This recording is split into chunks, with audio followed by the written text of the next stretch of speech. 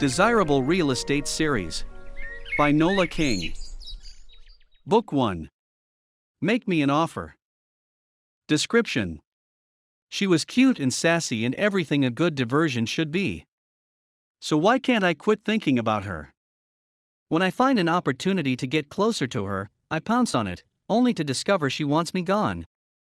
Can I win her over, or will she succeed in turning the whole town against me? Things couldn't be going worse for me. So why not blow off some steam with a sexy stranger? After all, what happens in Vegas, until I found out my date was a billionaire developer with designs on my small town. Now I can't decide whether to drive him out of my town or drag him to my bedroom. Chapter 1. The view out the window of this suite that looked down on the Strip in Vegas was memorable for many reasons. Not only could I see the replica Eiffel Tower and large Ferris wheel dominating the dancing fountains, but on the street level I could see the lines of cars and hordes of tourists baking in the ungodly desert heat. My penthouse suite was massive, well-appointed and, thankfully, air-conditioned. I was used to the trappings of luxury. My childhood hadn't stopped at a silver spoon, I had the fork and knife as well. Ever since I could talk, I'd been trying to broker deals. An extra 10 minutes before bedtime. A second helping of dessert. A kiss under the bleachers. Then I got old enough to take over the family business, and the deal soon moved into the realm of billion-dollar real estate. Take today's deal, for example, for a chain of luxe hotels in the Caribbean. I just talked the current owner into a hefty discount in exchange for profit sharing on my venture. I would transform his decaying hotels into eco-friendly oases, attracting the wealthy and famous to a brand that was fast becoming the hottest thing in wellness. Lush Lex was my current baby, and this chain of hotels would cement our place on the cutting edge. And it would provide an opportunity to continue the diversification of the brand into other luxury wellness products, all of which would be featured at our expensive spas and palatial suites. I stood, thanking the gentleman for his time and giving him a firm handshake. My assistant, Tony, steered him toward the exit while I stepped out onto the balcony to look down at the lights of Las Vegas, which were just starting to come up as the sun made its exit. "You did it, you got him down to your price point," Tony said admiringly as he returned. "I never thought you'd get there." I shrugged. He can see the way the wind is blowing. His old resorts aren't going to attract the kind of clients he needs to keep up with maintenance, and my brand stands to make a killing in the next couple years. If anything, he got the better end of the deal with the profit-sharing offer. Tony chuckled. "I'm sure you'll both come out ahead. And, surprisingly, so will the environment. So, how about I buy a drink for the billionaire with a conscience?" I looked at the clock, contemplating the rest of my evening. My plans had involved responding to some emails before working on some profit projections for the next fiscal year. Looking out over Las Vegas, those plans were no longer appealing. "Sure. Why not?" I said. "There's a bar off the lobby. Let's head downstairs." Tony followed me out of the suite and to the elevator. "You sure I can't persuade you out of the hotel?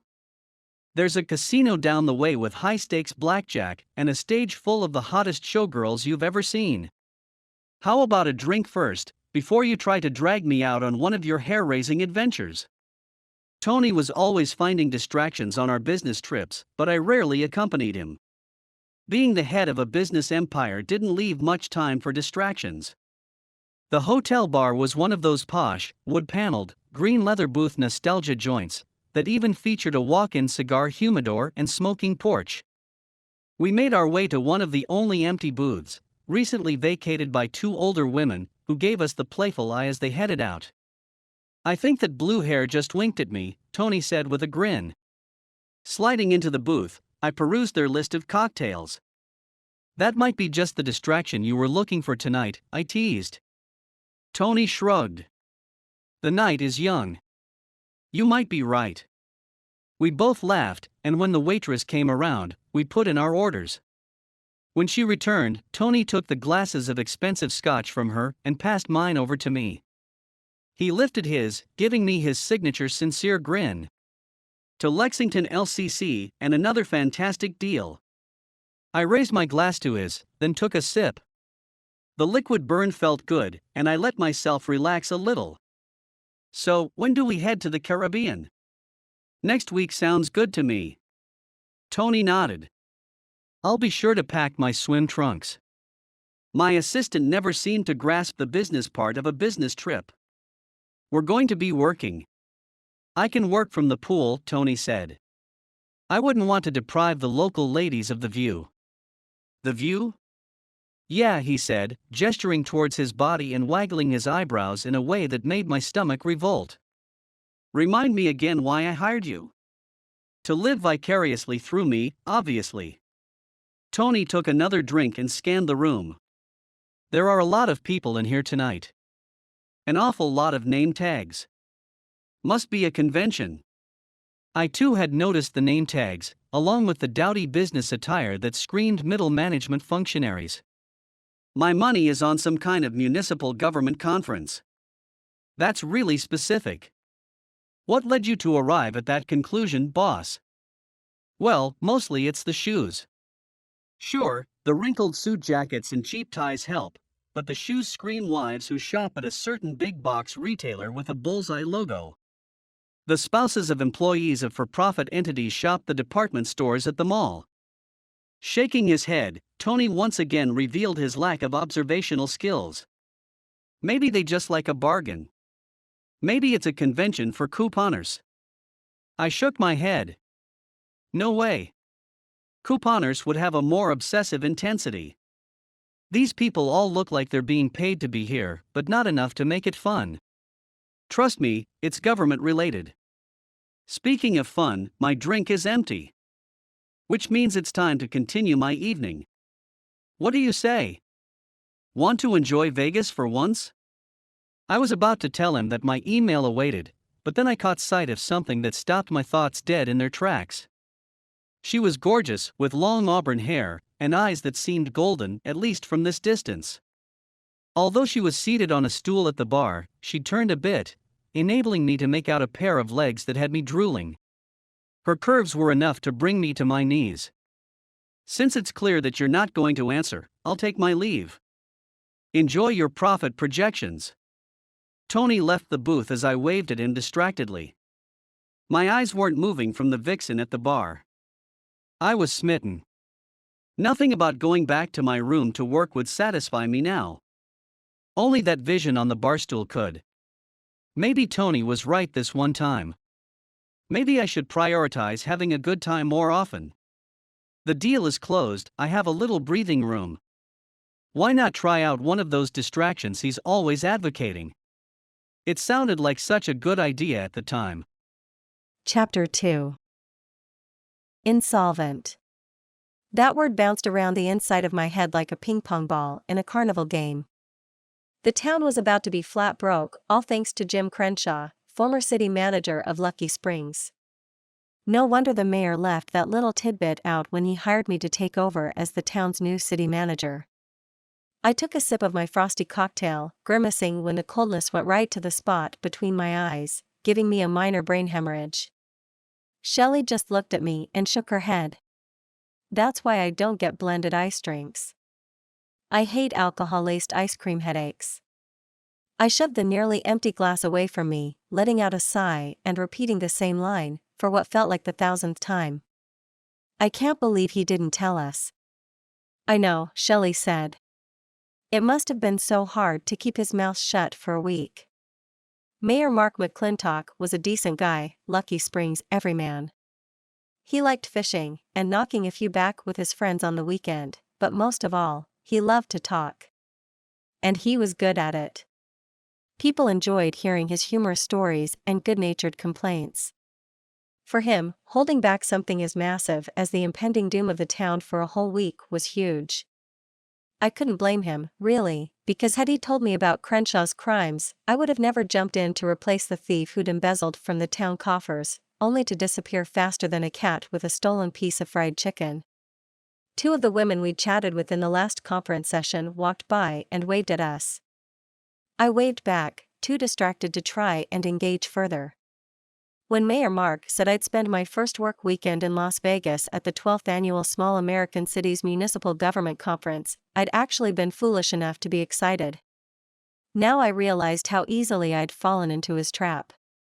I wonder how much longer he can keep things quiet, Shelley said, as she sucked on the end of her straw until an annoying slurp signaled the emptiness of her glass.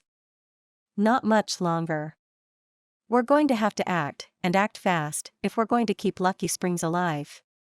Well, if anyone can save us, you can, Shelley replied, giving me a confident smile. It was a confidence I didn't share, but I hugged my friend nonetheless. Truth be told, I'm not even sure the good Lord could save us now. We could lose our town charter for insolvency. If that happens, our already strained essential services will be lost, and we risk annexation by another municipality, meaning we'll be subject to their rules. Can you imagine that brittle old biddy Mayor Glenda Walsh telling us on which side to butter our bread? Shelley made a face of disgust. Nobody is going to like that. Exactly. Lucky Springs, Wyoming, was a town filled with rugged individualists. Annexation, if it came to that, would not go easy. Maybe Mayor Mark was right, Shelley said, trying to lighten the mood. Maybe we should focus on enjoying the conference. He was nice enough to let us go, instead of coming himself. It was a bribe, plain and simple, and likely one the town can't afford. My friend wasn't willing to let my sour mood affect her, which is one thing I've always loved about her. Still, here we are, so we might as well make the best of things. Did you see who was playing the Blue Room tonight? I vaguely recalled walking past a sign for a certain pretty pop star in the midst of an overpaid Vegas residence contract and nodded. Shelley continued. She's one of my favorites, and she does 2 shows a night here. My evening is all lined up. Why don't you join me? It sounds like fun, but I'm really not in the mood. I'm just going to have one more drink and go back to the room. I hear there's a house-flipping marathon on tonight. Shelley gave me a small smile. To each her own. She hopped off her bar stool. If you change your mind, you know where to find me. I nodded, then took another sip of my frozen drink. Thankfully, no headache accompanied this one, and soon my glass was empty.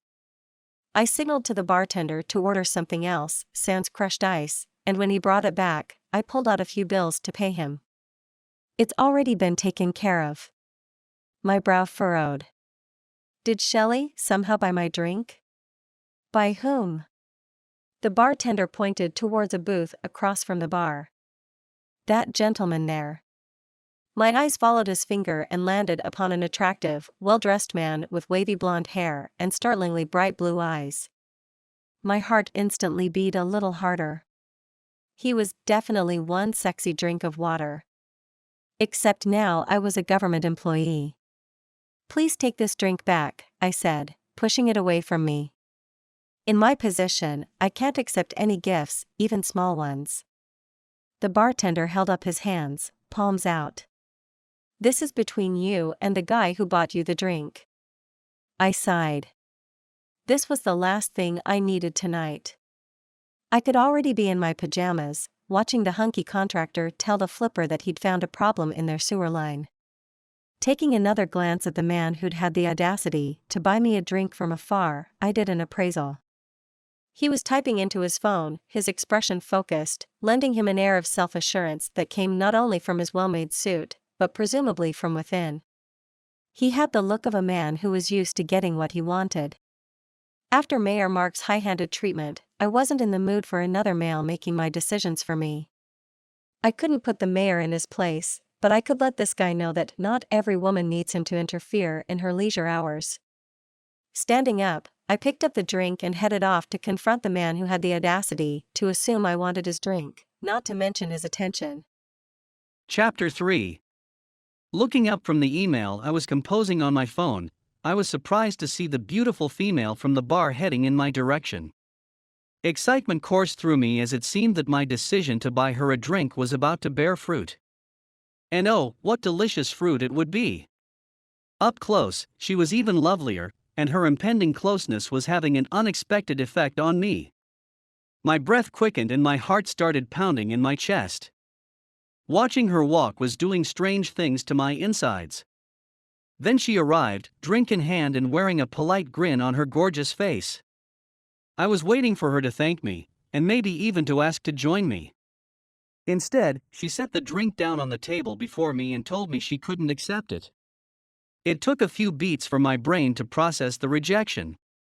"I'm sorry," I said. "I'm afraid I can't accept this. Have a nice evening." She was turning to go before I thought to stop her. "Wait. Why can't you accept the drink?" I'd seen her enjoying one of those tropical frosty drinks at the bar, so it couldn't be that she wasn't drinking. She turned back, and I could tell she was attempting to be patient with me. "I'm a government employee, so I'm not allowed to accept gifts from unknown parties." "Surely that doesn't include drinks in the bar?" "And I'm happy to become a known party. I'm Paxton." She took the hand I offered, and tingles rushed over my skin from our point of contact as she shook it. "Pleased to meet you, Paxton. I'm Dakota." "Likewise, Dakota." I held out the drink she'd turned down. I'd rather be safe than risk breaking the rules. Besides, I'm more comfortable buying my own drinks. I could tell she was about to leave again, and I didn't want to let her walk away. It had been a long time since I'd felt anything approaching this level of attraction to a woman, so I was motivated to keep her attention. Her independent streak, instead of being annoying, was actually endearing. Any other woman might have accepted the drink, or refused, but few would have had the temerity to give it back to me in person. Dakota was a woman I wanted to know better. Much better. Flagging down a waiter, I asked him to take the lady's order. Dakota cocked an eyebrow at me, deciding whether to let me call her bluff. After a brief pause, during which I held my breath waiting for her to make a move, she asked the waiter for an old-fashioned.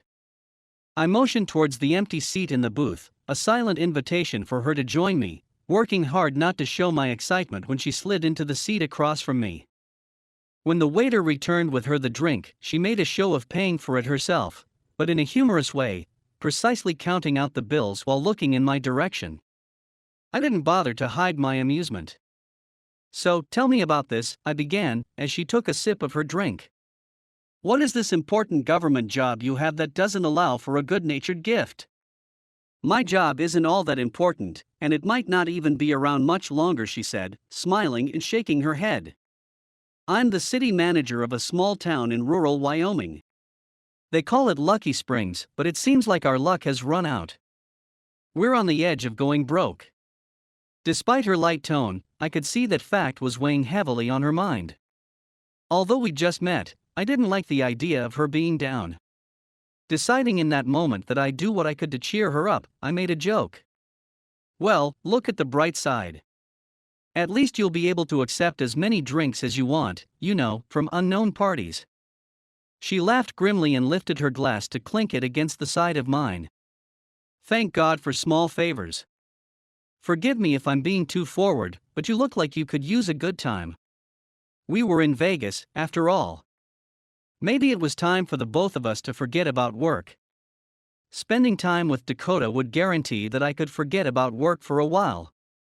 Right now, staring into her beautiful hazel eyes, I could almost forget my own name.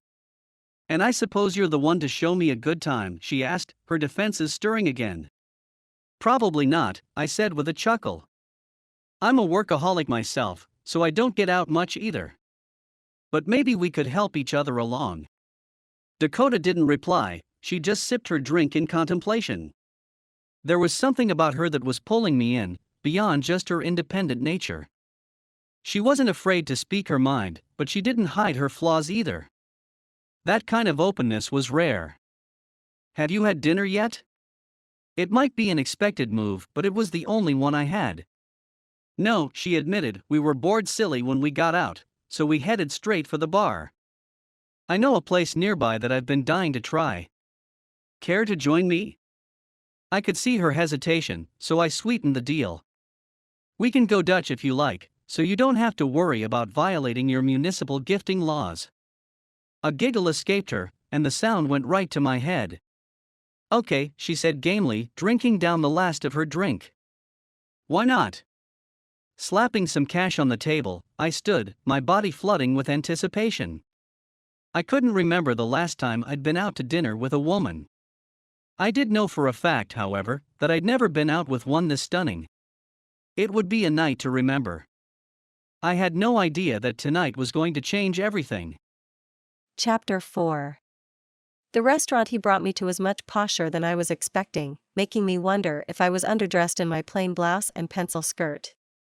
I tucked my name tag into my purse as I followed Paxton to the host station. He fit into atmosphere like diamond cufflinks in a French cuff dress shirt.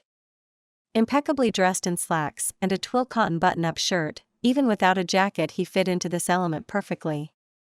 When the host appeared, he took one look at Paxton and showed us to a table, despite the other couples who had already been waiting. As we headed towards the table, I began to wonder who it was I was having dinner with. He'd seemed like an unassuming well-dressed man, but it was clear he was getting preferential treatment at a restaurant he said he'd been dying to try. How could they know him here if he'd never been? The questions blew out of my head when we came to a stop and Paxton moved to pull out my chair for me with a gentlemanly smile. I hadn't dated much, in part because Lucky Springs had a very small pool of eligible gentlemen, and I hadn't seemed to click with any, so when he pulled out the chair, I suddenly felt like I was in some old black and white romantic movie. As I took my seat, his hands barely brushed my shoulders as he pushed the chair in, but it was enough to send shivers over my skin. Paxton ordered a bottle of wine, then turned his attention to me. "Nice place," I said, looking around. "You've never been here before?" "Never, although I've been meaning to since they opened." "Do you live in Vegas?" It would make sense, since he seemed to know more than a little about the area. "No, my home base is in Manhattan, but I get out this way quite often." Paxton was a puzzle. "You've heard about my boring soon-to-disappear job," I said, "so how about telling me what you do?" "I'm in real estate." His answer made sense. There was plenty of real estate in Las Vegas. And in Manhattan. It also explained his polished appearance. I picked up the menu, and my brow furrowed almost instantly as I realized I didn't even recognize a majority of the items listed. I had to check twice to make sure the darn thing was in English. It was, but it was filled with items you wouldn't normally see on a Wyoming menu. Already, I was feeling lost. "What are you in the mood for tonight?" he asked, his voice low, with the slightest hint of huskiness. The sudden thought of the two of us locked in a passionate embrace popped into my head and I hid my blush behind the menu. I'm not really sure. Maybe you could make a suggestion?" "I've heard the lobster salad with flying fish caviar is an excellent starter. I'm thinking of pairing it with the Wagyu filet mignon and potatoes mousseline." "You had me at potatoes," I said, unable and unwilling to disguise my ignorance. "Why don't you order for both of us?" By the time the first course arrived, I was already enchanted with my dinner companion. He was intelligent, funny, which I am as well, but he was also cultured, which I am not. Culture in Lucky Springs was the community theater that got together once a year to put on one production that was part talent show, part off-Broadway play, Way Off. Usually written by former English professor and longtime failed playwright, Mrs. Agnes Johnson. By the time the show was over, my butt was numb with fatigue. Above all, Paxton was charming. From his delightful half-smile to the way he kept his gaze trained on me, making me feel like the center of the universe, he was like no man I'd ever dated before. When it came time for dessert, he ordered a tart that was delectable. "Like it?" he asked when he heard me let out a moan. I tried to play down my over-the-top reaction. "It's not bad, but you haven't lived until you've had a slice of pie from the empty plate." "The empty plate?" I nodded. "It's a farm stand just off Route 14. Mrs. Idlewild makes the most tender and buttery crust ever. Maybe someday you'll invite me to taste some," he said, but I caught the heat in his eyes and wondered if he was still talking about pie. I patted my lips with the cloth napkin after finishing the tart. I had to tell myself not to lick the plate, it was so good. "Thank you for an enjoyable evening," I told him, meaning every word of it. It doesn't have to end just yet, he countered. Care for an after-dinner stroll? I took a breath, wondering how to respond. Dinner and drinks with Paxton had turned out to be more fun than a flipping marathon, but I wasn't a one-night stand kind of girl. We were both in town temporarily, and soon we'd leave Vegas and never see each other again, so there was no shot of anything beyond just one night. Maybe it would be better to end things now, so he didn't think I was leading him on. As if sensing my thoughts, he flashed that smile at me again. As exciting as it sounds, I know of one thing Lucky Springs does not have, and I'd love to show it to you tonight. There was no chance of hiding my blush now, and he let out a chuckle when he noticed how pink my cheeks were getting. What other time on this trip have you run the risk of getting wet? I choked on the drink of wine I was taking, and barely recovered without coughing my head off.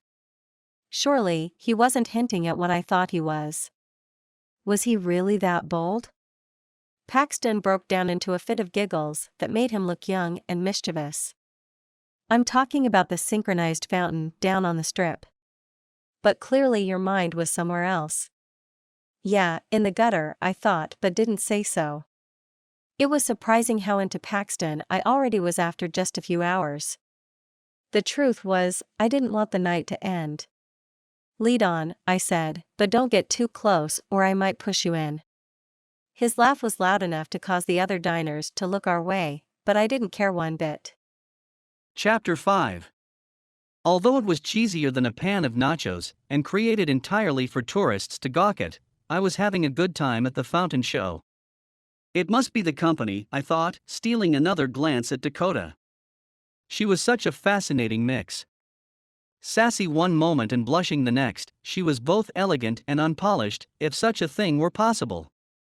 She was a diamond in the rough, but the rough was so charming, it seemed the perfect setting for her beauty. All I knew in that moment was that I wanted her more than I'd ever wanted anyone in my life. And it wasn't like I didn't have my pick of plenty. Women threw themselves at me the moment they realized who I was. I didn't have that problem with Dakota. She didn't even seem to know who I was, and I had the feeling that even if she did know how much money I had, she wouldn't have treated me any differently. It was a refreshing feeling. The music shifted to a romantic orchestral piece, and I put my arm around her shoulder, sliding closer to her. She snuggled into me, making me smile brighter than the lights on the fountain. When she looked up at me, I knew that I wouldn't be able to walk away from her at the end of the night. It was a frightening feeling for a confirmed bachelor, but also a heady one. We stood there, watching the show, until it ended. I was just about to ask Dakota back to my room, just to talk and get to know her better, but before I could issue the invitation, a woman standing nearby turned to Dakota with a warm grin. Wasn't it wonderful? I'd noticed the woman earlier, her arms wrapped around the man at her side. They'd swayed in time to the music and I'd envied the connection between them. It was, Dakota agreed. I've never seen anything like it. The closest thing to those fountains we have back in Eugene is the laser light show at the Science Center, but this beats that hands down. Eugene? The woman nodded. Eugene, Oregon. That's where we're from. Out here for business or pleasure? I asked. Pure pleasure, the man said with a wink, causing his companion to laugh and playfully punch him in the arm.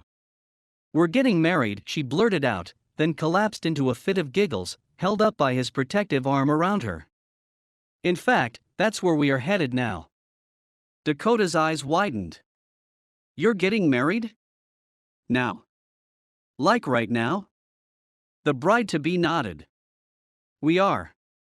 Well, we were at least, until we found out that the wedding chapel requires 2 witnesses, and the officiant doesn't count. How tragic. Dakota looked up at me. Is there any way we can help them? Seeing an opportunity to prolong our evening together, I nodded with enthusiasm. Well, it looks like you've found your witnesses, I told the couple. What do we have to do? The bride jumped up and down, clapping excitedly. Oh my gosh, I can't believe it. Thank you so much. The groom slapped me on the back, his expression grateful. Oh man, this is epic. A sudden idea of how it could be even more epic entered my brain. The hotel always gave me a private limo during my stays there. Probably because I owned a majority stake in said hotel. I rarely used it since I typically stayed close to the hotel during my trips, but one phone call and it was mine. Stepping to the side, I pulled out my phone while Dakota talked to the couple about their impending nuptials. Not 5 minutes later, a long black limo pulled up on the street outside the fountain show. "This way," I said, making a grand gesture towards the limo. Is your car?" the bride asked, her eyes wide. I laughed. "Oh no. It's your wedding, so I guess it's your limo." When we'd climbed inside, I caught Dakota's eyes. I could tell she approved of the limo move, which filled me with happiness. The more points I could score with her, the better. We cruised the strip, the animation of the lights and crowds serving to increase our anticipation. It was all too overwhelming for the lovebirds, it seemed, because he pulled her onto his lap and kissed her deeply. Dakota hid her mouth behind her hand and looked at me, and in that moment, I wanted to drag her onto me and do the same thing, not letting her up for air until we reached the wedding chapel. But it wasn't our nuptial day, and when I did kiss Dakota for the first time, I didn't want an audience. I wanted it to be somewhere private, where I could take my time and savor the experience. The wedding chapel proved to be exactly what one would imagine when thinking of a Las Vegas quickie wedding chapel. The entryway was decorated with cut-out hearts and cupids, and the furnishings were all red and white velvet, as if a Valentine card had vomited all over the building. A giant heart trellis draped with twinkle lights and white bows of tulle stood against a wood-paneled wall, the backdrop for the ceremony. "It's perfect," the bride-to-be called out, a hand to her chest. Dakota looped her arm through mine, pulling me to the side. "Thank you for doing this," she said, beaming happily. "My pleasure." She looked at me like she doubted those words, adding, "The limo was a nice touch." "We do what we can," I said, chuckling. "Makes me wonder what else you can do," she said, cocking an eyebrow before walking away to join the couple. My mouth went dry as I watched her walking away. This woman was doing terrible things to me.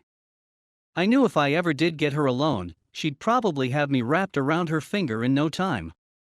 And honestly, that didn't sound like a bad place to be. Heck, at this point, I'd give half my fortune for the chance to find out what a night with Dakota would be like. I glanced at the couple who were once again wrapped around each other, kissing like there was no tomorrow. They were about to embark on a lifelong journey together, one I'd never really considered before. Suddenly, I found myself wondering what that journey would be like with a certain Spitfire redhead I'd only just met. Maybe I should run out of here screaming, I thought, but I knew I wouldn't. On the contrary, I was about to lean in. Chapter 6. "I can't believe it's finally happening," the bride said, adjusting her hair in the mirror. The bridal suite of the timeless love wedding chapel wasn't much bigger than a powder room, but that didn't stop Brenna from humming a jaunty tune as she adjusted her makeup. She'd left her gown here earlier, and now she was draped in white satin and lace. The dress hugged her svelte figure, fitting her perfectly. Brenna was a beautiful young lady, and this wedding gown looked like it was made for her. "Could you pass me the lipstick, please?" I reached into her bag and fished out the tube. Passing it to her, I couldn't stop the question from popping out of my mouth. "How did you know Chuck was the one?" Brenna looked at me, an angelic smile on her mouth. "You just know, you know?" "Not really," I admitted with a laugh. "Well, it was like love at first sight. We were both on vacation, staying in these little rental cottages along the beach in California. I spent half the week drooling over how hot he was in his swim trunks before I got up the nerve to even talk to him. And if a storm hadn't blown in and knocked out the power, I probably wouldn't be standing here all dressed in white today." She looked a million miles away as she remembered that night. He'd come over to my cottage with a flashlight and a bottle of wine. We spent the night talking and watched the sun come up on the beach. When he kissed me that morning, I just knew he was the one. The romance of her story had me sighing. I'd never really believed in love at first sight, but having spent the last few hours with Paxton, I was beginning to think it might be a possibility. I didn't know what it was about him, because as far as I could tell, we didn't have much in common. Sure, he was good-looking, but looks weren't the end-all with me. It was like he'd cast some kind of spell over me, and now I felt like a schoolgirl with a crush on the class cutie pie. I shook my head to clear it, pushing away thoughts of how attracted I was to Paxton. Blaming my musings on the atmosphere of the chapel, I refocused on the bride. "Would you like me to freshen up your curls here at the back a bit?" I asked, fluffing her hair gently. "That would be great," she said, passing me her round brush. As I worked, she continued the conversation. "What about your guy? Have you ever talked marriage?" I laughed. Considering that I didn't even know him until a few hours ago, I'd have to say no, we have not yet had that conversation. Brenna let out a gasp. "This is your first date?" "If you could call it that, yes. We're both in town on business and had dinner together. Unfortunately, it did not result in a proposal." Brenna giggled, trying to hold herself still. "I can really feel your disappointment." Now it was my turn to giggle. "Paxton is a really nice guy," I said. "Generous, funny, and friendly. Not to mention he's hot with a capital HOT." "Yes, there is that," I said, blushing. "It's one of those serendipity things, I guess," Brenna said. "Serendipity things?" "Yeah, you know." She turned to look at me as I put down the brush. "You're both in the right place at the right time, destined to find each other, but maybe not keep each other. But if the universe wants you to be together, it will bring you back together again. That is serendipity." It was a cute notion, but I wasn't sure if I believed in fate. Like most residents of Lucky Springs, I did believe in luck, and most of it was bad. Like the fact that the town was bankrupt and I had little chance of resurrecting our fortunes. "I didn't believe it before," she said, taking my hands in hers. "Love at first sight, I mean. It's ridiculous, right? But I didn't want that first night to end. We had separate lives, on opposite ends of the country, but less than 6 months later, we were living together and Chuck was slipping a ring on my finger. So, don't you count serendipity out just yet." I smiled, giving her a hug but being careful not to wrinkle her dress. "Are you ready to do this?" I asked, my hands on her shoulders. She nodded. "More than ready." "I'll let them know we're about ready to get started," I said, letting myself out of the small room and waving my hand for the little old lady sitting at the ancient organ in the corner as I took my place in front of the trellis. The organ fired up, the familiar notes of Wagner's bridal chorus filling the chapel. We all turned to watch Brenna make her way up the aisle. I glanced at Chuck, and the look of rapture on his face was priceless. I wanted a man to look at me like Chuck was looking at Brenna. There could be no doubt that he loved her, and that he wanted to spend the rest of his life with her. In that moment, I envied Brenna her love story. Looking at Paxton, I realized his eyes were glued on me. He wasn't watching Brenna, wasn't thinking that she made a lovely blushing bride. He was looking at me with such focus it was like his gaze had weight, like I could feel him holding me, caressing my skin. Glancing away, I tried to focus on the officiant, working to keep my knees from going weak. As the ceremony went on before me, I couldn't help but think that I didn't want this night with Paxton to end. I didn't know much about serendipity, but I did know about longing. And tonight, I longed to be with Paxton. Chapter 7. I'd been to many weddings in my day, but never one like this. My family had been wealthy long before I kicked our empire into high gear, and I had seen weddings in many places. In historic cathedrals, on white sand beaches, and even one in an authentic 17th century castle in Europe. But I'd never been to a wedding in a Las Vegas chapel before. Too bad the officiant isn't dressed like Elvis, I thought idly. Despite that one small omission, the ceremony was surprisingly lovely. It was easy to see that Chuck and Brenna were crazy about each other. It should have been hard to tear my attention away from their delightfully unusual vows, but it wasn't. All I wanted to do was stare at Dakota, so it was actually more difficult to keep my eyes on the couple. Even then, I tried to steal as many glances as I could. The fiery redhead did something to me, something that I didn't want to stop. When the officiant told Chuck that he could kiss his bride, all I could think about was kissing Dakota's plump lips.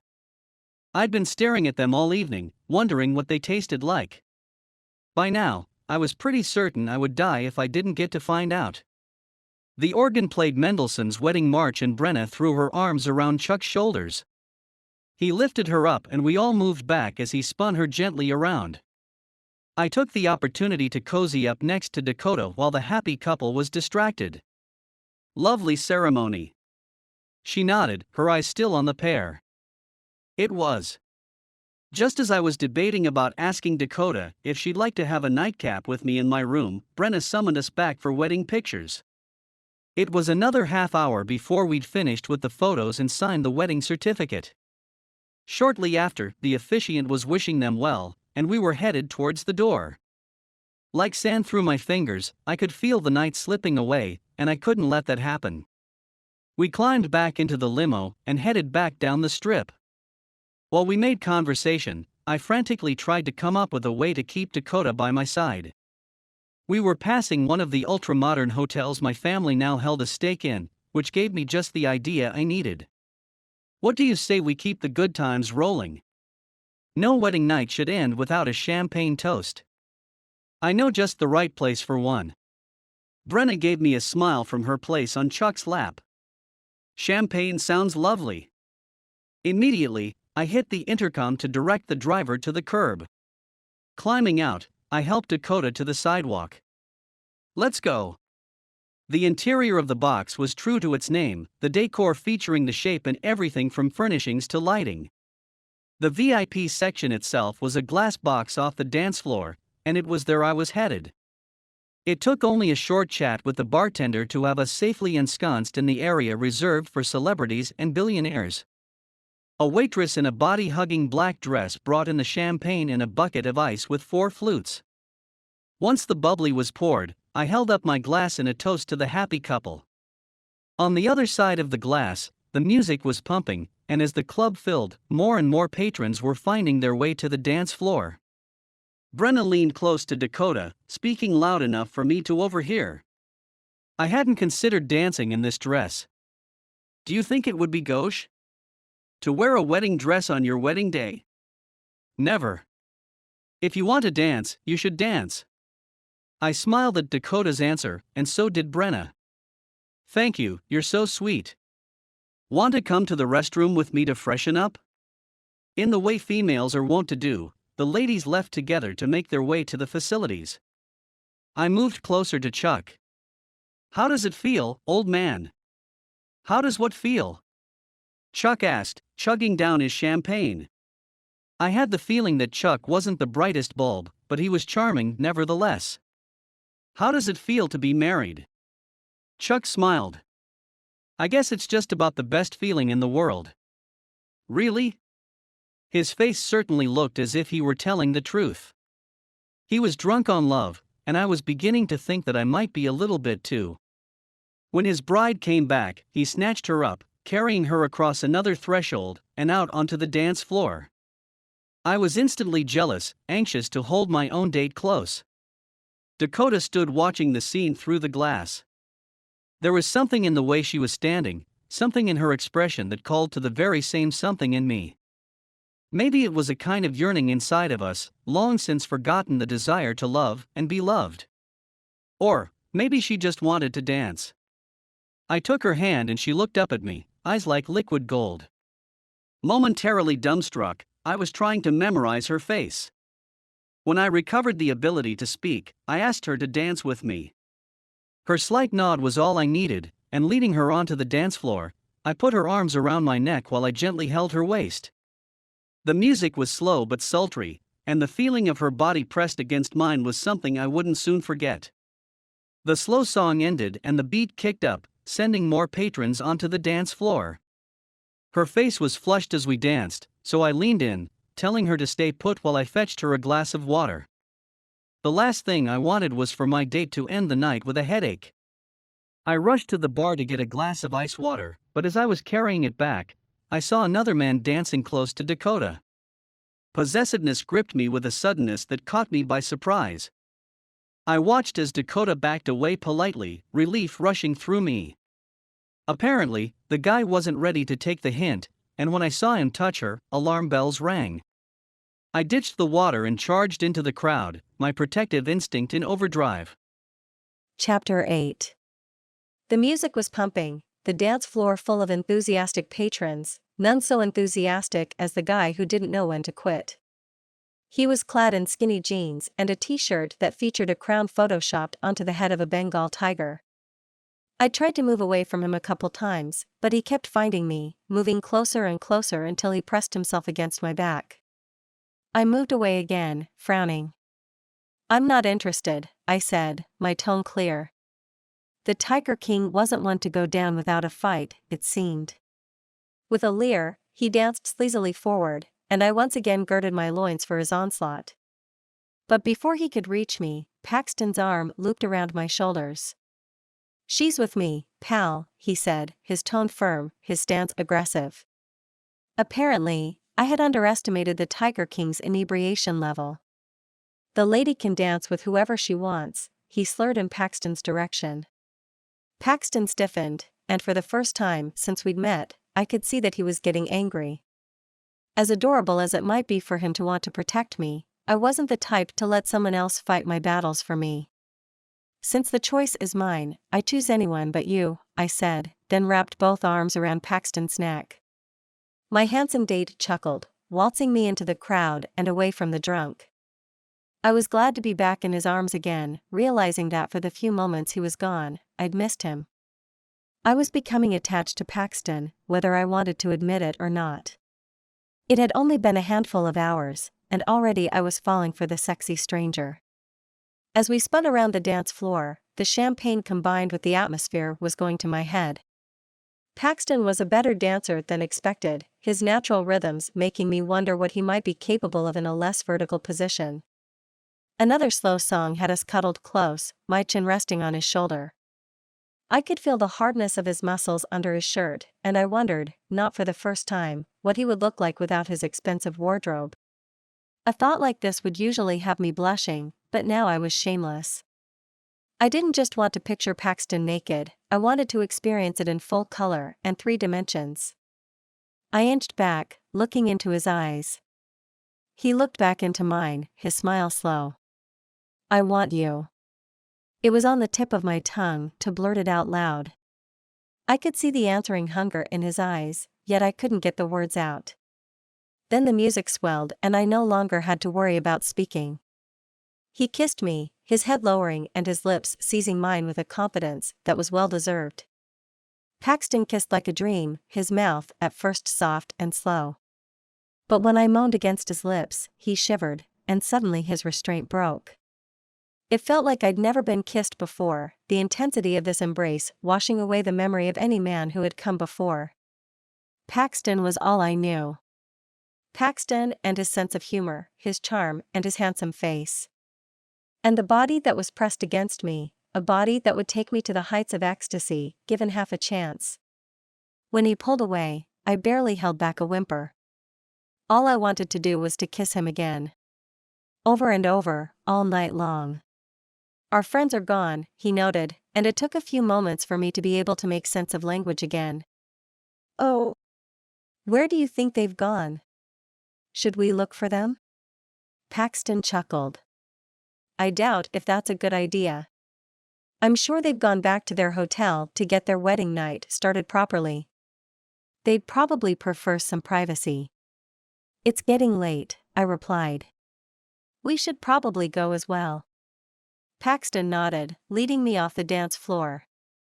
I noticed that he didn't stop by the bar to pay a tab, which seemed strange, but when he took my hand in his, I forgot to think about that, concentrating only on the warmth of his skin against mine.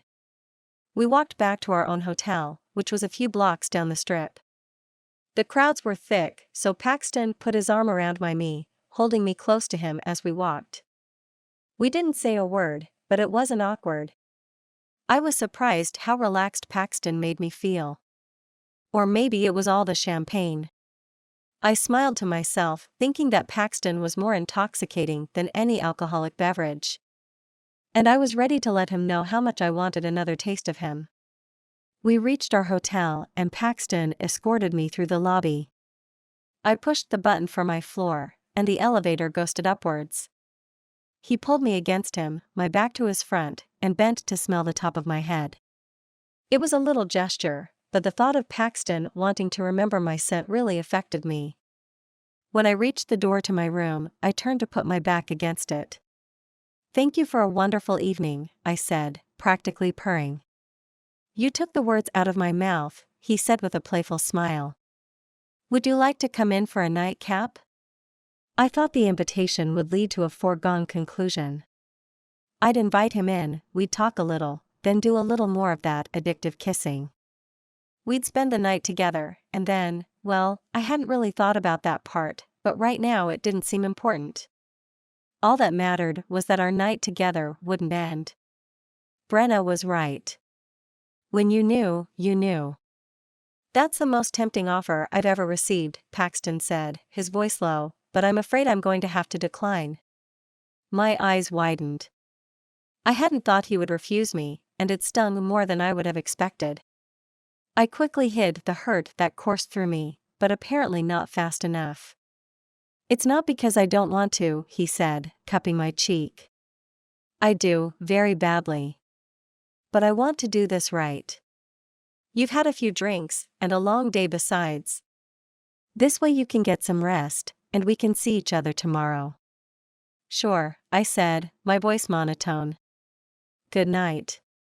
"Don't turn away," he said, pulling me back around to face him. "I like you, Dakota, and that's why I don't want to rush this." He looked deeply into my eyes, his expression searching for something. I'm not sure if he found it or not. "Meet me for breakfast tomorrow," he said. "I'll stop by your room at 9. "What do you say?" "See you then," I said, pretending to mean it. Chapter 9. In my dream, I was kissing Dakota passionately, pouring all of my desire for her into it. And Lord, was she ever kissing me back. I was over the moon with pleasure, which is why I was particularly upset when the incessant ringing of my phone woke me up. "What do you want?" "Good morning to you too, boss man." It was Tony's customary chipper voice on the line. "Did I wake you? You're not already up, firing off emails with your normal aplomb?" I suppressed a groan. "I slept in." "Sue me." Tony chuckled. "Late night? And I thought I had a good time backstage at the burlesque show I stumbled across. What do you want, Anthony?" "Oh no, you're using my full name. I must be in trouble. If you don't tell me what you want, I'm going to take extreme joy in firing you." "Okay, boss man. My apologies. I'm calling with bad news." I groaned, glancing at the clock and seeing that it was barely 6. "Of course you are. I got a call from the zoning commission back east. They've set up a hearing for this afternoon on that block of offices we're trying to rezone." "This afternoon?" I said, sitting upright. "What time?" 3, he said, his voice sounding like his mouth was full. I couldn't get them to move it. They said take it, or they would reschedule us for 3 months from now. New York was on Eastern Standard Time, while Las Vegas was 3 hours behind. Which meant the hearing was scheduled to start in about 6 hours. And it took 5 hours to fly from Las Vegas to New York. Not good. But I couldn't wait 3 months for the approval I needed yesterday. "Make sure the jet is fueled and ready for takeoff. And meet me in the lobby in 10 minutes. Can we make it 15? I'd like to finish breakfast." 10 minutes. Bring breakfast along. Hanging up the phone, I rushed around the room, throwing my belongings into my bag. I'd expected to stay another day, maybe longer, depending on what happened with Dakota. But I couldn't risk missing this hearing. It would cost millions to have to delay the project. I made it to the lobby to find Tony waiting for me.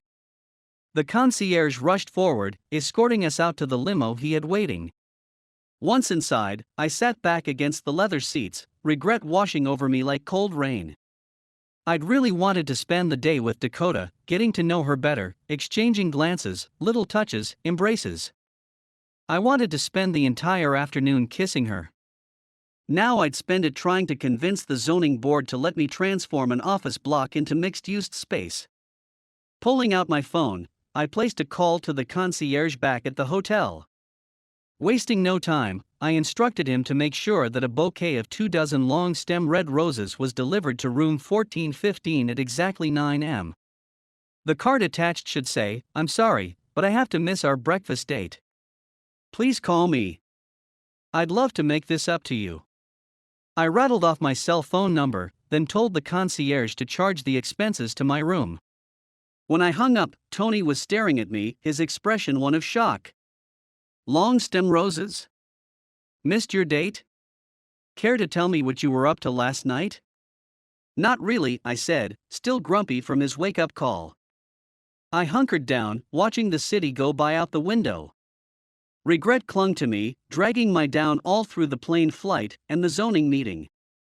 As I tried to persuade the board, at the back of my mind was the thought that I should have missed the meeting and paid the millions to have breakfast with Dakota instead. Days later, it still covered me like a dark cloak. How could I have left like that? I didn't even have her last name. Or her phone number. And she had yet to call me. Clearly, she wasn't a fan of being stood up. Either that, or she hadn't felt the same way about me that I felt about her. Ignoring that thought, I wouldn't let the memory of our time together die. A couple weeks later, I even got desperate enough to look up the name of her town on the internet, just in the hopes of finding some trace of her. Lucky Springs, Wyoming didn't have a town website. There were no tourist hits, no hotel advertisements, and no directory of city employees. All I could find were a few mentions of the town in state newspapers. One of the headlines caught my eye. "Lucky Springs not so lucky, bankrupt town to sell out." I read the story, my eyes widening. What Dakota had told me was true. The former city manager had run away with most of the town's budget, it seemed, and he was currently being tracked by the FBI. Meanwhile, the town itself was in desperate straits. In order to hold on to their charter, the city council had decided to put the town up for sale. For $2 million cash, you can own a post office, a dilapidated grange, and a hefty pile of debt. An idea struck, one so outlandish that I could have laughed it away. But I wasn't laughing. I was smiling. I wanted the chance to see Dakota again, and this provided the perfect opportunity. Not only could I turn my Midas touch toward another money-making prospect, I could also rekindle my relationship with Dakota. We'd be working closely together, after all, since she was the city manager. The plan was aggressive, I knew, but what other shot did I have of seeing her again? $2 million would barely register on my ledger, and I would willingly set fire to it for the chance to kiss Dakota once more. Picking up the phone, I put in a call to my acquisitions team. "Lucky Springs, Wyoming, here I come." Chapter 10. 1 month later. I woke up that morning with a fire in my belly, one that burned with me all the way through brushing my teeth, showering, powering down a bowl of oatmeal, and driving into town. City Hall now stood before me, or what passed for it in Lucky Springs, and that fire still burned. Today was the day of the big showdown over the sale of the town. I'd been fighting this war for a month now, but today would be the decisive battle. Today would be the day I convinced them that they were being reckless. Nothing good could come of the sale of Lucky Springs. Entering the council chambers, I made a beeline for Mayor Mark, who was holding court with his fishing buddies on the council. "Mr. Mayor, may I speak to you a moment?" Mayor Mark stepped away from his pals and smiled his customary warm smile. "Dakota, how are you today?" "Never better. I wondered if I could try and persuade you to side with me against the sale of the town." Mark shook his head. "I'm afraid I can't do that. I support the sale." I frowned. "I don't understand why. When has a sale like this ever turned out well for the town?" I think the council is vastly underrating how badly things could go if we sell out. If we could just forget about this crazy option, we could get down to the work of figuring out some legitimate options to make up our budget shortfall. This is a real option, my dear, he said, his words warm as he put his hand on my shoulder. I know you don't like it, but how else are we realistically going to come up with enough money to make up for what Jim took off with? A commotion near the entrance made me turn my head. I watched as the head of the council walked in the room with someone in tow. A familiar someone. Just as my knees went weak, the mayor filled me in on another choice tidbit. It seemed I was once again the last to know. Besides, we already sold out. To him. Paxton caught sight of me from across the room and smiled. I turned back to the mayor. You did what? We sold the town to a billionaire. They literally just signed the paperwork. That makes this final hearing nothing more than a formality. The council has the votes. It's a done deal. A billionaire. The town's new owner. I stumbled to a chair and fell into it.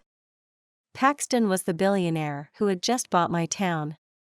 Which meant we were now on opposite sides. And the worst irony of all was that he never would have known about my town if I hadn't mentioned it to him. So, in a way, I'd brought this on myself. What is he even doing here? Why sink a couple million into this little bit of nowhere? I'd expected to have plenty of time to talk the council out of their nonsense, because I couldn't imagine that anyone would actually cough up that kind of money. It looks like there was at least one sucker in the universe who felt it was worth the cost. But I still didn't understand why. I watched as Paxton was introduced to the other council members and city employees. The mayor was excited to make his acquaintance, pulling him in for one of his customary bear hugs. Now that business hung between us, I wasn't sure how I'd be able to trust Paxton. As I'd told him that first day, I took my job seriously. Which meant no funny business. And even now, looking at Paxton as he beamed towards a group of old men trying to impress him with fishing stories, all I could think about was funny business. I wanted to kiss him again, to have him hold me once more. But none of those feelings were appropriate now. We would be forced to keep things professional, which meant no joking, no touching, and absolutely no kissing. In that case, I definitely shouldn't be staring at his lips. That was what I was thinking as the mayor brought him around to meet me. This is Dakota Hampton, our city manager. She'll going to be the one showing you around Lucky Springs. Paxton held out his hand. Miss Hampton, he said, emphasizing my last name and making me realize I'd never given it to him. Paxton Lexington, in case you wondered. Lexington, I said, to be saying something as much as anything else. I'm looking forward to working closely with you, he said, his tone low.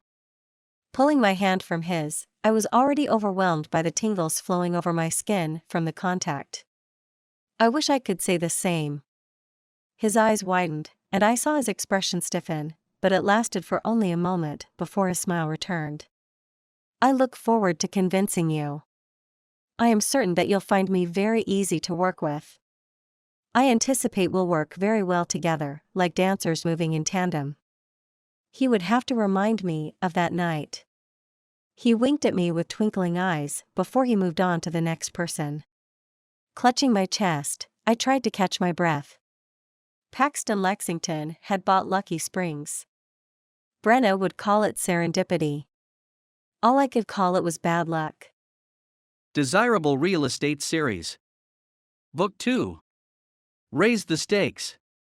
Description: I'm trying to mix business with pleasure, and so far, neither is going well. She liked me when I swept her off her feet as a stranger in Vegas, but when I make an offer on the town she lives in for my wellness resort, she decides I'm the enemy. Can I convince her that we work better as partners? He's a billionaire who wants to turn my town into some posh resort, and I'm the only one standing in his way. He might be charming, but all his seduction won't convince me to change my mind, will it? Chapter 1. The City Council of Lucky Springs welcomed me like a lost loved one brought back into the fold. I was half expecting a champagne toast and a welcome basket full of scented candles and homespun crafts. What I wasn't expecting was the hostility coming off of the one person I'd come to this tiny town to see. I could feel her gaze on me as I once again shook hands with the city council president. The jovial man with the unlikely name of Zeno Callum hadn't stopped smiling since I'd arrived. "I tell you, Mr. Paxton, that you're not going to regret this. You'll have the undying gratitude of every man, woman, and child in Lucky Springs." As far as I could tell, that meant a few dozen people. While gratitude was nice, it wasn't what drove me to Lucky Springs. She was. Still, I'd done my research and realized there was a way to make a profit, while also endearing myself to the woman who dominated my thoughts for the last few weeks. I appreciate that, but I'm hoping for a little more of a return on my investment. I'm hoping we can talk about those leasing rights to the hot springs that I mentioned.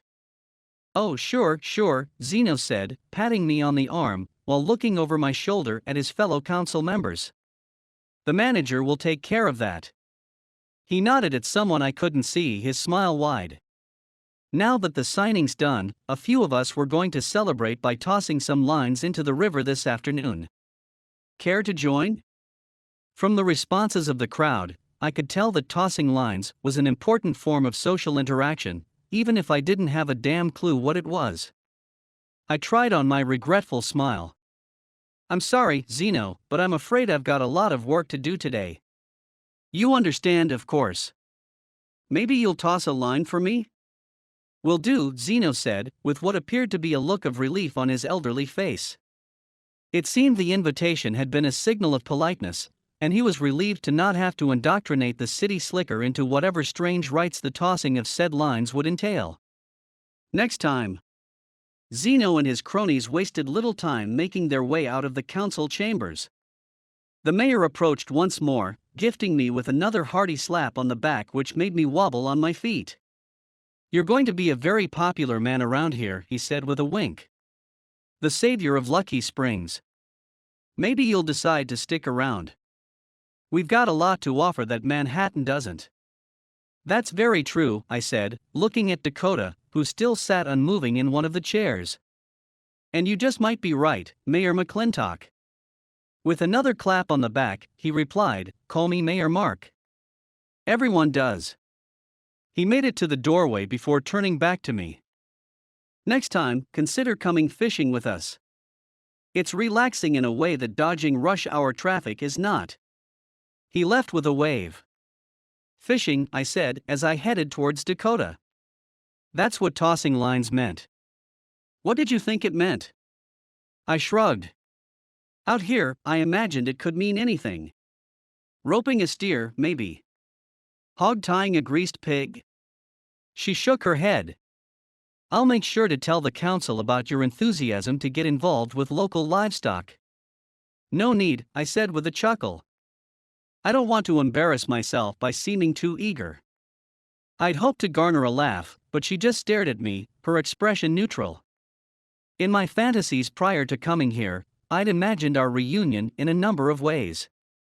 However, none of my daydreams had counted on her lack of enthusiasm. There had to be some way to reset the mood, to recapture the connection between us. I'd staked $2 million on the chance to see her again, and even being in Lucky Springs meant that I was losing money, because being here meant I wasn't making deals elsewhere. I'd even resorted to sending Tony to the Caribbean unsupervised. I'd put a lot on the line to chase after this girl who'd stolen my heart. I wasn't going to give up now just because she seemed less than thrilled to see me again. "I'm sure this is a big shock," I said, my voice soft. "How about we grab a coffee and talk about it?" Standing up, Dakota sighed. "I'm afraid you're about to learn that Lucky Springs isn't your typical billionaire's playground. For instance, we don't have a coffee shop.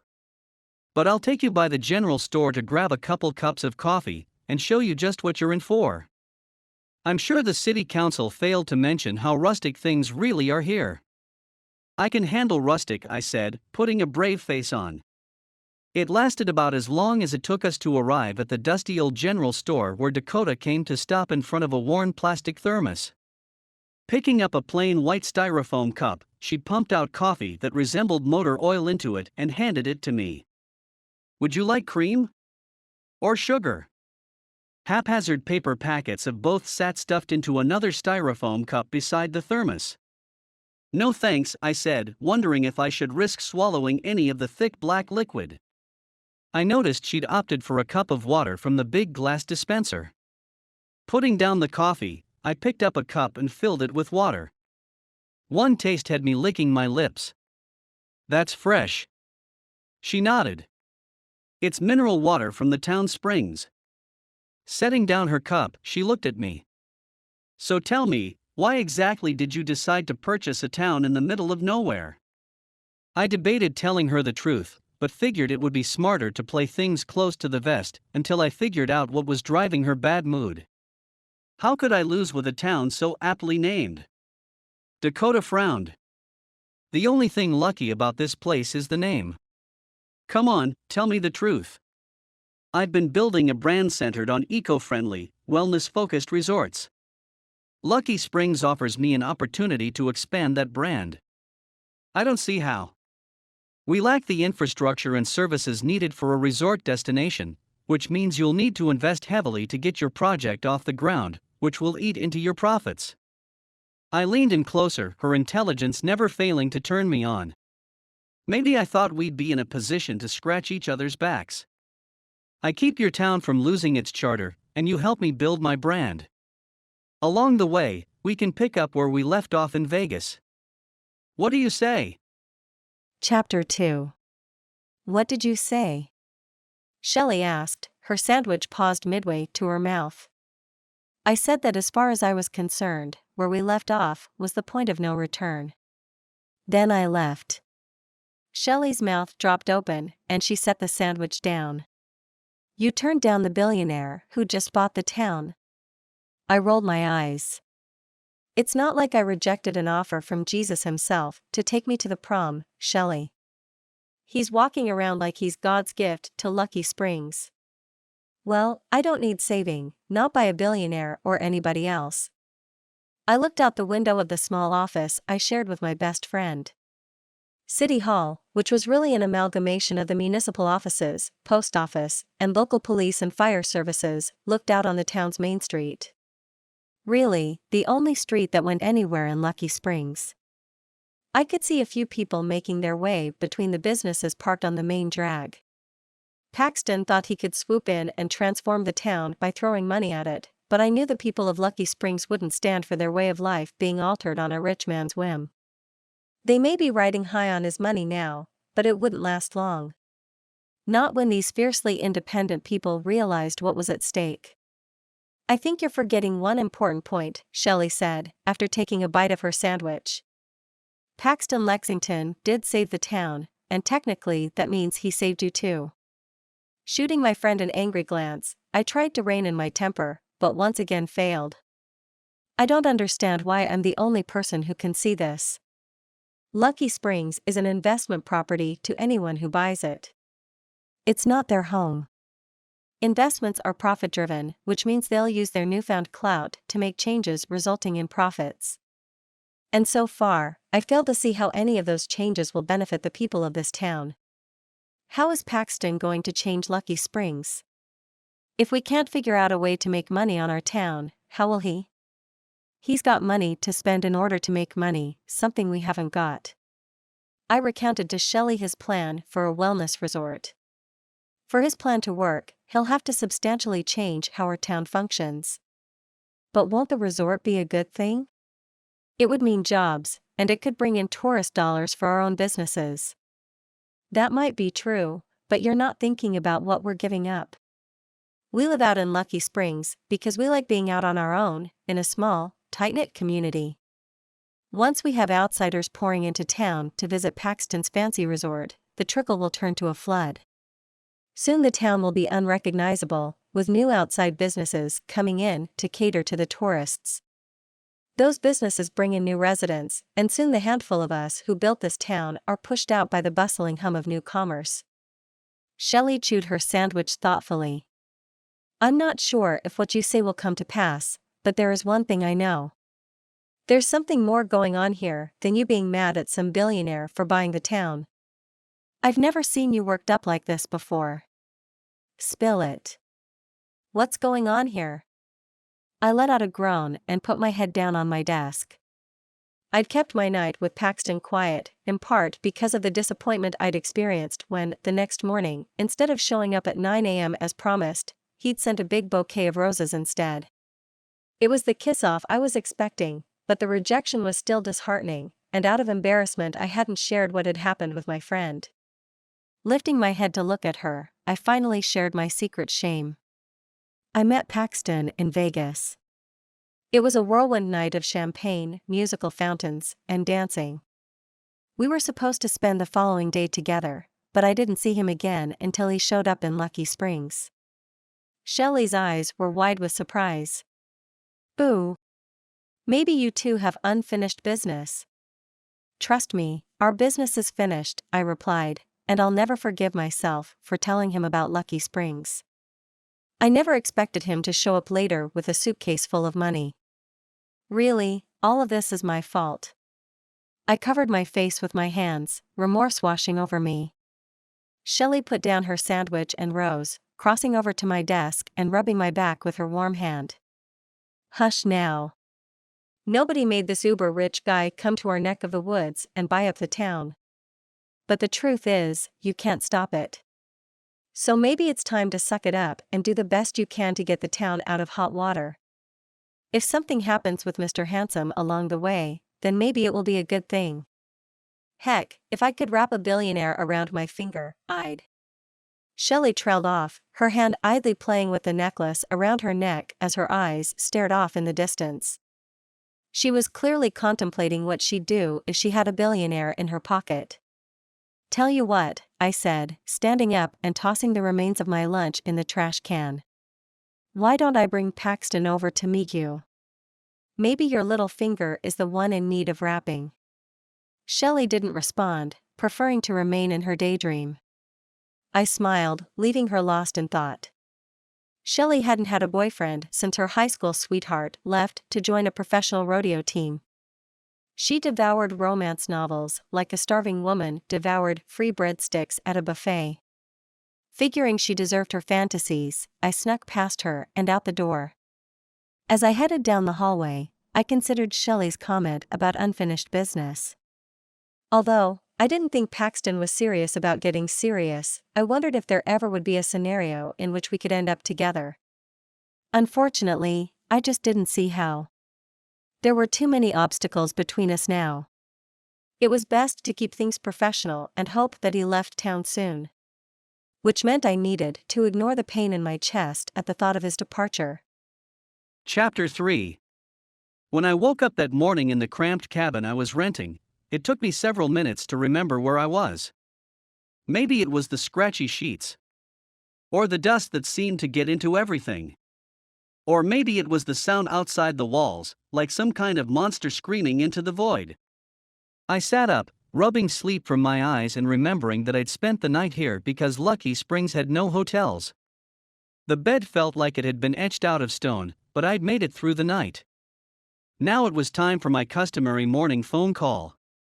Tony sounded chipper on the other end. "How's your odyssey into the wilderness going, boss?" he asked, after he'd given me a rundown on our typical business-related topics. "It really is like the wilderness out here, but I'm confident in my instincts. We can really build something special here.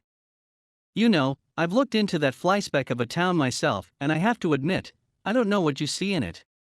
"I guess you just don't have my instincts," I said, not willing to justify myself, in part because I had little yet to justify with. The call soon ended and I hung up, trying to banish a bad case of morning grumpiness. Padding into the bathroom, I stepped into the shower and tried to wash away the cobwebs from my brain. Apparently, I should have considered washing away the actual cobwebs, because a long-legged, hairy spider decided he'd like to join me.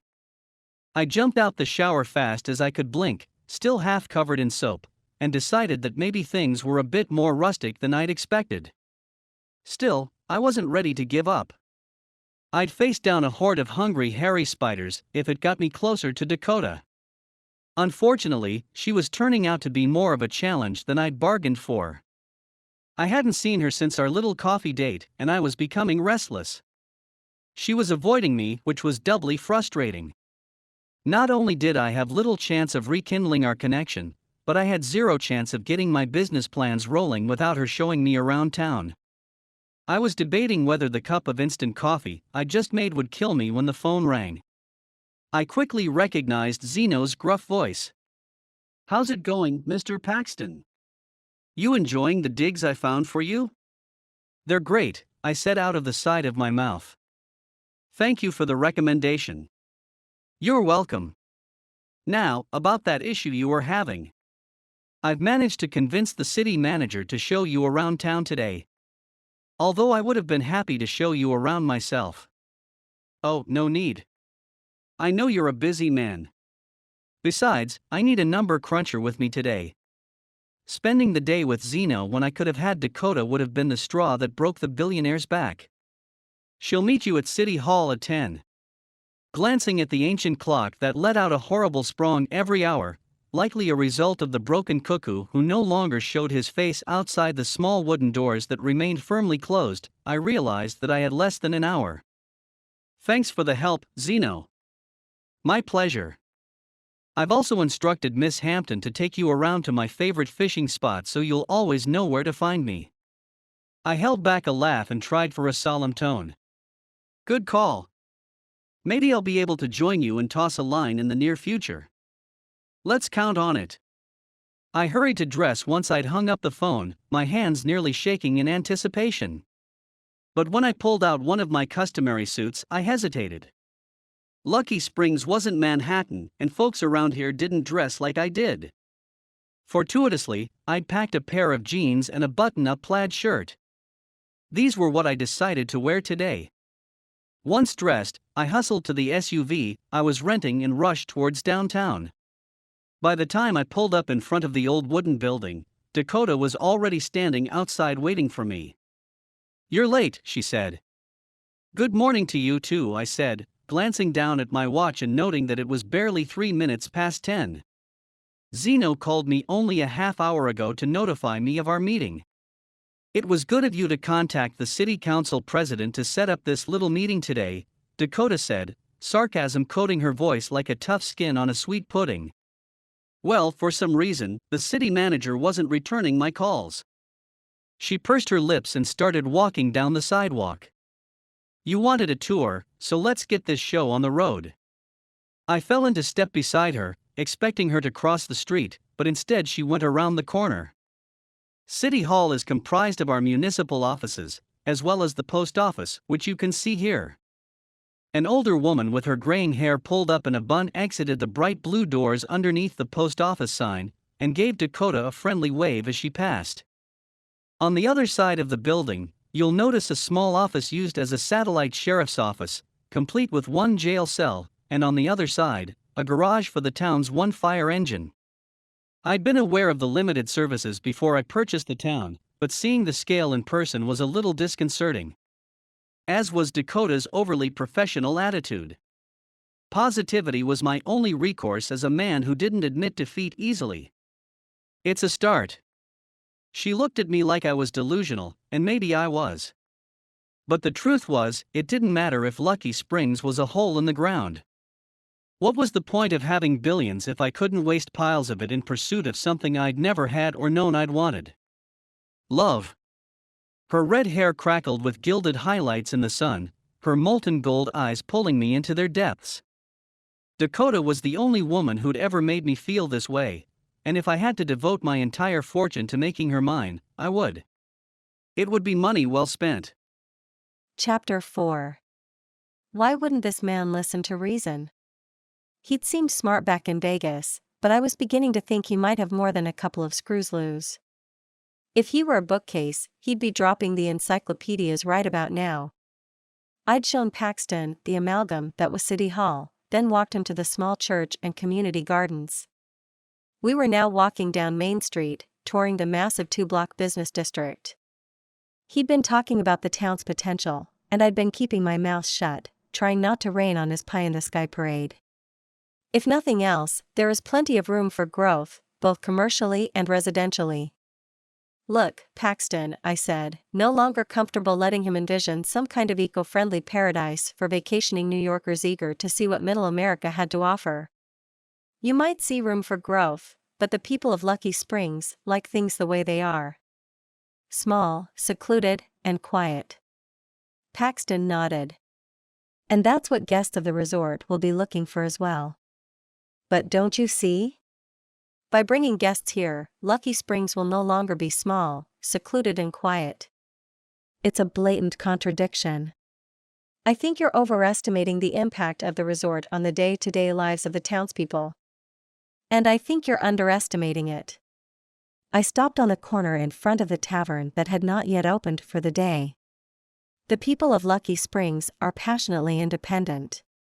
There's a reason one moves to a town like this, and it isn't because we're dying for tourist dollars and cheap motel rooms. You've got one thing right, he said, his eyes filling up with a heat that made my insides go liquid. The people of this town are passionate. One of them is, at least. I took a deep breath, reminding myself of the need for professionalism. I was confident of my assessment, but it seemed like Paxton still needed to be brought down to earth. I decided it was time to introduce him to some of the locals and let him really see what he was up against. I'll introduce you around, but I want to warn you, some of the folks around here might not be very welcoming to an outsider bent on changing their town. We entered the small bait and tackle shop across from the tavern. It always smelled faintly like creepy crawly things laced with pond scum. The tiny building consisted of one room, the peeling blue walls lined with all manner of fishing equipment, from nets to lures to poles and coolers. At the front, the counter was overflowing with various fishing-related products. To the left was an ancient refrigerated storage unit filled with unmarked packages. Behind the counter were several aquariums full of creatures. Standing before them was Bob Nelson, the proprietor. Bob was in his 70s and had moved to Lucky Springs after retirement. He'd lost his wife the year before, and Lucky Springs was the oasis he dreamed about before he'd left his high-powered position as an attorney on the West Coast. "Hey, Bob," I said, as we picked our way past the crowded shelves to his counter. "I've got someone I'd like you to meet." "Paxton Lexington," Bob said, ignoring my introduction and thrusting his hand out to the billionaire. "I was hoping you would stop by. Zeno said you were in town, and actually he suggested outfitting you with all the latest gear." I held my tongue. Zeno might have suggested it, but I'm sure Bob was eager to make a sale that probably would double his quarterly profits. Paxton flashed his trademark charming smile and shook the old man's hand. "Perhaps another time. Today I'm here to talk business with Miss Hampton." Bob finally looked in my direction and gave me a faint nod. "I hear you're building some kind of fancy resort." Paxton admitted that he'd heard correctly. Here it comes, I thought. Bob is going to back up everything I've been saying. Instead, Bob did the complete opposite. Lucky Springs could use something like that. Tasteful, you know. Attracting the best sort of people, like yourself. "Aren't you worried about the number of new people who will be pouring into our town?" I asked, trying to hide my incredulity. "Worried? Why should I be worried about making money?" He let out a laugh, winking at Paxton, who laughed along with him. To my surprise, most of the town's business owners seemed to agree with Bob's sentiment. They were hungry for access to tourists' wallets, and each one told Paxton how thankful they were for his intervention. "Folks around here sure are friendly," Paxton said, polishing up the apple the woman at the feed store had tossed his way before biting into it. We were walking towards the general store, our last stop on the Main Street tour. "Sure. Right now, they all have dollar signs in their eyes," I grumbled. "Just wait." "Wait for what?" he said, after swallowing his bite of apple. "For the other shoe to drop. For the rubber to meet the road. For it all to start hitting the fan. Whatever metaphor you want to use. You don't think my resort is going to work out?" I turned to him, shaking my head. "No. I don't. I've done the research. These situations rarely end well for the towns that end up on the auction block. His brow furrowed, but it did nothing to take away from the handsomeness of his face. I'm not a greenhorn, you know. I've been making development deals since I was in my early 20s. That may be, but I assume none of those deals involved a practical ghost town in the middle of one of the least populated states in the Union. It's harder than it looks, Paxton. He moved closer until he was towering over me. What is it that you think is going to go wrong? I think you're going to realize that building a resort in this town is harder than it looks, and much more costly. Then you're going to walk away, leaving the town in a worse condition than when you bought it, then peddling it off to some other maniac investor who thinks he has all the answers. I could see a flash of anger cross his features, but it was quickly gone, replaced by something unexpectedly soft. Dakota, he said, cupping my cheek with his hand. I'm in this for the long haul. I'm not going to cut ties and go. I looked at him, wanting to believe him. As much as I tried to repress my desire for Paxton, it refused to go quietly. But I couldn't let him lull me into a false sense of security only to be disappointed again. I stepped back, causing his hand to fall. I'm sorry, Paxton, but you don't exactly have the best track record. I'm afraid sending the town a bouquet after you're long gone isn't going to help anyone. I turned and walked into the general store, leaving him standing on the sidewalk. Chapter 5. It took me a minute to calm down after that flower remark, so when I walked into the general store, Dakota was already in conversation with someone at the checkout stand. It was a friendly-looking middle-aged female with a green apron over her rounded belly. Angela Beekman inherited the store from her grandparents, who had opened it around the turn of the century. She took pride in showing me around, and as she did, I began to grasp what Dakota was trying to impart to me. Lucky Springs may not look like much to an outsider, but to its residents, it was something special, something meaningful, something with longevity. Dakota was acting as its protector, trying to keep the town alive for those who loved it most. It was too bad that she felt she had to protect it from me. When we made it back to the checkout stand, Angela asked me what my intentions were towards Lucky Springs. I'm all for bringing in a little extra revenue, but I don't want to find ourselves the next Sturgis or Telluride or Park City. I assured Angela that my intentions weren't to turn their town into some kind of festival grounds. My brand is built on sustainability. I want to sustain what you already have, not warp it into a tourist trap. Angela nodded, her eyes darting to Dakota. It was clear she respected the city manager, and a wave of pride swelled inside me. I put out my hand for Angela to shake it. I look forward to talking more about my plans for Lucky Springs in the near future. Now, I've got a little shopping of my own to do. If you'll excuse me. Picking up one of the baskets near the door, which were literal woven baskets, not the usual plastic ones you'd find at a supermarket, I started looking over the shelves, trying to find the brands I was familiar with. I was having a hard time, however, so I was relieved when Dakota appeared to help. "What are you looking for?" she asked upon seeing my empty basket. "I don't expect to find caviar here, but I assume there is some kind of pâté?" Dakota looked at me like I was joking. "Pâté? Afraid not." Frowning, I scoured the shelves for other delicacies. "What about some dolmas?" "What are those?" I took that to mean dolmas were also out of stock. "Stuffed grape leaves." Sighing, I picked up a jar of ordinary olives. "What about dried Turkish apricots?" Dakota finally laughed, a sound I'd been longing to hear for the whole month. "You're too rich to shop at a normal store. I have no idea what you're even asking for." Smiling, I pretended offense. "I'm not too rich, it's just this store is too backwoods to carry normal things, like stone ground mustard and garlic hummus." "How about just the garlic?" she asked, pointing to a jar on the shelf. "How about some chèvre? Or even an aged cheddar?" Her eyes lit up. "I know what chèvre is. And yes, we've got that." She headed over to a cooler and pulled out a package with a smiling goat on it. Ma Parker makes this from her goat herd. She's just down the road. I could take you to meet the goats, if you like. Tempting, I said, adding a few more things to my basket, including a dusty bottle of wine that was probably too expensive for most folks' taste around here.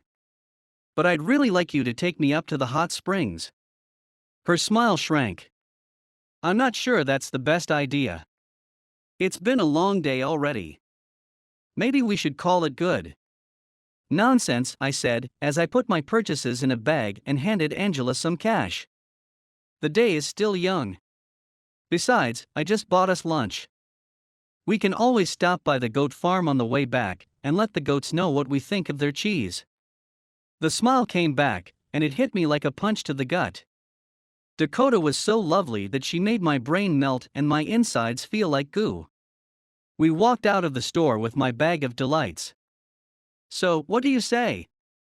Okay, she said at last.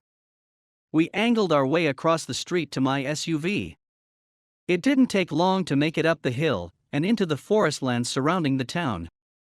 We passed an idyllic lake that would be perfect for boating and swimming, and I considered how to position the resort to take advantage of it. Just then I got an image of Dakota in a bikini, reclining in the sun on the bow of my boat, and I almost drove us off the road. Even the thought of the woman drove me to distraction. She pointed me to a small access road that was gravel and lead into a thicker grove. It finally petered out into a meadow that was filled with tall wildflowers and soft grasses. It was an idyllic setting for the picnic I'd planned. Pulling out the bag and the blanket from my rental that I'd stashed earlier, I laid things out. A feast, m'lady, I said, sweeping my arm in a wide motion.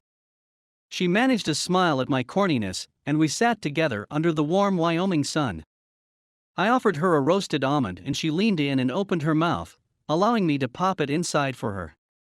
A frizzle of desire went through me at the realization that the connection between us was still alive, humming like electricity. I looked at her, hair blowing around her like a cloud of fire, her face tilted up to the sun, a soft smile on her plump lips. She was in her element, like some kind of wild creature, untamed but at peace. In that moment, I knew I was hopelessly in love with her. Sure, I'd been infatuated with her before, enough to drop $2 million on her town, sight unseen, but now I knew that I had to keep Dakota by my side forever. Even as I realized the depth of my need for her, I knew it wouldn't be an easy battle to win her heart. I had a long way to go to convince her that I was right for Lucky Springs and right for her as well. Chapter 6. The hot springs were discovered by one of the first settlers to the area. Well, by discovered, I really mean discovered by non-natives, since the indigenous people used this area as one of their sacred places. I wasn't used to giving history lessons, but it was easy to speak when Paxton was looking at me with an engrossed expression, like he cared about what I was saying, and it wasn't boring him. The land they are on belonged to that same settler's family, and they've been passed down for over 100 years. The current owner has always been welcoming to locals who want to use the springs. I hesitated to include that she was a hell of a harridan when anyone non-local stopped by for a dip. Paxton nodded, pulling out a cracker and smearing it with goat cheese. Zeno told me I'd have to talk to the property owner about leasing rights. I'm prepared to be very generous. I couldn't help myself. I sighed. Paxton, I'm going to level with you. The property owner might be nice to the locals, but she's really only one step up from a hermit. I don't think she's going to easily agree to a bunch of strangers using her hot springs. You haven't seen how persuasive I can be, he replied, waggling his eyebrows in a way that had me giggling. I've taken on some of the most hard-bitten New York real estate mavens. I'm sure I can convince one Wyoming hermit to open her heart and her land to visitors. I don't know. Maybe we should pit the hermit and the mavens against one another and see who comes out on top first. Paxton chuckled, then pulled out a strawberry and popped it into his mouth. He let out a moan of delight that had me focusing on his lips. Shivers danced over my skin as I remembered that mouth on mine. You have to try one, he said, pulling out another strawberry and holding it up to my lips. Open up. I did as he asked and bit into the fresh strawberry he was holding. As I did, a drop of juice rolled down my chin. Paxton caught the drop on his finger, then stuck the finger in his mouth, sucking the juice off it. He looked at me and moaned again, setting off a firestorm inside me. It was clear that our chemistry was still white hot. I'd told myself that I could keep things professional, that if I kept Paxton at arm's length and treated him like the enemy, I would be able to push past the memory of our attraction. Easier said than done. There's something I've needed to tell you all day, and now seems like the appropriate time. His voice was low and husky, setting off a cascade of need inside me. What is it? I asked, barely above a whisper. You are incredibly beautiful, he said, his eyes flashing heat. I'm really enjoying spending time with you. His words made me blush and I looked down at the blanket. I am. I'm having a good time too. The picnic was a nice gesture. He put a finger under my chin, lifting my face so that my eyes met his again. Did you miss me at all during the month we spent apart? His question was a loaded one, and I wasn't sure how much I wanted to tell him. I'd thought about him practically non-stop, even though I was annoyed that he'd left without saying goodbye. Finally, I admitted what I figured was appropriate. I thought about you every now and again. I thought about you a little too, he said, leaning in closer. But only about every minute or so. I smiled, unable to help myself. Paxton's charms were irresistible. When he leaned in closer, I didn't back away, even though my rational mind tried to convince me that staying put was a mistake. When his lips pressed against mine, I knew I was lost. Closing my eyes, I gave in to the sensations that were raining over me like gentle mist, touching every nerve ending I had. His hands cupped my face and he probed deeper, his tongue sliding inside to tangle with mine. Dakota, he whispered against my mouth, making me tremble. You taste so good. Putting my arms around his neck, I pressed myself closer until I could feel the hard muscles underneath his clothing. Although I loved Paxton in his tailored suits, there was something sexy, even a little rugged, about him in casual wear. He was all man, and being in his arms was an intoxicating feeling. The kiss deepened and suddenly I was pulling him with me until my back was against the blanket and Paxton was above me. He broke the kiss, brushing my hair away from my face and staring deeply into my eyes. Dakota, I've regretted that morning for the last month. I should have told the zoning board to shove it. I should have been there, taking you to breakfast, spending the day with you. I almost turned the jet around to get back to you. I'm sorry if I disappointed you. Apology accepted, I said, pulling him back down to kiss me again. It felt too good, too right, to stop. Now kiss me. Try and stop me. The kiss was so steamy, so sultry, that I felt like I would melt into a puddle. If I melted, I wanted him to melt with me. I turned up the heat, kissing him like my life depended on it. He groaned into my mouth, and I grinned, relishing the effect I had on him. I didn't think I'd never get enough of Paxton, and in my heart, I was beginning to think that maybe I was wrong about everything. Maybe there was a chance for me and Paxton after all. Around me, the world fell away until there was only the two of us. Chapter 7. If I could have frozen one moment in time, it would have been that one. The sun was shining down on us, the breeze whispering through the grasses, and Dakota was in my arms. I'd managed to catch a magical woodland creature and hold her tight. All I wanted was for the kiss to go on. And on. And on. Still, one part of my mind was telling me to pull back, to rein it in and continue abiding by Dakota's rules of professionalism. I didn't want to risk crossing a line and losing her, now that we'd broken past her rigid demeanor. But there was no way I could stop now, not with the way she was kissing me.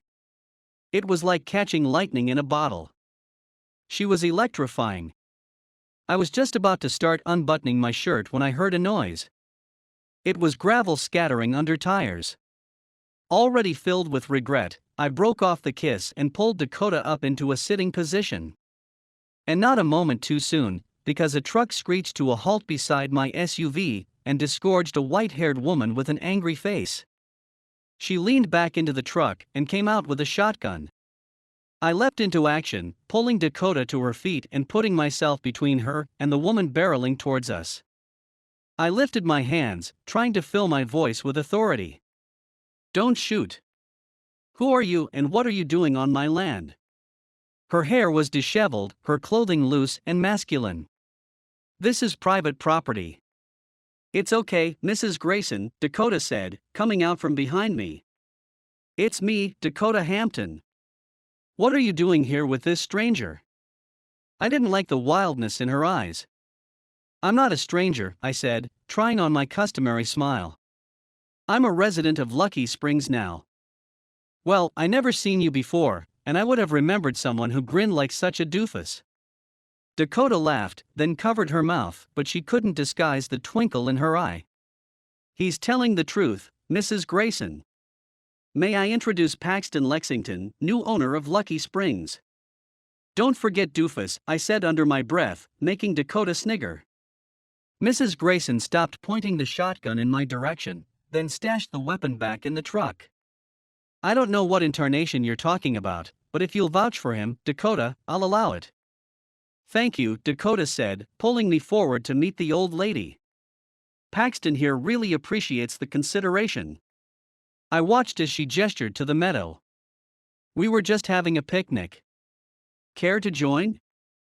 The old woman shook her head. "Ain't got time for picnics. I've got to finish making my rounds." "Of course," Dakota said, apparently knowing what rounds Mrs. Grayson was talking about. "And I'm sure you need to get on with them. But first, I have a question for you. Did the city council notify you about the sale of Lucky Springs?" "No," the old battle axe replied, turning to the side to spit. I felt my ire starting to rise. Zeno had made it seem like the leasing rights to the hot springs were a foregone conclusion. But judging by the state of Mrs. Grayson, nothing seemed foregone at all. "Paxton here is planning to build a wellness resort in Lucky Springs, and he was hoping to get the leasing rights to access your property. He'll make you a very generous offer, I'm certain." "I will," I said, stepping forward. "You'd be having a hand in bringing prosperity to your town, while making a handsome sum on your land without having to lift a finger." "Listen, Sonny, I don't care a fig about prosperity, and I don't need money. What's all this about a resort?" "It's like a wellness retreat," Dakota said. "Very exclusive. You're saying people are going to come to Lucky Springs, to my land, to visit this resort?" I started speaking before I noticed the warning in Dakota's expression. "Yes. They'll come from far and wide to enjoy a soak in your hot springs. Like heck they will." She was reaching for her shotgun again, and Dakota hustled over to shut her truck door to keep the weapon out of reach. "Out of my way, young lady. I'm going head downtown and give the city council a piece of my mind."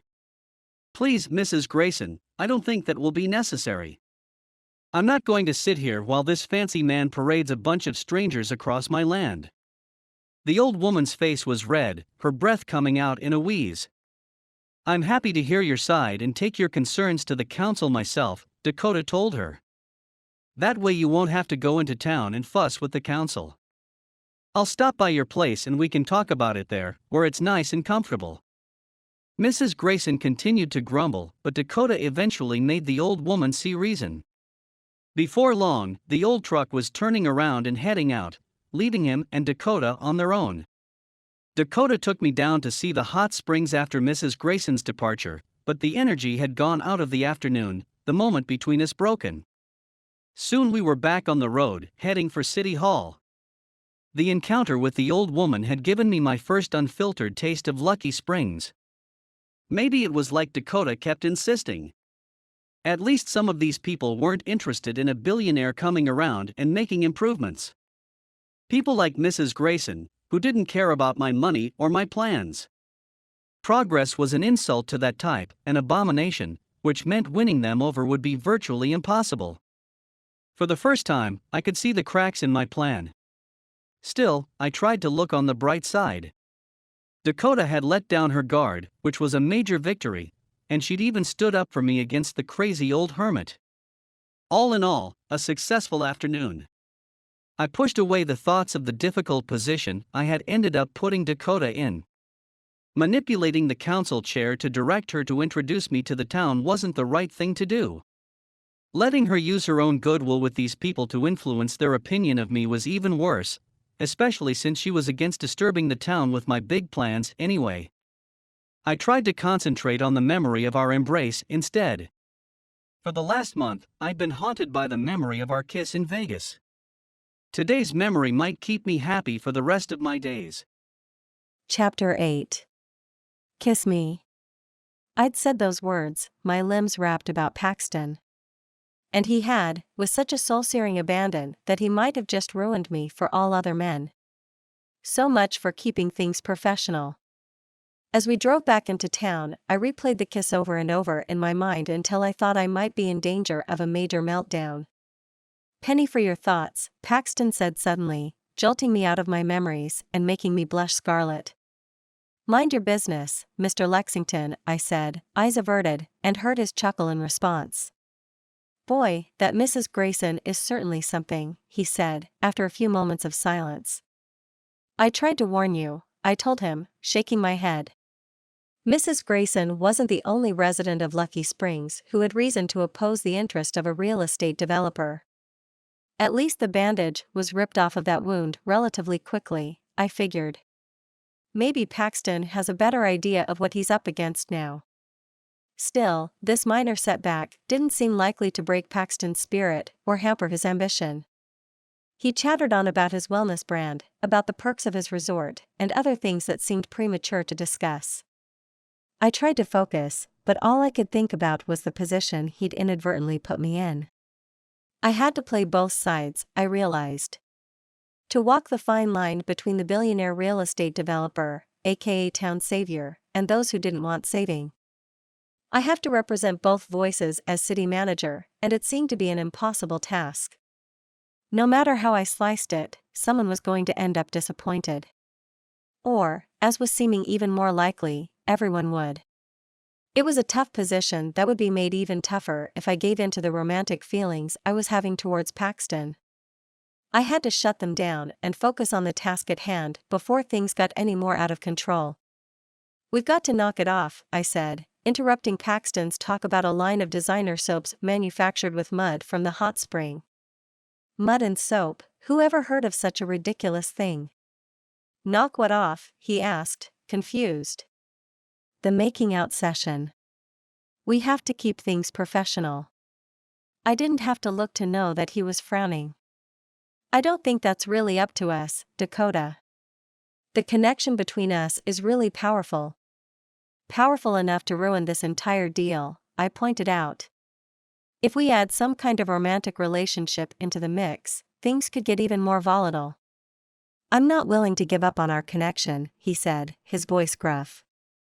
"And I'm not willing to explore it, not while you're working on your precious resort and the town is trying to recover from Jim's larceny." It looked like Paxton was about to say something, but he closed his mouth and concentrated on driving quietly for the remainder of the journey. When we reached City Hall, he stopped in front of the doors, giving me a chance to climb out of the SUV. "Thank you for showing me around today," he said. "I look forward to discussing plans for the next steps with you soon. Is there a time that suits you? How about tomorrow morning? We can meet in the City Hall conference room. That should keep us on our best behavior." "Looking forward to it," he said. As soon as I shut the door behind him, the SUV drove away. I watched it go, feeling a sense of defeat. Things had been so wonderful at the hot springs, but now we were more distant than ever. "Isn't that what you wanted?" Ugh. My inner voice, the last thing I needed. What I wanted? Not really. Oh sure, I wanted to be able to do my job, but that didn't mean I didn't want Paxton, too. This situation was requiring a significant sacrifice from me, and I was beginning to buckle under the weight of it. Back in my office, Shelley was typing away on her computer. I slunk in and took a seat at my desk, hoping she was too lost in thought to realize I was back. Unfortunately, my friend seemed eager to talk. "You're back. How did it go with Mr. Paxton? As well as it could have, I suppose, I said with a shrug. At least it looks like you got some sun. Your cheeks are bright red, she said, and I winced because I wasn't tanned, just blushing. How did Shelley always seem to know something was up? I kissed Paxton. The words came out in a jumble, and I slapped my hand over my mouth in shock. Shelley let out a whoop of delight. I knew it. I knew you still liked him. Of course, I like him. He's handsome and funny and charming, and he kisses like a dream. But I can't like him, that's the problem. Why is that? Like you said, he's hot and rich, and did I mention he was good-looking? I groaned. I have to look out for the town's best interests, and I'm not sure Paxton is one of them. I ran a hand through my hair and doubts started to creep in. Besides, he probably just wanted a local to help him. Why else would a big shot from the city waste time on a rube like me? You're hardly a rube, Shelley said with a frown, and Paxton doesn't seem like the kind of guy to act that way. Maybe not, I grumbled. I was grasping at straws, telling myself anything negative I could about Paxton to fight off the unbending attraction I felt for him. But the truth is, I can't be with him and stay objective when it comes to the town's plight. A romance with Paxton just isn't in the cards. Shelley shook her head. Then maybe you need to play with a different deck. Chapter 9. This time, I knew my sleepless night wasn't due to the thread count of the sheets or the creature wailing outside my cabin. Tonight, it was all Dakota's fault. That kiss was like nothing I'd ever experienced, and I couldn't stop thinking about it. Still, at the back of my mind, worry was eating away at me. I was head over heels for the most beautiful woman in the world, but all she cared about was that I not screw up her town. But my plans for a resort seemed to do exactly that, which meant I was stuck between Dakota and my development. I would gladly give up this development and 100 others to have Dakota, but it wasn't that easy. I couldn't walk away, not with the city council counting on me to help turn things around and bring in revenue. To save the town, I had to change it, but if I changed the town, I risked losing Dakota. It was a perfect paradox, and I was struggling to come up with a way around it. Maybe putting my head together with Dakota this morning during our meeting would help. But that wasn't the only thing I wanted to put together with Dakota. This woman drives me wild, and she doesn't even have to try. I knew what I had with Dakota was special, and I would move heaven, earth, and Wyoming to keep it. After my very cold shower, I made a list of the things the town would need in order to sustain a top-notch resort like the one I'd hoped to build. List in hand, I made my way to City Hall, and was ushered into the conference room by a pleasant woman with light brown hair and a friendly smile. "Dakota likes you," she whispered as I entered the conference room. I winked at her, and she grinned and closed the door behind me. Waiting in the conference room, Dakota's mouth was a straight line. "Ready to get down to business?" I bit back a cheeky retort and nodded, settling into one of the chairs around the small conference table. "I've prepared a list of structural changes the town will need in order to support a resort of the magnitude I've been planning. Stop me if you have questions." Launching into the list, it didn't take long for Dakota to interrupt. "You're forgetting the public safety services." "I haven't forgotten them. I just haven't gotten to them yet." I returned to the list, but she soon interrupted again. On it went for another hour. Dakota would point out some facet of the plan that wouldn't work, and I would try and convince her that it would. Finally, I lost my temper. Standing, I ripped up the list I'd written and threw the pieces into the air. "Fine. You think you know exactly what is needed to build and service a 400-room luxury resort? Be my guest." "I'm not saying I'm better at my job than you are," she started. "Good," I interrupted. She frowned at my snark. "But I do know everything about small-town living, which makes me just as much of an expert." "The only thing you appear to be an expert in is frustrating the bejesus out of me," I said, before I could stop myself.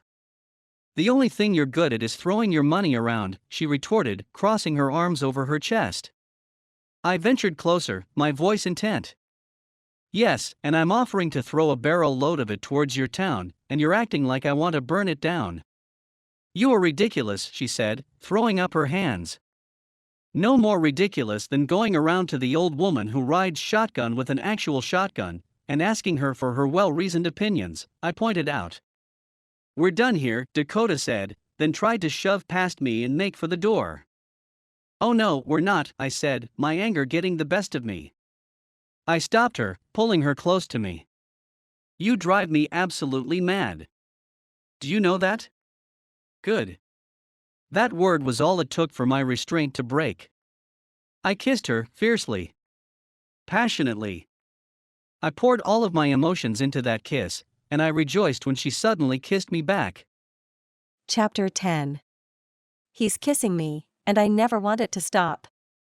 Those words played over and over in my head, and Paxton kissed me with a devastating urgency. I was about to shove him onto the conference room table and have my wicked way with him when I suddenly realized what was happening. I wrenched myself away, covering my mouth and staring at him in shock. I can't believe it happened again. I can't wait for it to happen again, he said, swooping down to try and kiss me again, but I wiggled out of his grasp. No, we can't. Hands shaking, I tried to gather up my things, but before I could make it to the door, there was a knock. Suddenly, Shelley was sticking her head in the door. I'm sorry to disturb you folks, but Mayor Mark just called. He said he's on his way with a very special guest. Special guest? What on earth was she talking about? Shelley shrugged. Sorry, that's all I know. Paxton bent to start picking up the little scraps of paper that had once been his list, and I helped him. We'd just picked up the last pieces when we heard Mayor Mark's voice booming down the hall. The door opened, and there stood the mayor, and behind him a familiar face that had my jaw dropping. It was the governor of Wyoming.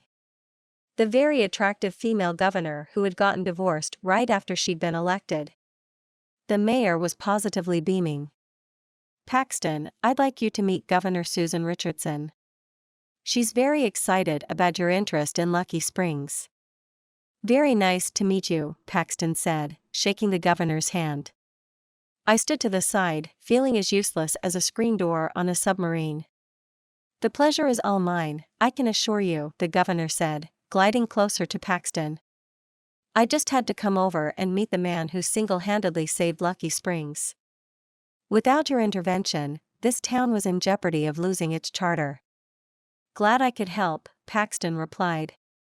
Well, a man of your generosity is rare, and I just wanted to let you know that the whole state of Wyoming thanks you. I stood there for the next 15 minutes as the beautiful governor gushed all over Paxton. Every minute it went on, my jealousy increased until I wanted to tear the governor's hair out for touching Paxton's arm. After what seemed like forever, she finally got tired of sucking up to Paxton, and Mayor Mark insisted on escorting her back to her motorcade. Mark was asking whether Paxton has gotten his fly fishing rig ready to go yet, so I hung back, not wanting to hear another conversation about bait and tackle. Governor Richardson hung back with me, pulling me to the side while the guys walked forward. You're the city manager, right? At my nod, she continued. Good. You need to do everything you can to make sure this deal goes off without a hitch. You better make sure Lexington's investment stays in Wyoming, or I will step in and handle this situation myself. Have I made myself clear? I blinked, wondering where this was coming from. She saw my hesitation and frowned. Look, let me level with you. It isn't every day a billionaire drops into our state and offers to start shelling out millions. If he's dumb enough to buy up your crummy little town, he might be dumb enough to invest in other things we need. Paxton is important to Wyoming, so make sure you keep him happy. Do you understand? At last I nodded, more to make her go away than anything else. Thank you for your support, she said wryly, then headed over to flirt with Paxton a little longer before getting into her sedan and rolling away. Mayor Mark waved at the departing vehicle, then turned to us with a smile. If you don't mind, Dakota, I'm going to steal this gentleman away. I'm going to take him to the lunch counter of the general store. Angela makes a mean sandwich. What do you say, Paxton? Are you game? Sure, Paxton said, giving me a long, searching look before departing with the mayor. I was left standing outside of City Hall alone, except for my thoughts. Walking around the corner, I plunked myself down on the bench out in front of the post office. I needed a moment to think. The governor wanted to make sure Paxton was kept happy, or she'd take over the deal herself. If she did that, she wouldn't give a hoot about her constituents in Lucky Springs. But I couldn't just roll over for Paxton, or the townspeople would never trust me again. Even the ones already on board with Paxton's plan might not be when they realized the true extent of the changes he was suggesting. It appeared that I'd be walking a tightrope, balancing between two obligations that seemed completely at odds. Add to that a powerful lust for the man I was supposed to be assisting, and you had a recipe for disaster. How was I going to pull this off without losing my job? Or getting my heart broken? Desirable Real Estate Series. Book 3. Close the Deal. Description: I bought an entire town just to impress her, but nothing has worked out right. Now she wants to send me packing, but I can't let her because she's stolen my heart. Can we find a way to make things work, or will my investment in our relationship never pay dividends? He promised not to change everything, but it's clear he plans to completely transform my town, and me along with it. Although both my job and my heart are on the line, I do what I have to in order to save the town. But have I just thrown away the only opportunity at progress my town might have? And my only chance at love as well? Chapter 1. Lunch with Mayor Mark was an interesting affair. First of all, the lunch counter atmosphere was unlike any I'd experienced. Lunches in my typical locations were usually elegant affairs, with cloth napkins, several courses, and a waiter dancing attendance. The lunch counter was just that, a counter, with 3 rickety wooden chairs, and a coffee thermos that was self-serve. The general store seemed to have only 2 employees, owner Angela, and a stock boy who was 70 if he was a day. While the stock boy piled apples in the small produce section, Angela slapped together 2 sandwiches for us, plating them with a slice of pickle and a scoop full of coleslaw. The food wasn't bad, it turned out, but the company left a little something to be desired. The mayor was busy devouring his sandwich, as if he hadn't eaten since frosted tips were in fashion. I tried to start a conversation about infrastructure improvements, but Mark held up his hand. This isn't the time for business talk, friend. Besides, Governor Richardson offered to lend us a hand in that department. Governor Richardson. She was attractive, well-spoken, and charming, just the traits needed to win voters over. But I'd worked with politicians for years, and I could see what was coming. She could smell investment dollars all the way from the Capitol in Cheyenne, and there was no way she was going to trust Mayor Mark and his fish-crazed city council to shepherd my millions. I was no stranger to the political hard sell, but her flirtatious demeanor was another story. I'd seen the look in Dakota's eyes when the governor had bid me farewell. Then again, may the governor's attempt to butt in was a good thing. A little jealousy couldn't hurt in my battle to win Dakota's affections, right? After one of the shortest lunches on record, the mayor informed me that he had a date with a fishing hole and invited me along. I demurred, then walked him back to City Hall where his rod and tackle were waiting. I took the opportunity to duck inside Dakota's office. I would never miss a chance to see her. I couldn't help myself. Hours apart felt like years, and at night I would dream of her subtle scent and warm smile.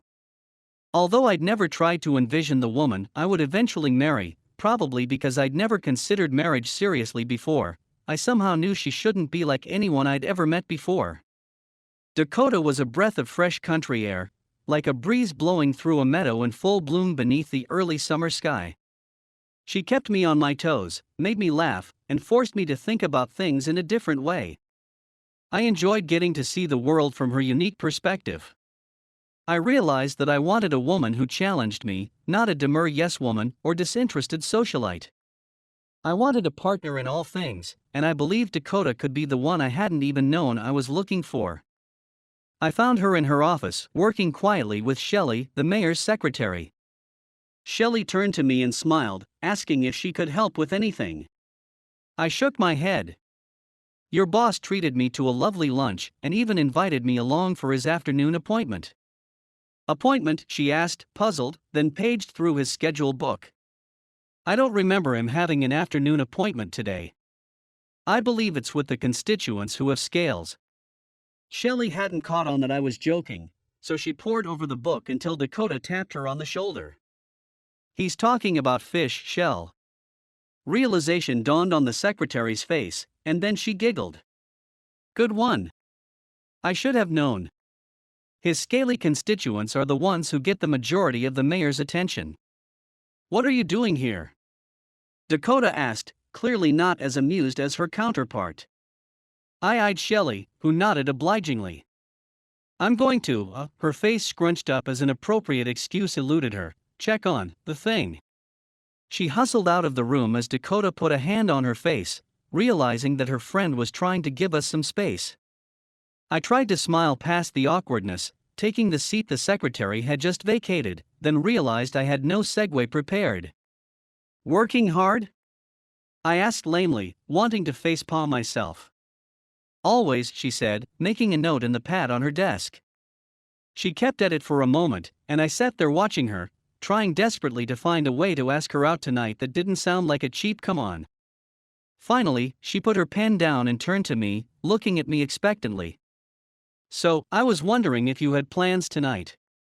I couldn't remember the last time I'd been this nervous.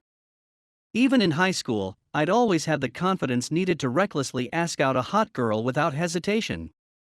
But this was different. Dakota wasn't just some random hot girl. She was the woman I wanted to build my future around. Her eyebrow went up. Nothing special. Why? Have dinner with me. Her expression remained neutral. I'm not sure that's the best idea. We've agreed to keep things professional between us, remember? As if I could forget. She might have agreed, but I never did. I told her that our connection wouldn't allow it, and I still believe that. The dinner will be professional. She'd reminded me of that post-kiss conversation, which in turn triggered the memory of a very angry woman with a shotgun.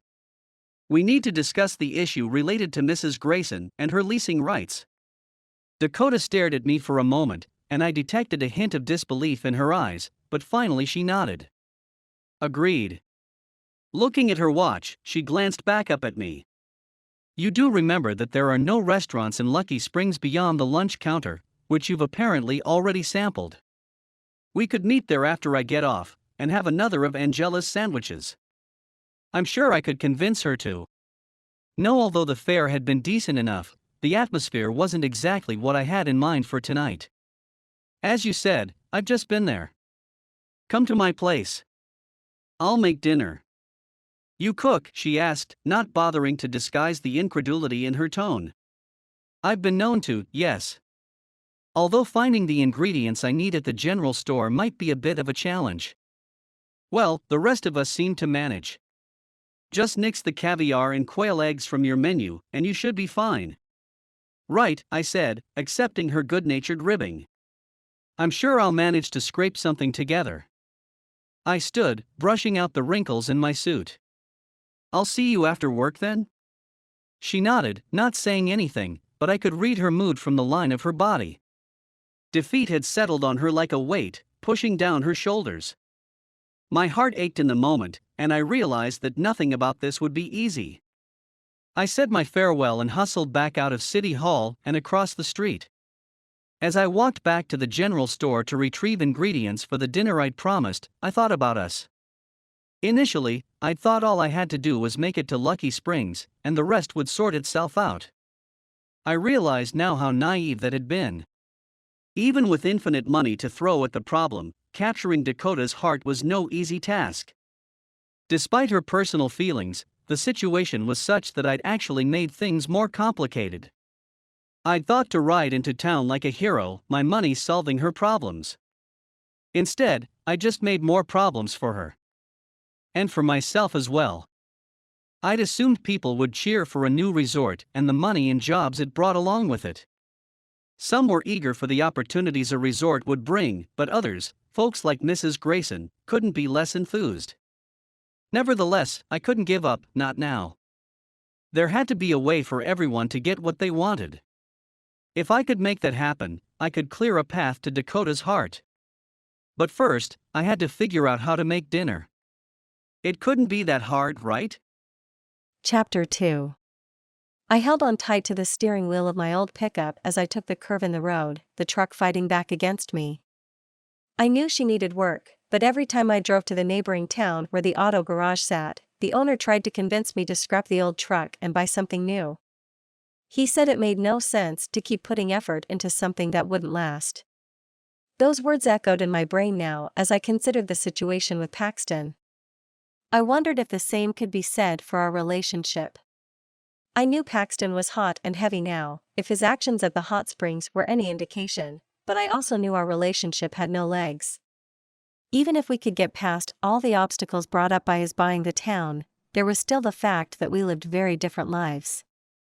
Paxton Lexington was a handsome billionaire, used to strolling the Upper East Side, a proper upper-crust gentleman.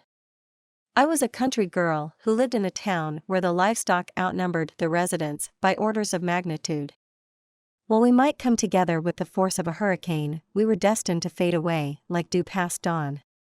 It would be easiest to forget our connection if I could just stop seeing Paxton, but my position didn't make that possible. Besides, even if it were possible, I wasn't sure I'd want that. Spending time with Paxton was addictive. I felt so good and so happy when I could relax my guard and just be with Paxton. Still, the more time I spent with him, the more time I wanted to spend, making it harder to let go of what we had. Which was why I was fighting so hard to guard my heart. A charmer like Paxton could steal it away in a second. I'd already learned that lesson back in Vegas. Maybe I'm already in too deep. I shook that thought away, repressing any hint that I might already be hopelessly in love with the attractive billionaire. Just keep the focus on business, and don't let your emotions become involved. If I could do that, I just might make it through this thing. Not intact, but with enough of myself left that I could get over him. In time. I pulled up in front of the rustic cabin where Paxton was staying. I was sure it was quite a change of scenery for him, and I fought a smile.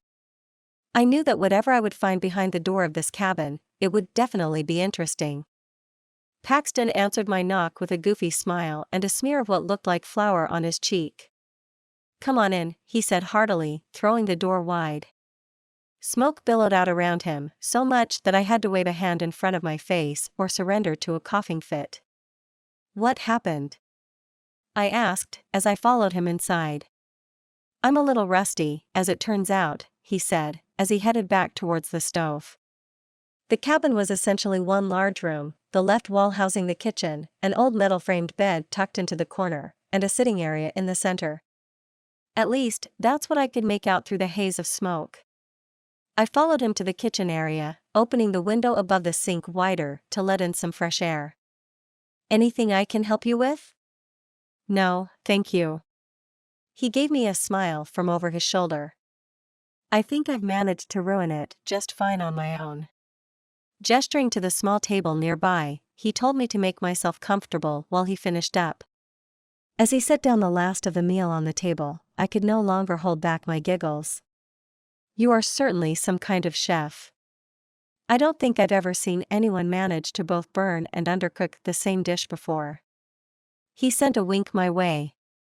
"My mother always said I was special." I picked up my fork and poked at something that I thought might have been meat at some point in time. "Go ahead," he said encouragingly. "It's not going to bite you." "Are you sure?" Paxton laughed. "Actually, no. But hey, maybe looks are deceiving." Putting on a brave face, he scooped up a forkful of what could only be termed brown slop and put it in his mouth.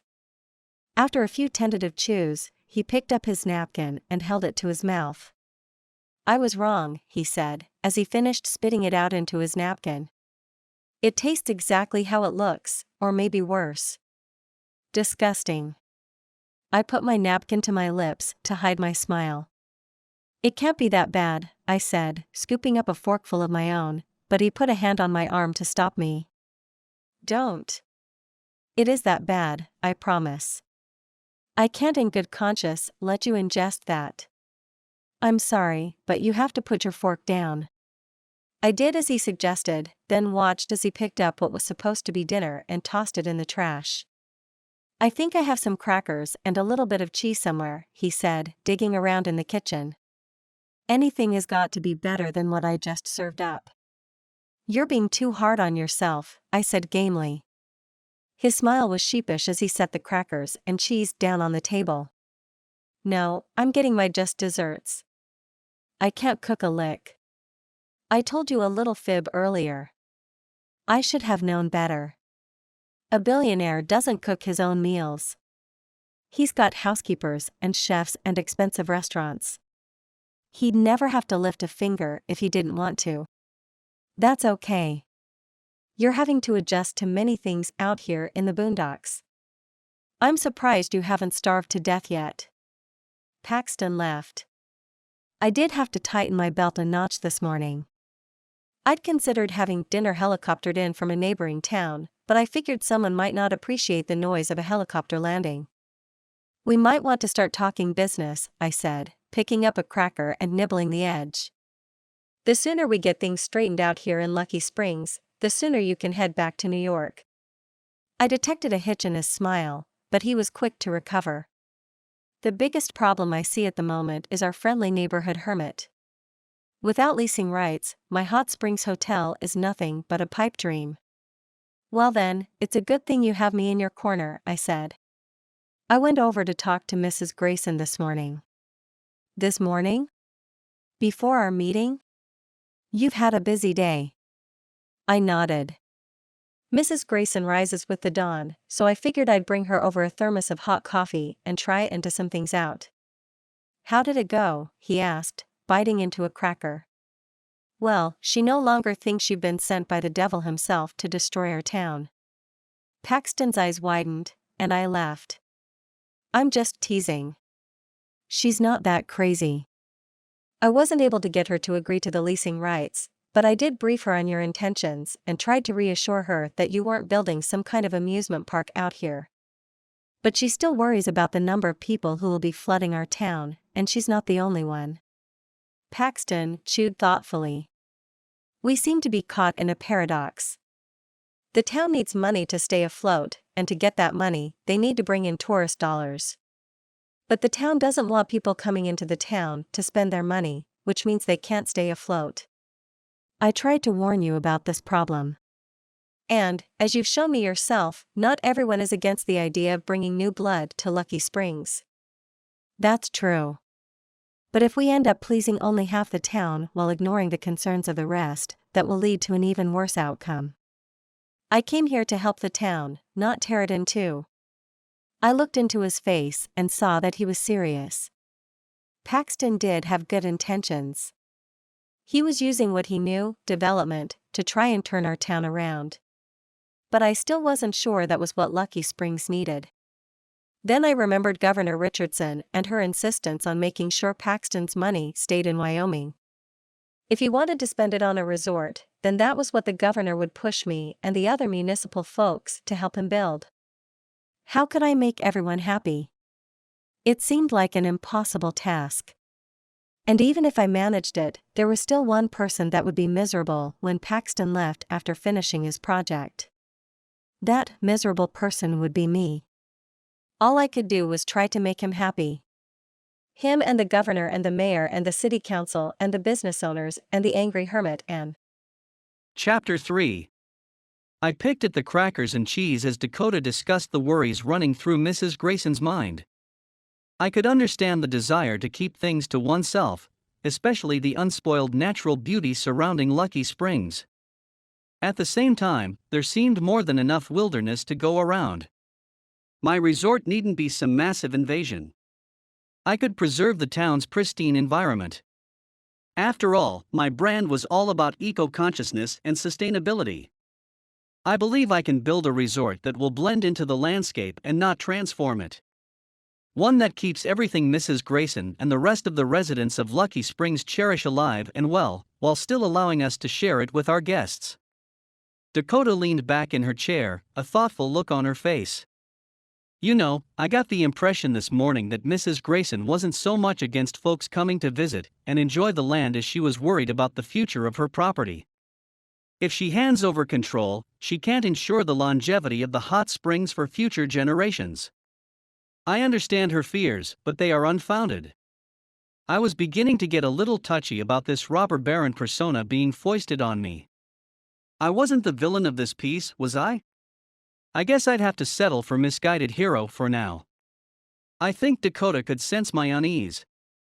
I know this might seem like we're ungrateful, or that we have a negative opinion about outsiders, but the truth is, we've all come to love the town we've carved out of the wilderness, and we want to make sure it's going to survive.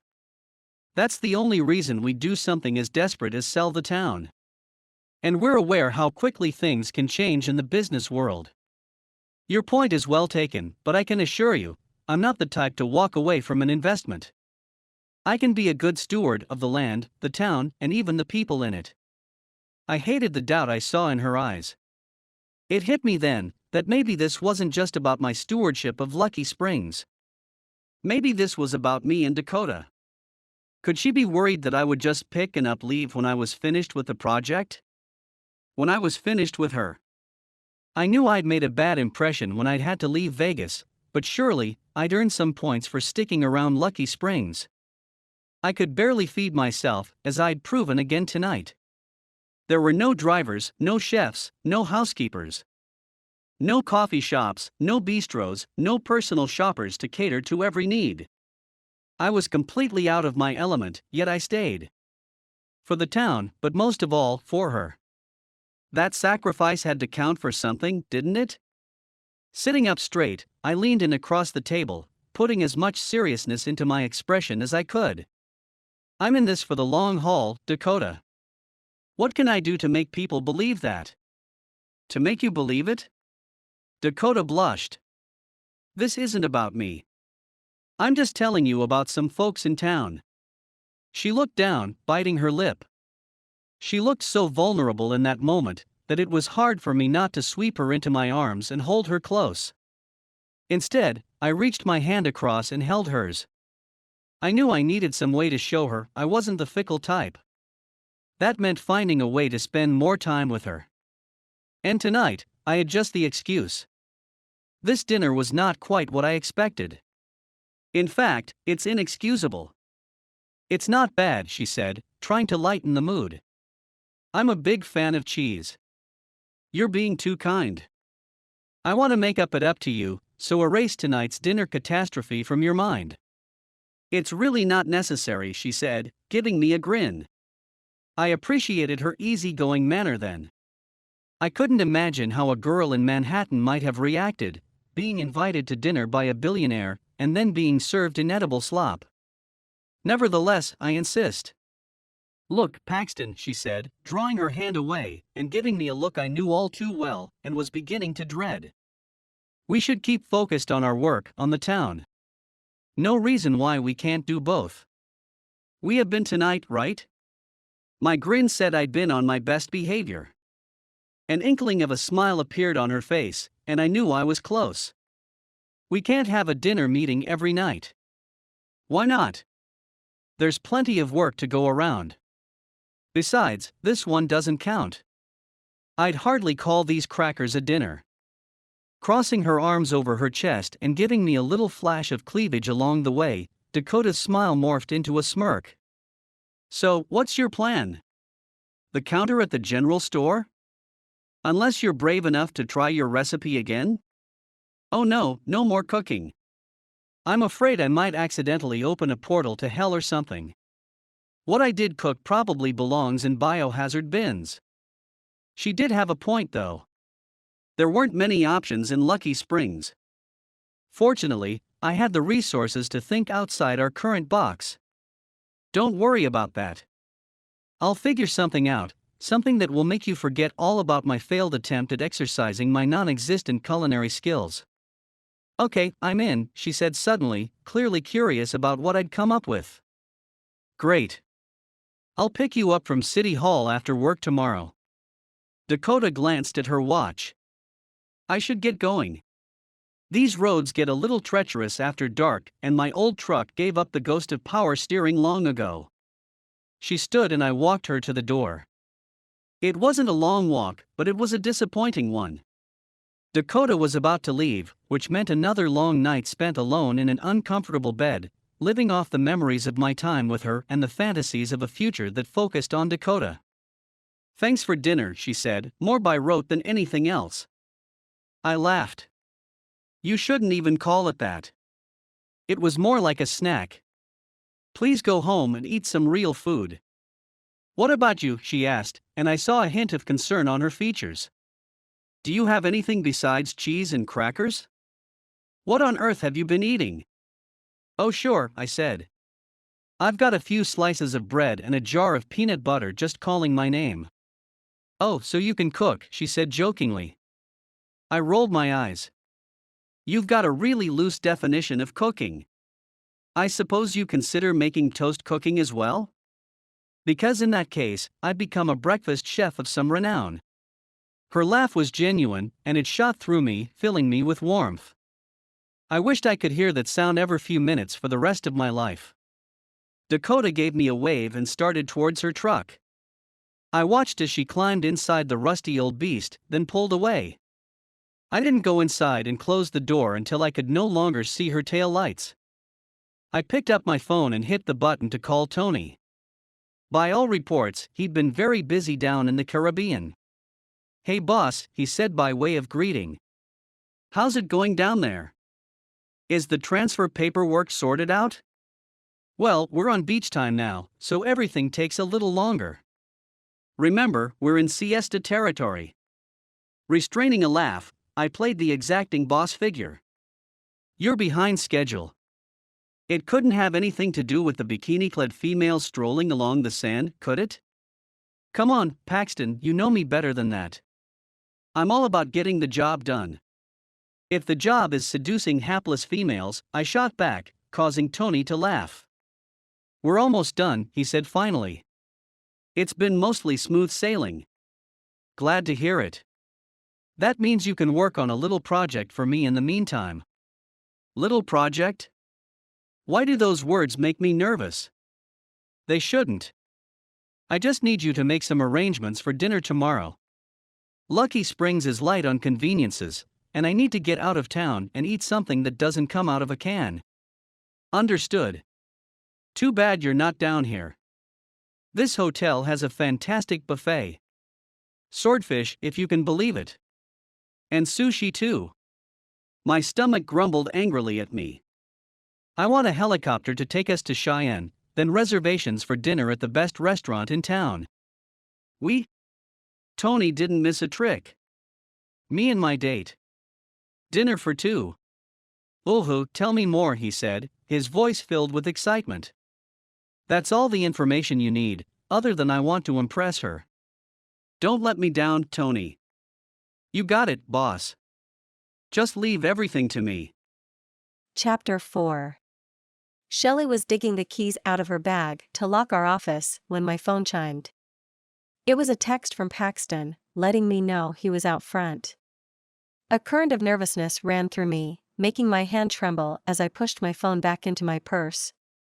Walking with Shelley towards the exit, I wasn't sure what to expect. All I knew was it was unlikely he'd be trying his hand at cooking dinner anytime soon. The memory of his humorous failure made my lips twitch as I fought back a smile.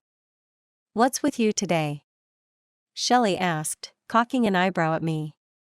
"Sorry," I mumbled, as we walked out the double doors at the entrance to City Hall. Looking up, I saw Paxton was waiting there, standing beside his SUV. "Ah, that explains it," Shelley said, turning to me and giving me a look. "Your boyfriend is here." "He's not my boyfriend," I grumbled. "We're having a business dinner." "Sure you are," Shelley said, then patted me on the shoulder. "Don't do anything I wouldn't do." I rolled my eyes. "You're practically a virgin, so basically anything is something you wouldn't do." Just because my Prince Charming hasn't rolled up in a rented SUV to sweep me off my feet yet doesn't mean I'm a prude, Shelley fired back. It's obvious that you like him. So why aren't you excited for your business dinner? I'm just nervous. That something might happen, she asked. Or that something might not happen? Hush, I said. I'll see you tomorrow. Then I left her behind as I started walking in the direction of Paxton's SUV. Call me later with all the juicy details, she called out to me, making me turn my head and stick my tongue out at her. As I approached Paxton, I noticed how nicely he was dressed. He'd taken to wearing clothes that were a tad more casual, but not tonight. Tonight, he was dressed in an impeccably tailored suit that fit him like he was born in it. Glancing down at my own simple top and plain pencil skirt, I wondered if I was underdressed. Then I remembered we were in Lucky Springs, and that there was no such thing. Like a gentleman, Paxton opened the door for me, and I slid into the SUV and buckled myself in. He climbed into the driver's seat, complimenting me on how nice I looked. I thanked him, then returned the compliment.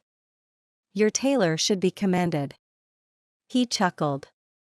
Some would say the man inside the suit has something to do with how it looks. Shrugging, I repressed a giggle. I thought the expression was that the suit makes the man. You've got me beat there. I'll give your compliments to Giorgio. It didn't take long for us to arrive in an open field. I frowned when he pulled off the road and into the grass. What are we doing here? Without answering, Paxton turned off the car and opened his door. Ready? For what? I asked. Maybe he'd prepared another picnic? As I climbed out of the SUV, I heard an unfamiliar noise. Suddenly, the grass around me started to wave around erratically, then flatten. Looking up, I shaded my eyes against the sun and noticed a flash of metal heading towards us. A helicopter. It landed in front of us, and Paxton tucked my arm in his. Your chariot, milady. Wide-eyed, I walked with him to the helicopter, unbelieving. Although I knew Paxton was wealthy, he'd never really thrown his money around before, with the noted exception of buying my town. The fact that he'd apparently ordered a helicopter to take us to dinner finally drove home the point that Paxton was indeed filthy rich.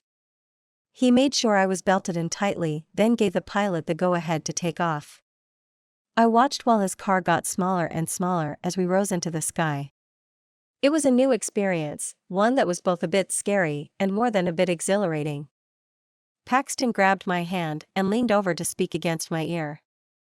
You like it? I nodded, unable to speak as I watched my town float, now miniaturized, away beneath us. Below, the forest sped by in a blur of green, dotted by blue lakes and occasional black-topped roads. The flight didn't last long, and before I knew it, we were landing at an airfield.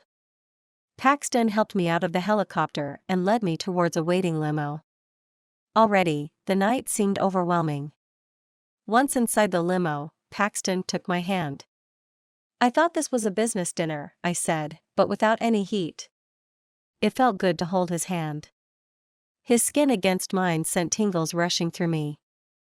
This is a business dinner, he said, then bent his arm so that he could kiss the back of my hand. Very serious business.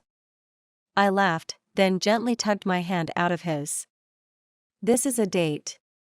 He put his hand against his chest as if he were hurt. It most certainly is not.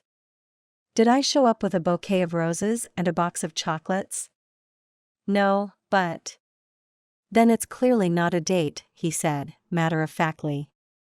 You might not have brought flowers and chocolates, but you did hire a helicopter and a limousine. I'd say that's like flowers and chocolates on steroids. Nonsense, they're just modes of transportation, he said, fighting a grin. What's romantic about vehicles? I thought about the trouble we could get up to in this limo given half the chance, and my cheeks heated. I could see hunger flare in his eyes, and I had to quickly look away. Thankfully, the drive to the restaurant wasn't long. I'd been to Cheyenne my fair share of times, so I recognized the trendy downtown strip when we pulled onto it. The limo stopped in front of a brick building with brass gaslights out front. Paxton helped me out of the limo and escorted me inside, and once again I was hit by a feeling of slight unease. The trappings of wealth were all around me. Cheyenne wasn't much, when compared with Manhattan, but this restaurant had to be the nicest place in all of Wyoming. The maitre d' took one look at us and rushed forward, ignoring the others waiting in front of his station. "Mr. Lexington, won't you come this way?" We were led to a large booth upstairs in a private area, one with a view over the park and the creek that ran through it. The maitre d' lit the candle in the center of the table after handing us our menus.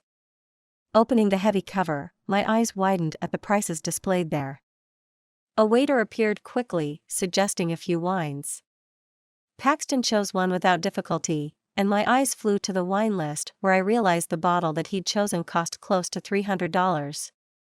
"Anything you recommend?" Paxton asked as he perused the menu. "Me? No. Frankly, I've never been here before." Paxton looked up, his brow furrowing. Apologies. I'd assumed you had, since this place has one of the best reviews in the state. I believe it has Wyoming's only Michelin star." "Sorry to disappoint." "You didn't," he said, putting down the menu and reaching for my hand.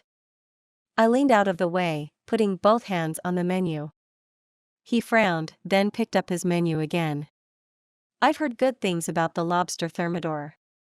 I nodded, not saying anything. Of course, Paxton would have more knowledge about Wyoming's best restaurant than I would, even though I lived in the state. This incident was just another in a line of events that illustrated the gap between us. Paxton and I lived in different worlds. Mine was a tiny town in one of the least populated states, a town that didn't even have a real restaurant. His was a world of affluence and sophistication, a world where wine cost more than my utility bills and helicopters were a viable means of transportation. When the waiter came around again, I ordered the lobster dish Paxton had mentioned, more out of ignorance than anything else. I sipped the expensive wine, unable to tell if it was worth the hefty price tag. Paxton seemed to enjoy it. He gave me a smile that was less business than it was pleasure. "I have a question I've been dying to ask you since we met," he said, his eyes twinkling. My heart beat harder at the expression on his face. "Oh yeah? What is it?" "Your name." "It's Dakota, but you live in Wyoming." I couldn't help the grin that painted my face. "I know. I was born here, but my parents conceived me while they were in a camping trip in South Dakota. Hence the name." Our salads arrived, along with a basket of bread that was still warm from the oven. The waiter refilled our wine glasses, then disappeared discreetly before a man with a violin appeared. He began to play, filling the room with music, and I bit my lip at how overboard this whole experience had been. "Excuse me," I said, my voice high and tight. The violinist paused, looking at me expectantly. "Your playing is beautiful, but we have a lot of business to discuss, so if you wouldn't mind?" A look of surprise crossed the violinist's face. His eyes flicked to Paxton for confirmation, and Paxton gave him a little nod that sent him on his way. Anger started to build inside me. "Whatever other little surprises you have planned, you might as well call and cancel them. This isn't a date, remember?" "Of course," Paxton said, his tone cool. "I had my assistant make the arrangements for tonight." He must have gotten the wrong idea. "You have my apologies." I gave him a stiff nod, suddenly deflating. When I thought Paxton was bent on seduction tonight, it had seemed disrespectful. Now that I realized he hadn't even planned tonight's events, that his assistant had, I was filled with disappointment. Calling myself all kinds of stupid, I took another drink of wine. This was going to be a long night. Chapter 5. It was clear that Dakota had never had lobster before. I watched silently as she wrestled it out of the shell, not wanting to risk offending her with advice. It was clear she was agitated, which was not at all the mood I was going for with tonight's festivities. That stupid violinist, I thought to myself. Tony should have known better. Deep down, I knew I couldn't blame my assistant. I'd told him to make it impressive, and he'd probably considered it a romantic gesture. But tonight, it was a violin too far. I realized now that from her perspective, everything was too much. The helicopter, the limousine, and now this restaurant with a bunch of food she had never heard of. It was the same mistake I'd made in Vegas, at the restaurant I had a stake in. You know, I might be a simple country girl, but I could get behind this lobster thermidor. At last, something to give me hope. I dug into my own plate, unleashing the hunger that had been pent up inside of me for the last couple days. Maybe I should have ordered 2 entrees. And another couple to go, since tomorrow I'd be right back on my Lucky Springs diet. I'm sorry, Dakota said, drawing my attention away from the food I was shoveling in and pointing at the Gruyere toiles that were standing in a row on the square plate in the middle of the table. I just have to ask. What in the heck are those things? I laughed. They're cheese. Try one. Dakota shook her head. Cheese. Now I know I'm out of my depth. Nonsense. I picked one up and popped it in my mouth, enjoying the crunch. Try one. I ordered them because you said you were a fan of cheese. Dakota took one and bit into it. She said, in a way that made me think about something other than food. These are good. I never would have guessed cheese. I'm glad you like it. Maybe we can convince Angela to stock some at her lunch counter. It was Dakota's turn to laugh. Now slow down, cowboy. You do that and half the town is going to be using them as bait. We aren't sophisticated people in Lucky Springs. That's what I've been trying to tell you all along. She set down her cutlery and launched into her lecture. The people of Lucky Springs might be tempted by tourist dollars and the money you will pump into our town, but they haven't yet realized what they're going to be giving up. Which is? I asked, telling myself not to respond with the comeback that popped into my brain, namely poverty. They would be giving up their oasis. Their respite from the world. People don't end up in Lucky Springs by mistake, except for maybe wandering billionaires. They settle there because they want to be away from the worries of modern life. Things move slower in Lucky Springs. It's quiet. But once you build your resort and start shuttling in strangers, all of that is going to change.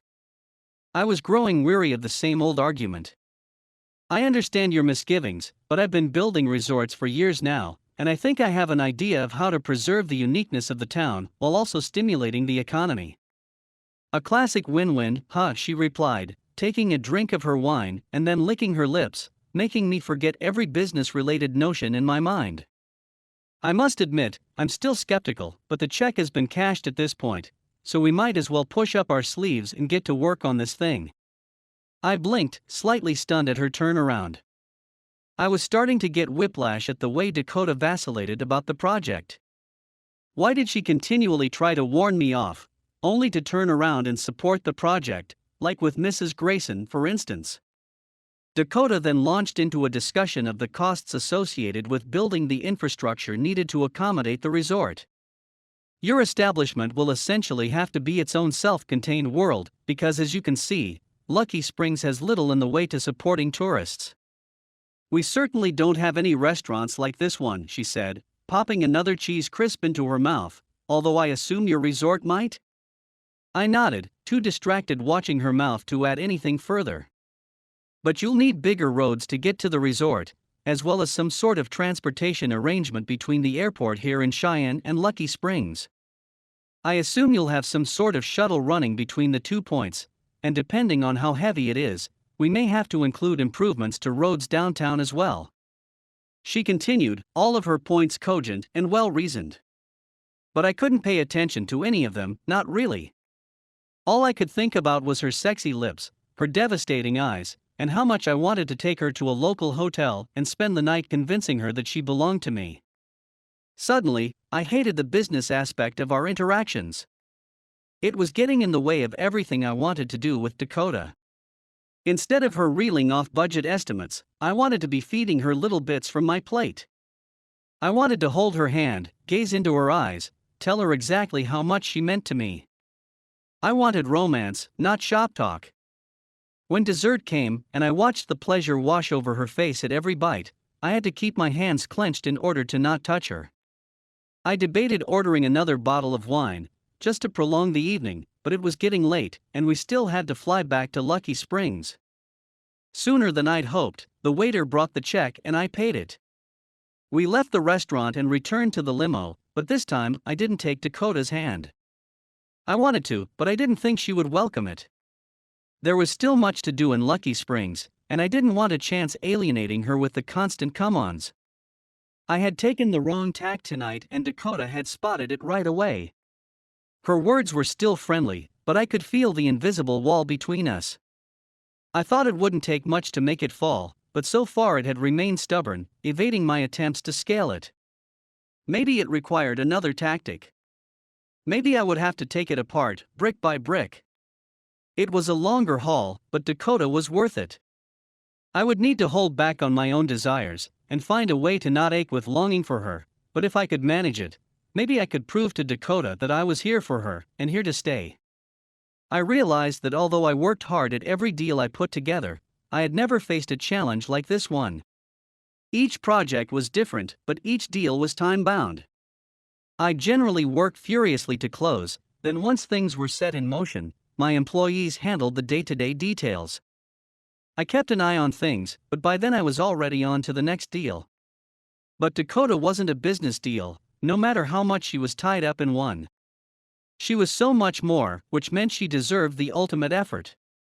I would prove to her that she was the only thing that mattered, the thing worth staying for. Which meant my deal with Lucky Springs had to be perfect. I couldn't screw it up and expect Dakota to want me.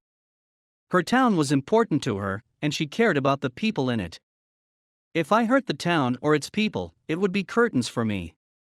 I would do whatever it took, work harder than I'd ever worked, all to make sure the plan came off without a hitch. And when her town accepted the resort and the prosperity that came along with it, I would be able to claim Dakota at last. Folks in Lucky Springs better buckle up, because they are about to be hit by the patented Paxton charm offensive. I'd schmooze, cajole, and outright beg, whatever it took to get them to accept me. By the time the resort was finished, the people of Lucky Springs would be ready to commission a statue in my honor. Sure, I would probably have to pay for that statue with my own money, but it was the thought that counts, right? We arrived at the airfield, and I took Dakota's hand to help her out of the limo. As it did every time, a current of electricity shot through me as my skin brushed against hers. I'd never felt this intense level of attraction to anyone before, and it was making it hard for me to concentrate on anything but how much I wanted her. I frowned, realizing that although I had the best of intentions, the execution was going to be harder than anything I'd faced before.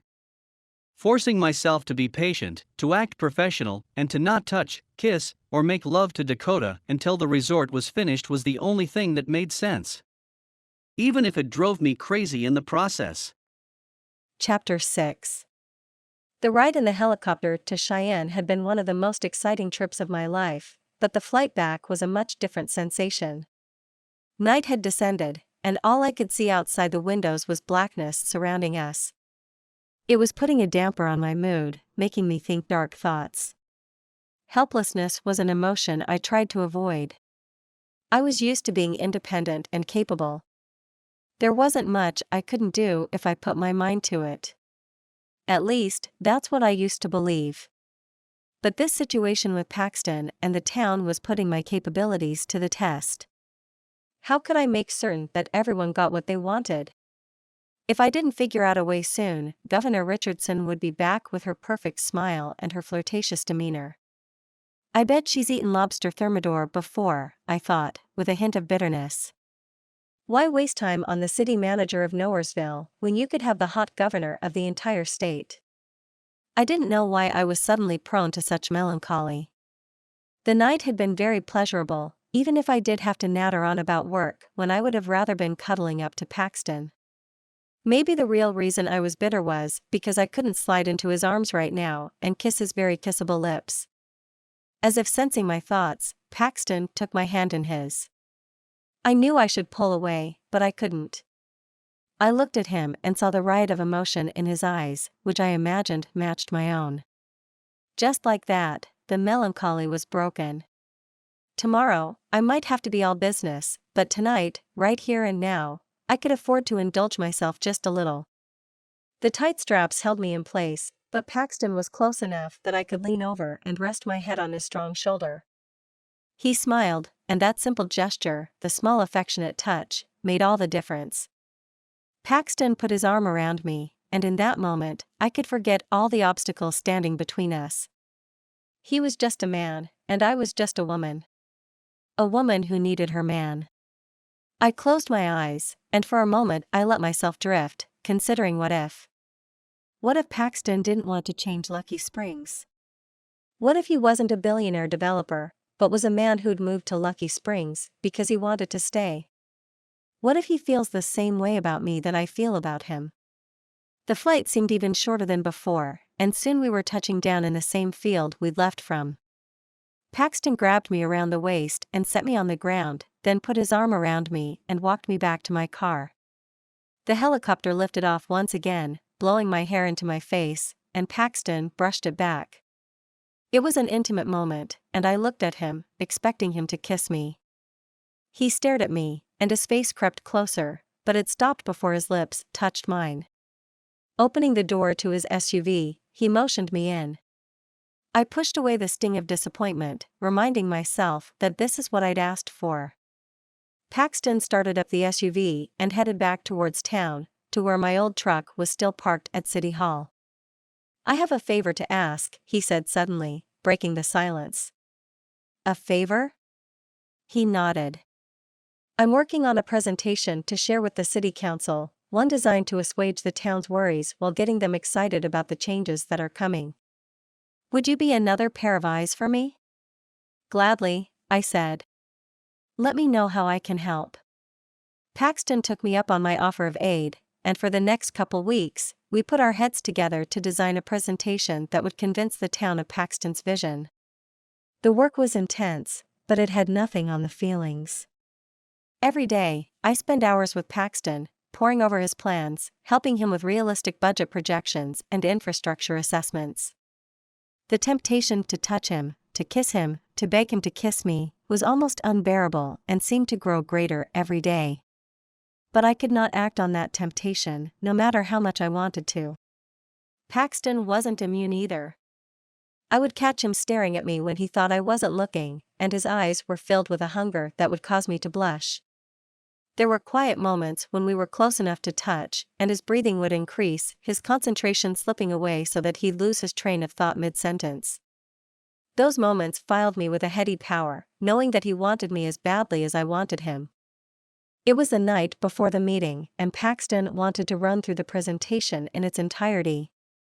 I invited him over to my place, telling him a home-cooked meal would help him keep up his strength. "You're going to cook for me?" he asked, his lips toying with a smile. "Sure. Cooking for two can't be that much harder than cooking for one," I said nonchalantly. "I just need one thing." "What's that?"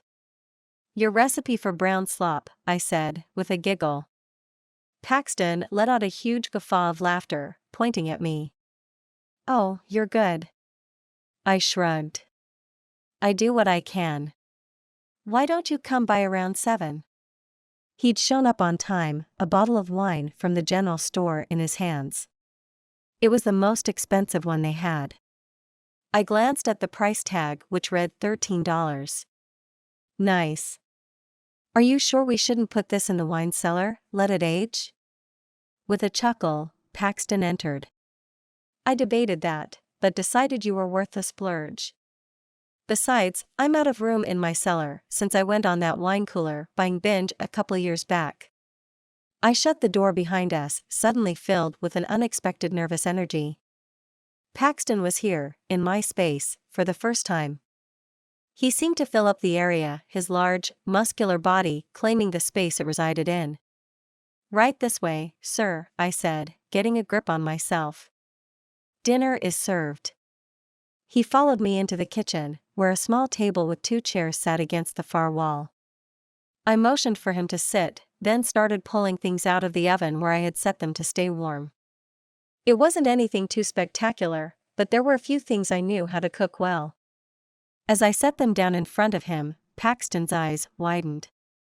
"This looks amazing." "It's no lobster thermidor, but I like it." "Lobster is overrated," Paxton said, as he filled his plate. "All shellfish requires too much work, if you ask me. You have to crack and break and use tools, all to get out a few measly bites. This, on the other hand, is a fantastic bounty." I watched as he took a bite and his eyes closed in ecstasy. "Amazing." "It's just a simple recipe," I insisted. "And I stand by my initial assessment," he said, around a mouthful of food. "Amazing." Shrugging, I shook my head. "You must be really desperate. Did your jar of peanut butter run out?" Paxton laughed. "I'll have you know that I'm having my meals delivered now. So, I'm not as desperate as you think." I sat back in my chair, surprised. Maybe he really did like my food. Digging in, we ate, as a comfortable silence descended over the kitchen. It wasn't awkward at all, just like friends who didn't have to fill every moment with inane chatter. Finally, Paxton pushed his plate away. Leaning back in his chair, he let out a sigh and patted his belly. Now that hit the spot. I blushed, unable to help myself. I hadn't expected Paxton to enjoy the meal this much. Maybe I was a better cook than I thought. Or maybe it was just Paxton. We'd known each other for a little longer now, but he still never ceased to surprise me. After dinner, Paxton launched into his presentation, and I gave him notes as he went along. There were a couple times I had to hide a wince, gently reminding him once again that folks might not see things from his perspective. He would reassure me that he was a developer with years of experience, and he'd make sure the audience understood. There were spots where I knew the town would balk, and although I mentioned them to him gently, I couldn't be more critical because of the governor's edict. The woman was still breathing down my neck, calling every few days for a progress report. She planned to send one of her minions to the city council meeting, to make a full report, I was sure. This person was an infrastructure specialist, she'd said, and he'd be liaising with us on the project. It was just what I didn't need. Another person without any experience with Lucky Springs. Still, as Paxton talked, I had to admire his effort. He was putting his heart and soul into his plans for the resort, as well as several $1 million. I didn't see how the investment could ever pay the dividends to make back what he was spending, but I wasn't a billionaire real estate maven, so perhaps there was something I was missing. What I couldn't miss was his boyish smile when he wrapped up his final slide. I clapped, making him roll his eyes. Then I wrapped up all the leftovers in tin foil to send home with him, at Paxton's insistence. We stood there at the door for a long moment, staring at one another. I could feel the heat between us, the tension that was like a wire vibrating with energy. More than anything, I wanted to kiss him. Instead, I told him to drive safely, then went back in the house, and turned off the lights. Chapter 7. As I stood in front of what passed for a mirror in the bathroom of my cramped rental, I adjusted my tie for the millionth time. Nerves were riding me hard, and no matter how I tried, I couldn't buck them off this morning. It made no sense. I'd had in-depth discussions with heads of state and fellow billionaires, and I'd given talks at conferences where the audience was in the thousands. Today, I was going to give a presentation at the city council meeting for a town that had fewer residents than I had property deeds. So why is my heart pounding like a rodeo clown staring down an angry bull? I realized that all of my deals, my pitches, my conference talks, their importance all paled in comparison to what I was trying to do in this tiny town. And it wasn't even the town's opinion that mattered. It was hers. Today, I would either get the town on my side and in turn, win Dakota over, or I'd fail and possibly lose her. There was no room for error. We'd worked feverishly to perfect what I was going to say for weeks, and now I just had to bring it home. I tried to visualize the crowd applauding, but the only thing my mind wanted to think about was after I'd won the town over. I thought a lot about what would happen that night. How I'd bring Dakota home with me and spend the next several days kissing every inch of her succulent body. How I'd tell her how I felt about her. How I'd ask her to be my wife. Though I knew things were moving quickly and that there were plenty of roadblocks standing in our way, but I didn't care. Nothing mattered except claiming the woman I loved. Giving up on my tie, I exited the bathroom, picking up my computer bag and making sure I had everything I needed for this morning's meeting. The drive to City Hall didn't take long, but as I pulled down the town's main drag, I struggled for the first time since my arrival to find a parking spot. Cars and trucks were parked in every nook and cranny all up and down the street, sending a frizzle of anxiety through me. Maybe the feed store is having its annual seed sale, buy 1,000 free, I thought idly. I'd been to plenty of city council meetings in the past, and although you'd sometimes get a fair number of residents in to ask questions, generally they were somewhat dismally attended affairs. But as I walked into the council chambers, I saw that the general rule was not going to be the case today. The room was crowded with people, some sitting, some standing, most of them chatting with their neighbors about what was to come. The council themselves were seated at their tables, and Mayor Mark was making the rounds, his signature smile in place as always. I scanned the room, looking for my lodestone, and when my eyes lit on the beautiful Dakota, warmth filled my chest. She was talking to Angela, a small grin on her immaculate face. Every time I saw her, I couldn't keep the smile from spreading over my face. It was like I was only half alive until I was in her presence. She saw me and waved, then patted Angela on the shoulder and headed in my direction. "Are you ready for this?" she asked, her eyes shining with humor. I wasn't expecting this crowd, I admitted. Most council meetings I've been to have been quiet and dull. I did warn you that the meeting was open to the public, and this is the biggest thing to happen to Lucky Springs since Buffalo Bill came through stalking a herd of bison. Shaking my head, I swallowed a laugh. I knew I should have included that bison statue in the middle of the new main street. "Too late now," she said, throwing up her hands in mock dismay. I couldn't hold back my laughter this time. Dakota smiled at me, then helped me get my gear set up for the presentation. Once everything was ready, she headed over to inform the mayor. It was clear that Mayor Mark was well liked by his constituents. As he gave my introduction, he held his audience in the palm of his hand. I hoped to emulate him as I stepped up to the podium to begin.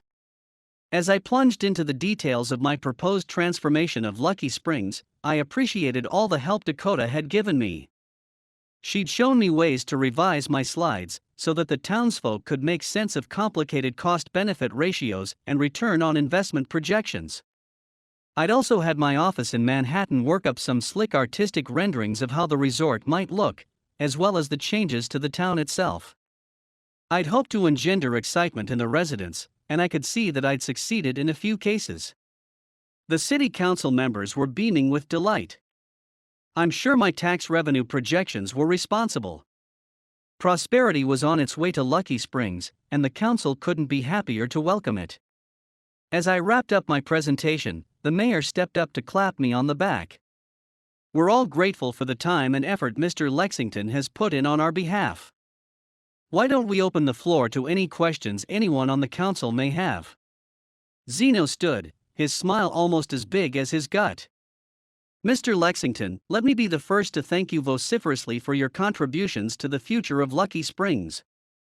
Your plan for our town is not only thorough and progressive, but it's also very exhilarating. Things in our little town are about to change for the better, and with you at the helm, you have our absolute trust to steer us in the right direction." There was a burst of applause from the other members of the council, and a few of the audience members, but as I turned to look back at the townspeople gathered in the old folding chairs, I had my first inkling that maybe the plan hadn't gone over as well as I'd hoped. There were a couple softball questions from the council, and I started to relax, thinking perhaps I'd been mistaken. But when the question and answer period was extended to the crowd, I was quickly disabused of that notion. "Your plan is going to make a shambles of my herd." The man who had stood up to speak had a scraggly beard and dusty clothes. "I'm sorry. I drive them up the town's main street when we're changing pasture land."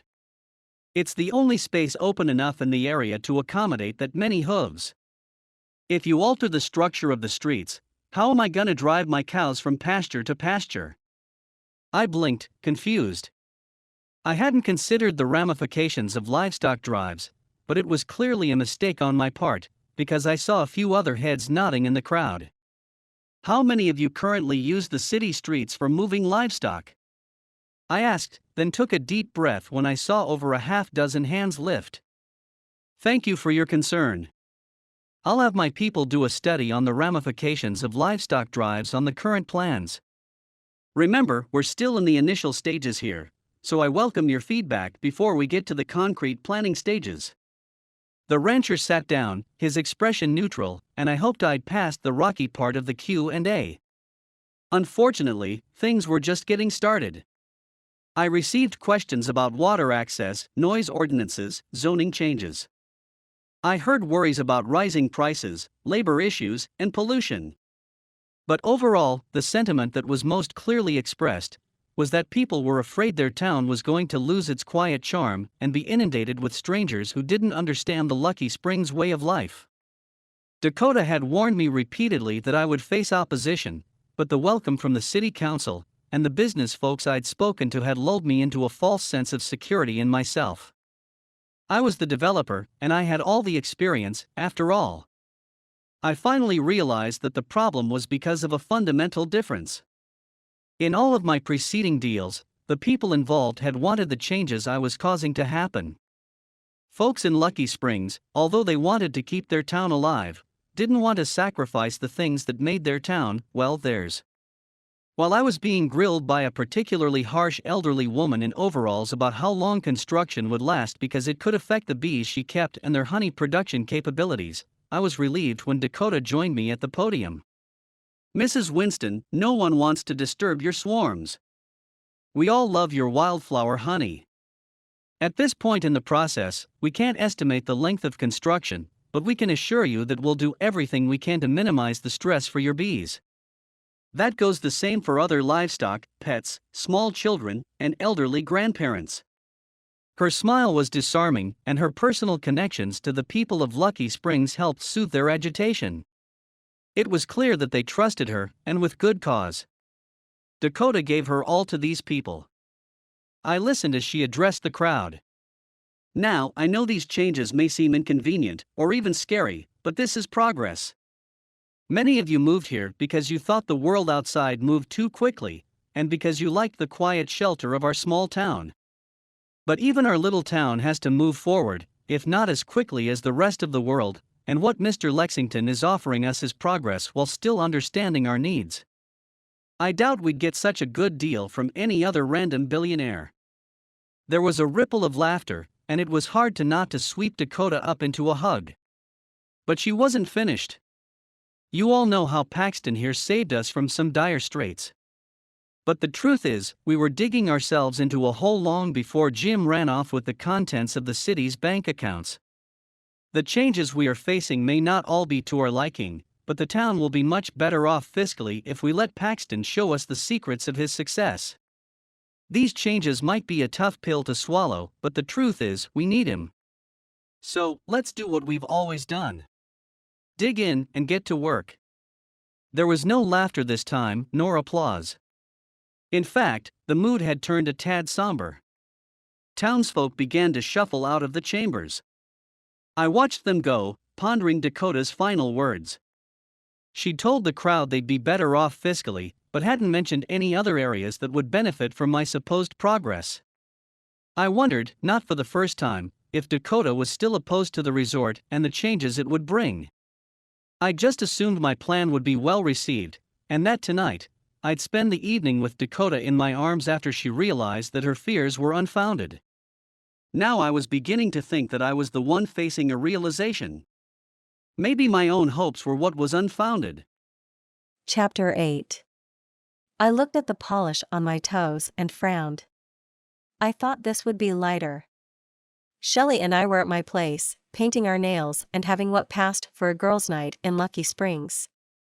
The out part was missing, but we knew better than to visit the tavern. It was filled with rough and ready cowboys who were eager to take a girl back to their bunks, so most of the women in town avoided the bar. "Here, use this as a topcoat," Shelley said, passing me over a bottle of light metallic paint. "It should lighten things up." I began painting, covering the purple with a little shine. Much better. "So, when are you going to tell me what's going on with Mr. Megabucks?" Shelley gave me a sly look as she painted her toenails a sparkly emerald green. "What is there to tell?" I asked. It wasn't exactly that I didn't want to tell her about my feelings for Paxton. She was my best friend, and I generally told her everything. But I hadn't been so forthcoming about the Paxton situation. I told myself it was because nothing was really happening. There was nothing there, so to speak. We were co-workers, nothing more, and Paxton and I seemed to be in alignment about it, ever since that whirlwind trip and fancy dinner in Cheyenne. We had spent 2 weeks together in close quarters, working on his presentation, and not once had he kissed me or made a move romantically. It had led to 2 weeks of disappointment, 2 weeks of yearning every night in my bed. The hours spent with Paxton were the ones I looked forward to each day, and although I had insisted on professionalism, deep down maybe I didn't want things to be so professional. I dreamed about his kisses, fantasized about being in his arms again. But it seemed like I might be the only one now. Maybe Paxton had moved on. Which was another reason my lips had stayed sealed. Before, when things between us had been less settled, I had been worried about putting a name to what Paxton and I were, in part because I wasn't sure just what it was. In part, I was afraid that putting any stress on it, including a label, might make it burst like a soap bubble in the wind. Now I was afraid to admit that perhaps the bubble had already burst. Shelley looked at me, her face serious. "It's been years since anyone has caught your interest like this, and you've never been afraid of going after what you want. So why the hesitation now? This is different than me bringing some hot ranch hand home for the night, Shell." She laughed. "I know. But you dated that cute school teacher from the next town over a couple years back, remember? He was too shy to talk to you, so you dropped your number on a slip of paper at that county-level meeting and told him to call you." I remember. He'd been an elementary school teacher, a cute guy who wore the same kind of sweaters my grandfather had. It was a nightmare finding time to see him since I had to drive nearly an hour to get to his town, and more than an hour in winter. I tried to imagine what it would be like trying to date Paxton once he'd left Lucky Springs behind. It wasn't like I could just hail a helicopter to New York City anytime I got the whim. Just another reason why things would never work out between us. I'm just saying, if you want him, make a play for him. He likes you, you know. How can you tell? I asked, finishing with the polish. He's always hanging around. And the way he looks at you. Shelley shivered.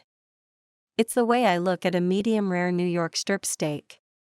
Like he wants to devour you and savor every bite.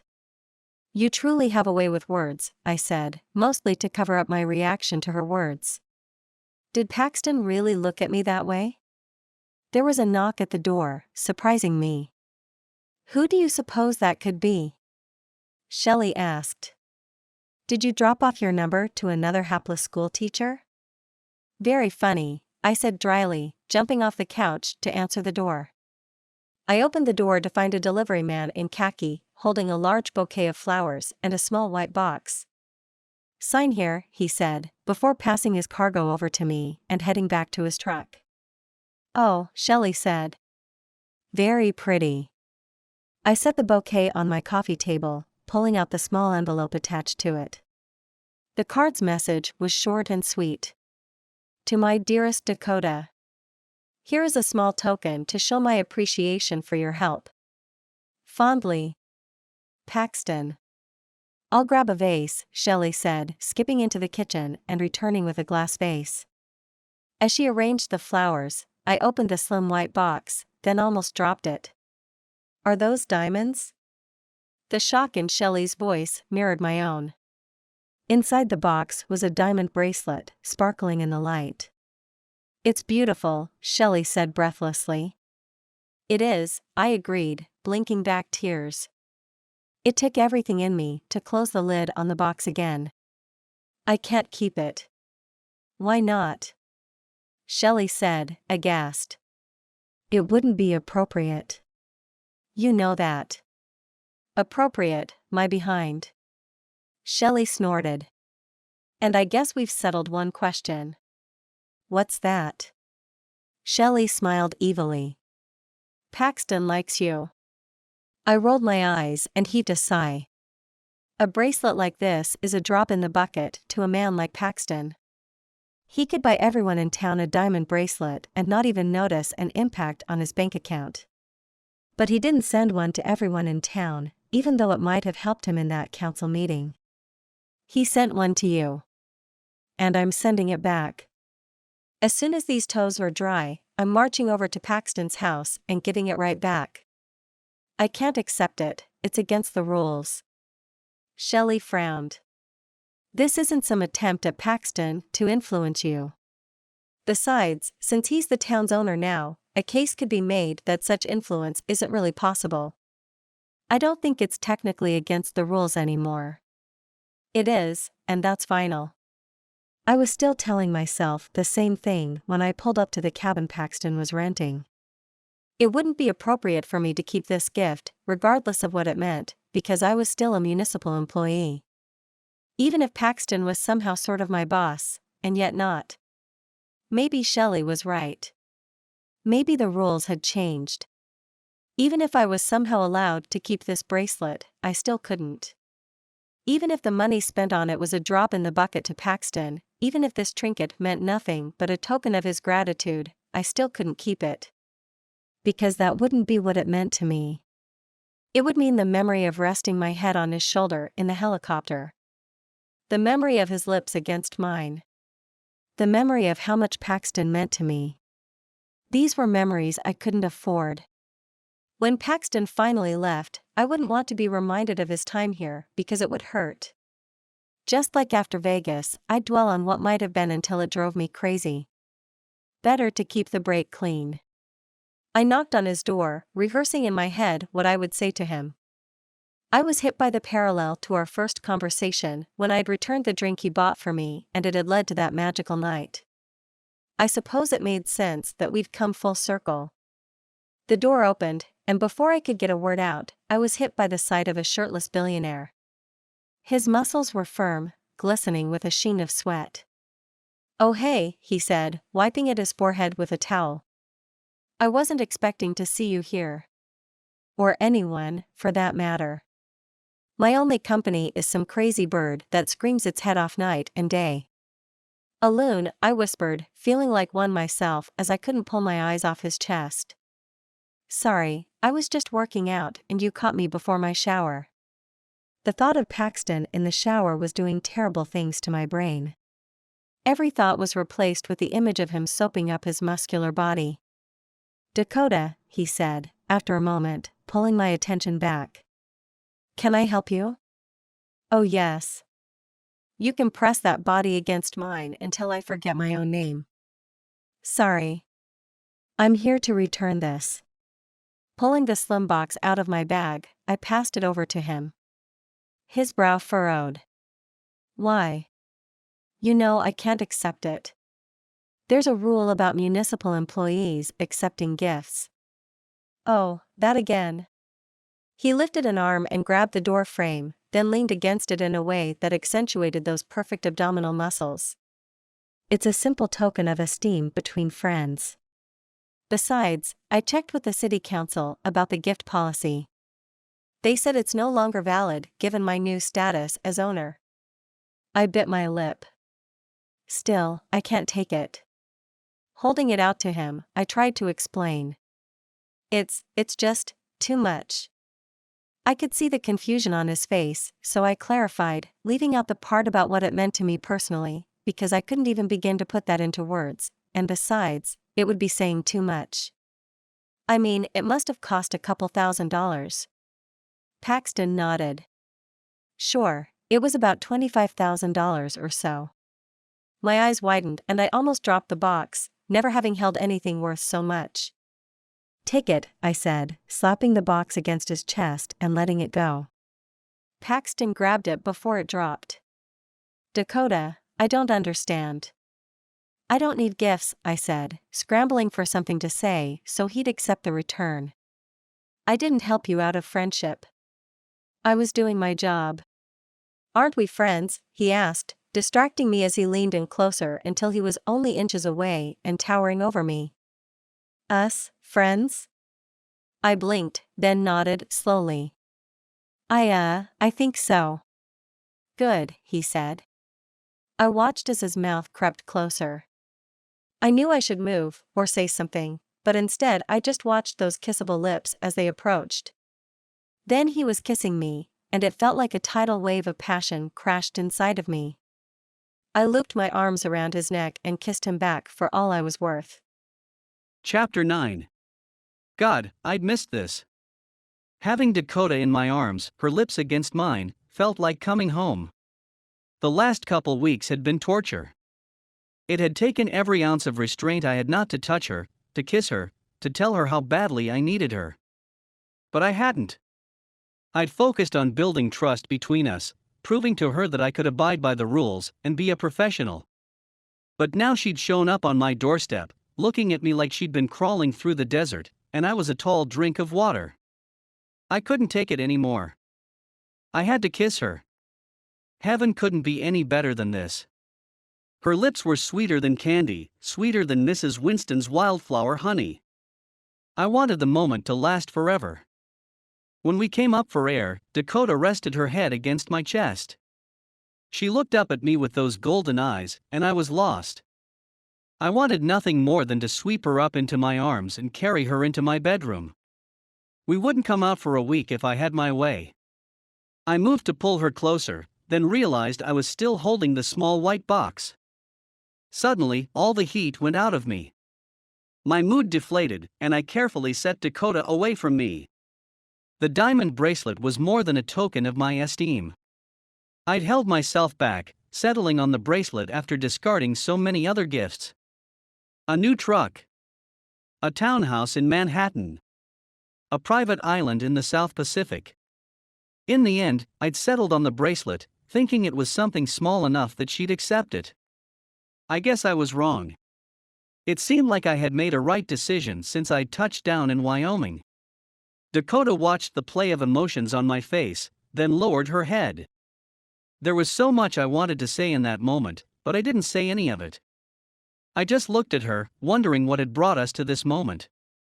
She looked up, searching my face, then turned and walked away.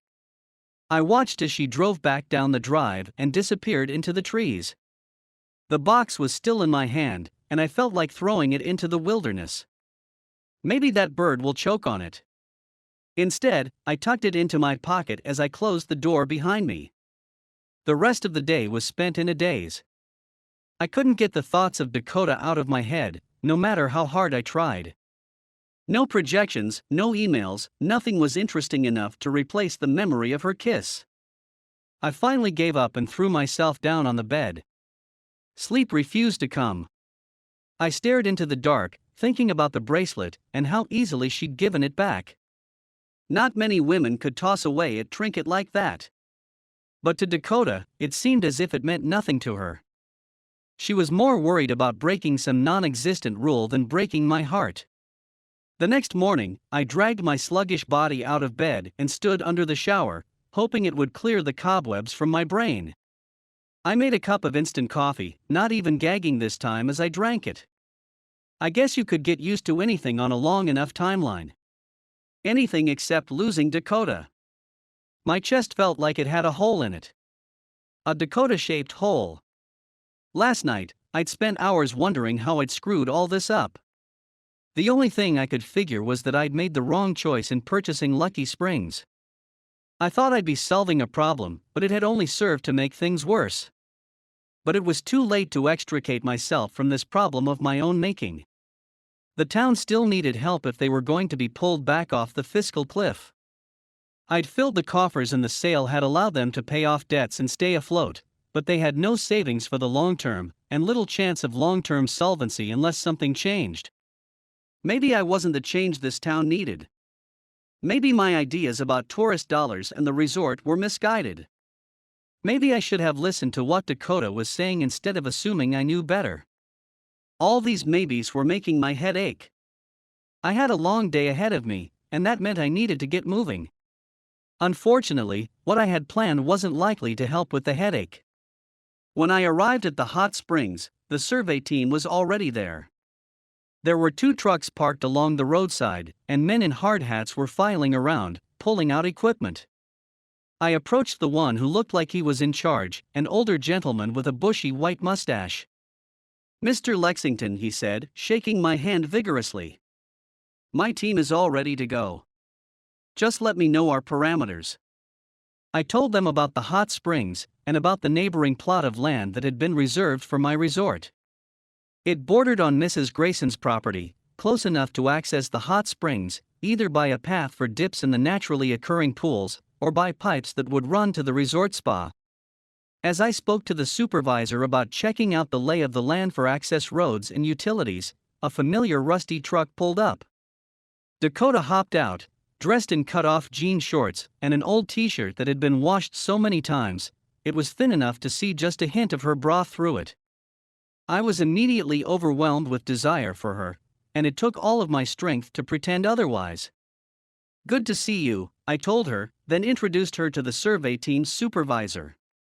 He was going over his plans when another truck raced towards us, the gravel flying out from under the tires. "Don't worry," Dakota said, putting her hand on my arm and causing the telltale electric jolt to go through me yet again. "She knows what's going on. She's probably just here to supervise." Mrs. Grayson slammed the truck's door behind herself, and I noticed she was clutching her shotgun in one hand. "Dakota, I think it might be against labor laws to supervise with a shotgun." Dakota's eyes widened, and she rushed over to the truck to have an intense discussion with the old lady. I told the survey guys that we had everything under control and encouraged them to get started. My phone buzzed and I answered, noticing it was a number from my central office in Manhattan. It was the head of the planning department. Keeping an eye on developments between Grayson and Dakota, we discussed my plans for the resort. "I'll have the survey data sent to you as soon as they finish. As the plans are preliminary, I want you to include all the elements I've requested." "Standard procedure, Mr. Lexington?" "Yes. Pull out all the stops. We'll use it as a basis for negotiations, and then remove things as we go along, depending on the landscape and the town's opinion. I know they won't accept everything, but it's easier to take things out than put them back in." "Understood." When I hung up, I noticed that the shotgun was gone. Mrs. Grayson was standing around, arms crossed, watching the surveyors work. "Don't get too close to that rock, Grunt," the old woman said to one of the men. "It's loose, and if you put too much weight on it, you'll tumble down into the hot springs and ruin your fancy equipment." The man nodded at her, but that didn't seem to be enough. "Fine, don't listen to me. Maybe you want your precious electronics ruined by the mineral water. Might even give you a shock. I could give you a little push to see if I'm right." The man's eyes widened, and Dakota hustled over to interpose herself. "Mrs. Grayson, we talked about this. They're just taking measurements. They won't disturb anything. Sure, measuring is where it starts. Then before you know it, they're building a roller coaster where those trees used to be." "Sounds like she fell off a roller coaster and hit her head on the track on the way down," one of the men grumbled. He didn't know about Mrs. Grayson's preternatural hearing. Says the man whose mother dropped him on his head. Not on accident. On purpose. She figured another dent would even out your looks. The man's eyes widened and his face turned red. "Now you listen here." I crossed my arms over my chest, amused as Dakota jumped between the two of them. "She's just an old lady, and she's having a hard time adjusting to change." "No, I'm having a hard time adjusting to this guy's face," the hermit countered. I couldn't help it and laughed. That drew the old lady's attention to me. "What's so funny, Mr. Moneybags? I've just never seen an insult comic in action before. You know, I bet I could book you in one of my clubs. Mrs. Grayson's mouth worked for a minute as she sputtered. Dakota covered her eyes, shaking her head. The survey team elbowed one another and chuckled. How much does it pay? Mrs. Grayson said at last. Well enough.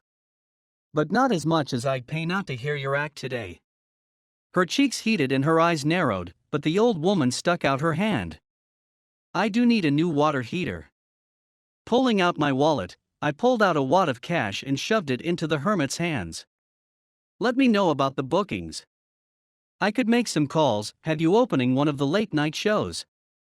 You're cute, she said, licking her lips as she counted out the bills. Dakota, he can stay. Then the hermit turned on her heels and headed back to her truck. What just happened? The survey team supervisor asked. I think you'd call that a shakedown, Dakota said, causing me to laugh out loud. Chapter 10. It's going well, I said, tapping my pen against my desk to discharge my nervous energy. That's what I want to hear. The governor of Wyoming sure knew how to keep tabs. I'll be sending someone down from the planning commission as soon as Lexington turns in his plans, which he's promised to do in the near future. I grimaced. It sounded like I wasn't the only one getting phone calls from Governor Richardson. I tried to block out the questions that besieged my mind after that realization, and the image of Paxton in bed, shirtless, talking to Richardson in that husky voice of his. Keep me posted on any new developments, she said, before hanging up. Putting down my phone, I put my head down on the desk and prayed for deliverance. If you keep talking to yourself, people are going to think you're crazy, Shelley said, sweeping into the office. They wouldn't be wrong, I grumbled. What's the matter? Did Grayson finally shoot your boyfriend? He's not my boyfriend, I muttered, lifting my face from the desk. And no. I was just fielding another call from our intrepid governor. Although I don't know why she bothers with me when she has a hotline to Paxton anyway. Is that jealousy I detect? I sighed. Maybe a little. Shelley set down the stack of binders she was carrying and put her hands on her hips. You know, you've really become a sad sack lately. What's the deal? I'm sorry, I said, deflating. It's just this whole thing with Paxton and the town, it's taking a toll. Shelley rubbed a hand over my back. It can't be easy. Remember what they say, try to please everyone. And you end up pleasing no one. I know. Boy, did I ever. So, why not try pleasing yourself for once? At least for a little while. I looked at her. What? Yeah. Do what you want, just this once. The town will still be here, and maybe you'll blow off some steam and be able to be more objective about things. What do you suggest? Well, what I suggest is dragging that handsome billionaire back to your place for a weekend of long, slow lovemaking. But since I know you won't do that, just do something nice for yourself, something you want that has nothing to do with the town or the governor or Paxton's plans. Take a vacation from the whole situation. I opened my mouth to respond, but before I could, my phone rang again. Answering it, I got the shivers when I heard Paxton's voice. Miss Hampton, I'm glad I reached you. I was wondering if you're free this afternoon. Shelley bent over close to my ear to shamelessly eavesdrop on my conversation. When I hesitated to answer, she elbowed me hard. I hissed, and Paxton asked if everything was all right. I'm fine. That was just the electric teapot. Let me turn it off. I picked up a couple things on my desk to make noise. There. What were you saying? This afternoon. I have something resort-related to discuss with you. Are you free to meet me? I bit my lip. I'd enjoyed seeing Paxton yesterday while the team had been busy surveying, but the day before, when I dropped the bracelet off, things hadn't ended so well. If it was to be a one-on-one meeting, I wasn't sure if I was up for it. Unfortunately, the decision wasn't mine. Shelley snatched the phone out of my hand. Mr. Lexington? I'm sorry, Dakota's been called away. But she told me to tell you she's free. Give me the details, and I'll be sure I pass them on to her. I tried to get the phone away from her, but she spun away from me, out of my reach. Uh-huh. Sure. That should be no problem. Thanks. Shelley hung up the phone and tossed it to me. 3 o'clock. He wants you to meet him up at the hot springs. Apparently, you two have unfinished business. I frowned as Shelley waggled her eyebrows. You are such a brat, I said. Did he say what we would be doing? Nope. But I'm sure whatever it is, you'll enjoy it. Just take my advice. Please yourself for once. Thanks, I said, my lack of enthusiasm evident. As I drove back up to the hot springs, I wondered how much more of this I could take. I was too tightly wound. Maybe Shelley was right. Maybe I did need to blow off steam. His SUV was parked right outside the meadow that contained the hot springs. I climbed out of my truck to greet him, noticing that he was as impeccably dressed as ever. Paxton seemed to have a suit for every occasion, and although he should look odd being dressed to the nines while standing out in nature, he fit him perfectly. How does he do it? Dakota, he said, greeting me warmly. I'm so glad you could make time in your busy schedule to meet me. I smiled tightly. Paxton knew he was my priority. Zeno had practically assigned me to follow the billionaire around and serve him refreshments. What are we doing back up here? I realized that I'd been so focused on the resort that I'd forgotten one crucial thing. Which is? I asked, confused. I forgot to try the hot springs myself. He fixed me with a smile as he opened the door to his SUV and pulled out a stack of fluffy white towels. My jaw dropped. Are you serious? Very. Care to join me? His eyes were twinkling with mirth. I wanted to burst out laughing, but I told myself to cool it and keep things professional. That old mantra was starting to get annoying, even to me, but I had no choice. This doesn't sound like work. This sounds like recreation. You're the resident expert. I wanted to make sure I was doing it right. I cocked an eyebrow. Doing it right? I'm not sure how you could do it wrong. And if you want the real resident expert, let me give Mrs. Grayson a call. Already tried. She didn't answer. This time I couldn't hold in my laughter. Okay, but you're forgetting one thing. Which is, he said, giving me back my own words. I don't have a swimsuit. His smile was slow, and he looked me up and down, head to toe and back again. You know, he said, his voice low, in Japan they always get into the hot springs in the nude. Giggles escaped me. This isn't Japan, Mr. Lexington, and I need a suit. Got you covered, he said, winking at me. Paxton leaned into the SUV and returned with some fabric which he passed over to me. I unrolled it, holding it up and examining it before letting out a bark of laughter. Really, Lexington? He shrugged. I had it sent special from New York City just for this occasion. The water is supposed to be good for your skin, so I figured I better keep as much of your skin exposed as possible. Shaking my head, I moved towards the small tin shack that served as the changing room. Stay put. Inside, I changed into the white string bikini Paxton had given me. It was small, tight, and revealing.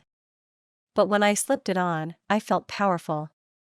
If Paxton thought he could make me blush, then I'd do my best to make him eat his heart out. I wrapped a towel around myself, then exited the shack, motioning Paxton in so he could change. I stood beside the hot springs, dipping a toe inside. It was hot, like a steamy bath, and I started to relax. The water always made me feel refreshed, and I hoped this time would be no different. I heard the door of the shack close and looked up, then swallowed hard. Paxton walked out, a towel around his waist, his perfect chest exposed. The way his muscles moved as he came towards me made my mouth go dry. How's the water? He asked, his voice husky. Good. I saw this as my cue, and dropped the towel. Stretching in a way that exposed the line of my curves, I hid a smile as I heard Paxton's intake of breath. I watched him watch me as I slowly lowered my body into the hot springs. It looks like my plan to tease Paxton within an inch of his life was working. I just had to stay the course and not surrender to the temptation to drool over his hunky body. Chapter 11.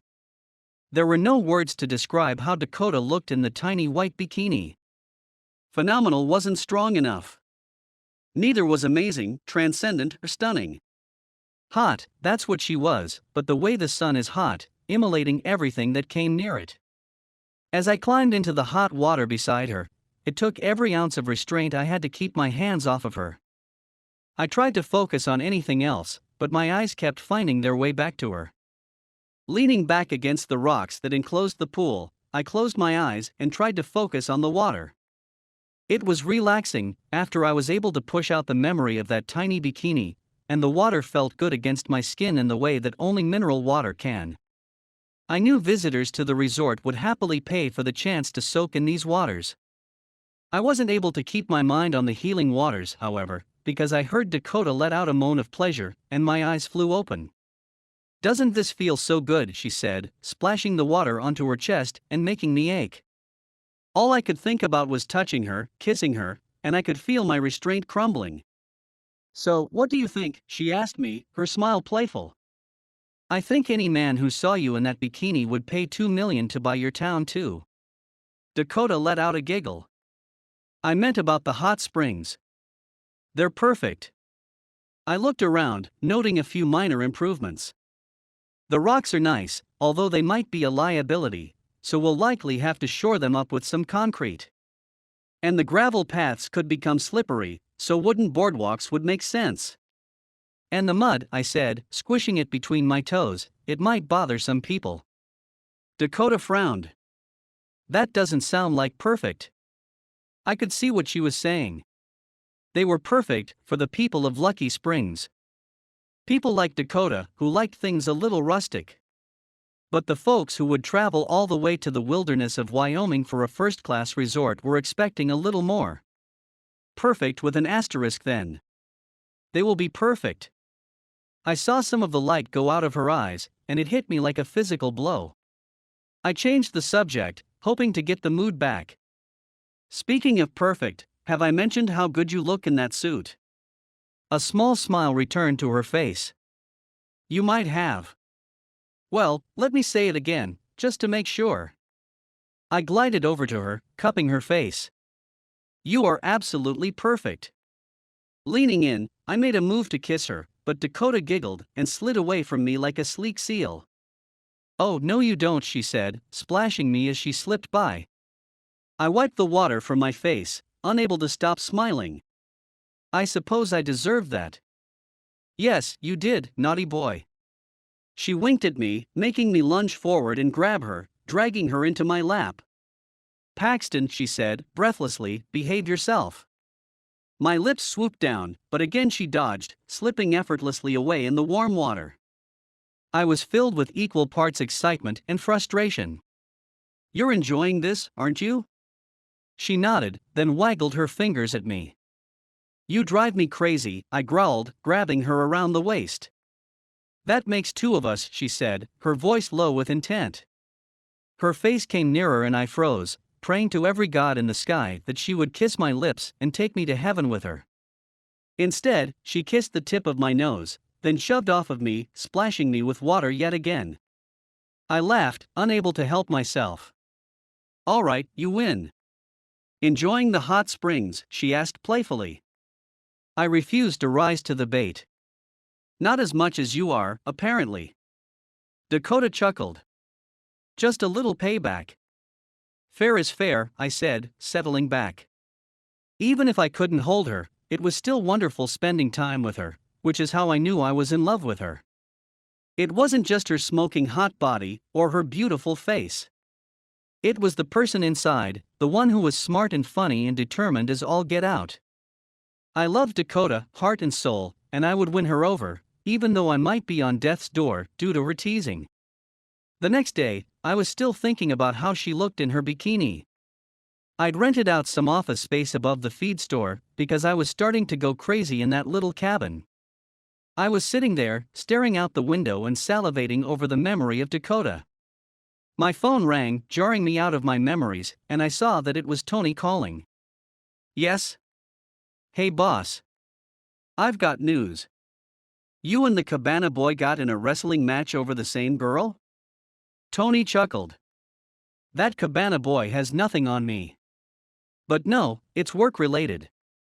How surprising. What's up? You remember that acquisition you've had your eye on for the last 5 years or so? The shiny one in Midtown? My eyes widened. Are you saying what I think you're saying? I am. The owner sent an overture to headquarters. They're ready to sell. I stood up, excitement flooding me. I've been waiting for this for ages. What are the terms? That I don't know. The owner is old school. He wants a face-to-face meeting. You told him I wasn't in Manhattan? Yes, and he told me that if you wanted the block bad enough, you'd make your way home. I chuckled. That old curmudgeon always did think very highly of himself. So, what should I tell him, boss? I'll meet him tomorrow. Set it up and send me the details. Will do. Oh, and Tony. Do me a favor.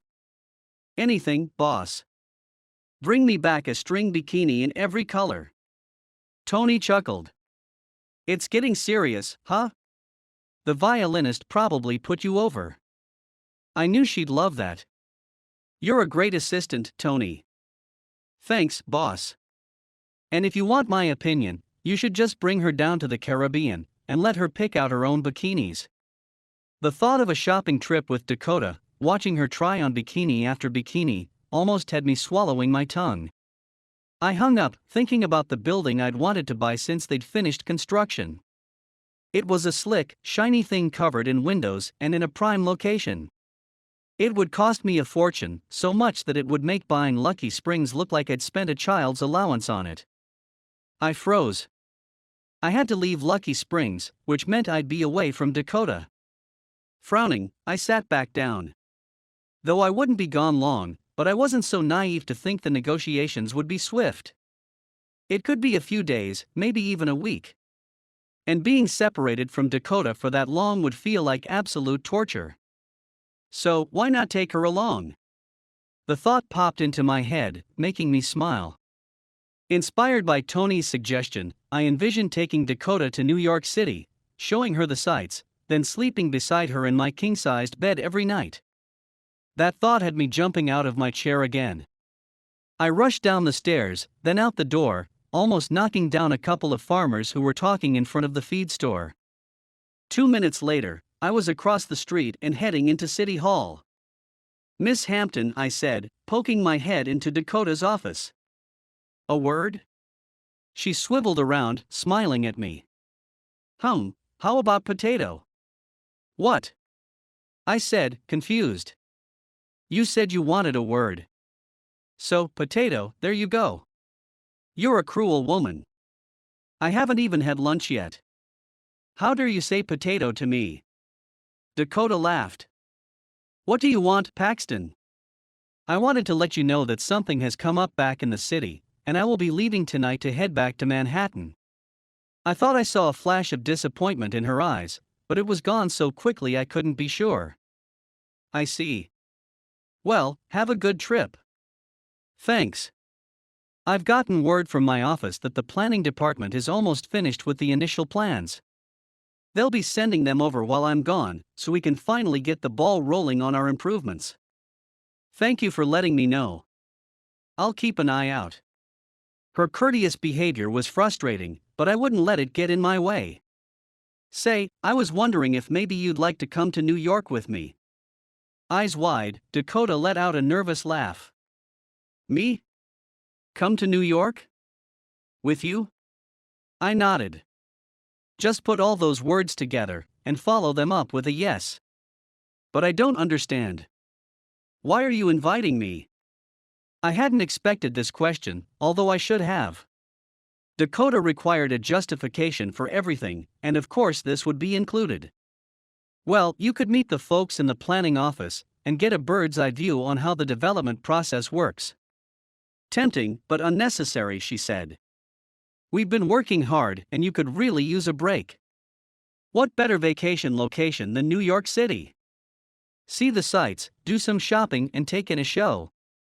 All on the dime of Lexington LLC. Dakota laughed. That's even more exciting than visiting the planning department. I waited, hoping for her to accept. I saw the emotions colliding on her face, and I was banking on acceptance coming up, but I was destined for disappointment. As much as I appreciate the offer, I can't just up and leave. I have responsibilities here. Maybe another time. Sure, I said, keeping the smile on my face even though I wasn't sure I'd feel like smiling much in the near future. There is one thing you can do for me while I'm gone. Oh? Miss me? Shaking her head, Dakota giggled. Your resort has given me so much work, I won't have time to miss you while you're gone. Really? That's funny. I've always heard that I was low maintenance. Dakota's laugh followed me down the hall as I left the building, making me smile. Chapter 12. He'd only been gone for 2 days, but I missed Paxton more than I could have imagined. It didn't bode well for the day he finally rolled out of Lucky Springs for good. Then again, he'd headed out to Manhattan and said he'd be back, even though his presence wasn't strictly necessary. His planning department could send over the plans, and many of the things that followed could be done remotely. So why was Paxton coming back? Could it be that there was something in Lucky Springs worth coming back to? Or someone? I had a pep in my step when I headed towards the vending machines in City Hall. I was standing there, debating the merits of a chocolate bar versus a bag of chips, when Shelley walked by. Get the chocolate bar, she said. How'd you know? All sexually frustrated women love chocolate. I gave her an evil look. Is it that obvious? Shelley nodded. I know your boyfriend is out of town, so. He's not my boyfriend, I grumbled again, then hit the button for the chips. And I'm not sexually frustrated. The chips got trapped between the glass and the wire spool, and I had to bite back a curse. It figured. Hey, Dakota, said a voice from down the hallway. Shelley. Hey, it's Norm. Shelley waved, a warm smile on his face. What are you up to? Thought I'd grab a snack. Norm was a middle-aged, overweight man with a friendly smile and a well-groomed beard. What have we got here? He asked, pointing at the glass. My chips are stuck, I said, pouting. I can see that, he said, scratching his beard. Good thing I'm a man with a plan. Shelley chuckled. You guys in the planning department are so witty. Norm pulled some change out of his pocket and popped it into the machine. Hitting the same combination as I had, he managed to dislodge my chips. He bent to retrieve the 2 bags, handing me one. Your chips, milady. Thanks, Norm. I pulled $1 out of my pocket and held it out to him. Your chips are on me. He shook his head, waving the $1 away. I was going to buy these anyway, so it was no sacrifice. Opening the bag, he popped one in his mouth. I always get hungry this time of the afternoon. Although, something nearly banished my snack attack today. Almost. What on earth could put the great Norm off his feed? Shelley asked, good-naturedly. Well, you both know the billionaire who bought our town? He finally turned in his plans for his resort and the corresponding town improvements. And it's a doozy. What do you mean? I asked, my forehead wrinkling. Norm looked up and down the hallway, then leaned in closer. My team is keeping things hush-hush for now, trying to avoid the chaos these plans are going to set off. It can't be that bad, I said, but the look on my face quickly killed the hope that I'd been harboring. It is, trust me. Norm started ticking off the things Paxton's planning department included in the plans. He's basically building a massive complex. It's going to require an investment so huge he's going to have to keep it at full occupancy for years to even start to make back his money. Which means 1,000 strangers shuttling through Lucky Springs every day. Shelley's jaw dropped. 1,000? Norm nodded. Assuming double occupancy, yes. There are over 600 rooms in his proposed resort. And a golf course. A golf course, I said, my voice monotone. And don't get me started on the new business district. Restaurants. Shops. Galleries. And a couple of shiny new parking structures for all the cars that will be flooding into our town. I suppose he's building an airport too? I asked sarcastically. An airstrip, yes. No terminal, but a helipad and space for small jets to come and go. I can't believe it, I said, meaning it. We'd gone over and over the need to go easy, and here Paxton was, completely altering the town. Believe it, Norm said. I'm going to keep it quiet for as long as I can, because I can't imagine what we're going to be in for once everyone finds out what Lexington is going to do. Say Norm, I don't suppose I could sneak a peek at those plans? Sure, he said. You're the city manager. You're going to have to see them sooner or later. I followed Norm back to his department, which was really a small office, crammed with 3 desks. Technically, Norm was the only full-time employee, and his duties weren't limited to city planning. The other 2 people in the office worked part-time, one in charge of permits, the other an accountant. I waved to Norm's office mates as I approached his desk.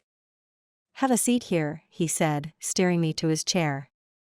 I don't want these plans to leave the office for security reasons. He pulled out a roll of blueprints and spread them open for me. I'll be down the hall in the file room, he said, picking up his stack of manila folders. Don't leave those things out where anyone can see them. I nodded, holding the plans open so they wouldn't roll up on their own accord. Poring over them, I could quickly see that everything Norm had said was true. The anger that welled up inside me was overwhelming. This was exactly the type of thing I'd told Paxton would never work in Lucky Springs. There was no way the town would get behind such an enormous transformation. Norm was right. The moment these plans get out, the town would be thrown into chaos. Why would he do this? I muttered to myself. It didn't make sense. And, of course, I couldn't confront him about the plans because he was in Manhattan. How convenient. I sat up straight, my eyes widening. It was convenient. Perhaps Paxton had planned it that way. Then there was the fact that Paxton had asked me to come along with him on his trip to New York City. If he'd had his way, I would have been in Manhattan when these plans showed up and when the backlash hit. Had he been banking on that? Is Paxton trying to manipulate me? My insides went cold at that thought. Could he really be capable of this kind of dirty trick? He was used to playing hardball with city slickers, after all. Maybe he thought he could get one over on us country folk. Not if I have anything to say about it. If Paxton thought he was going to completely alter my town, he had another thing coming. I couldn't let him hijack my town, even if he had dumped $2 million into our account. He may have access to community property, but not to private property. Which meant he could still be stopped. An idea unfolded in my mind, one that would stop Paxton in his tracks. Without hesitating, I stood, rolling the plans back up and stuffing them into Norm's desk.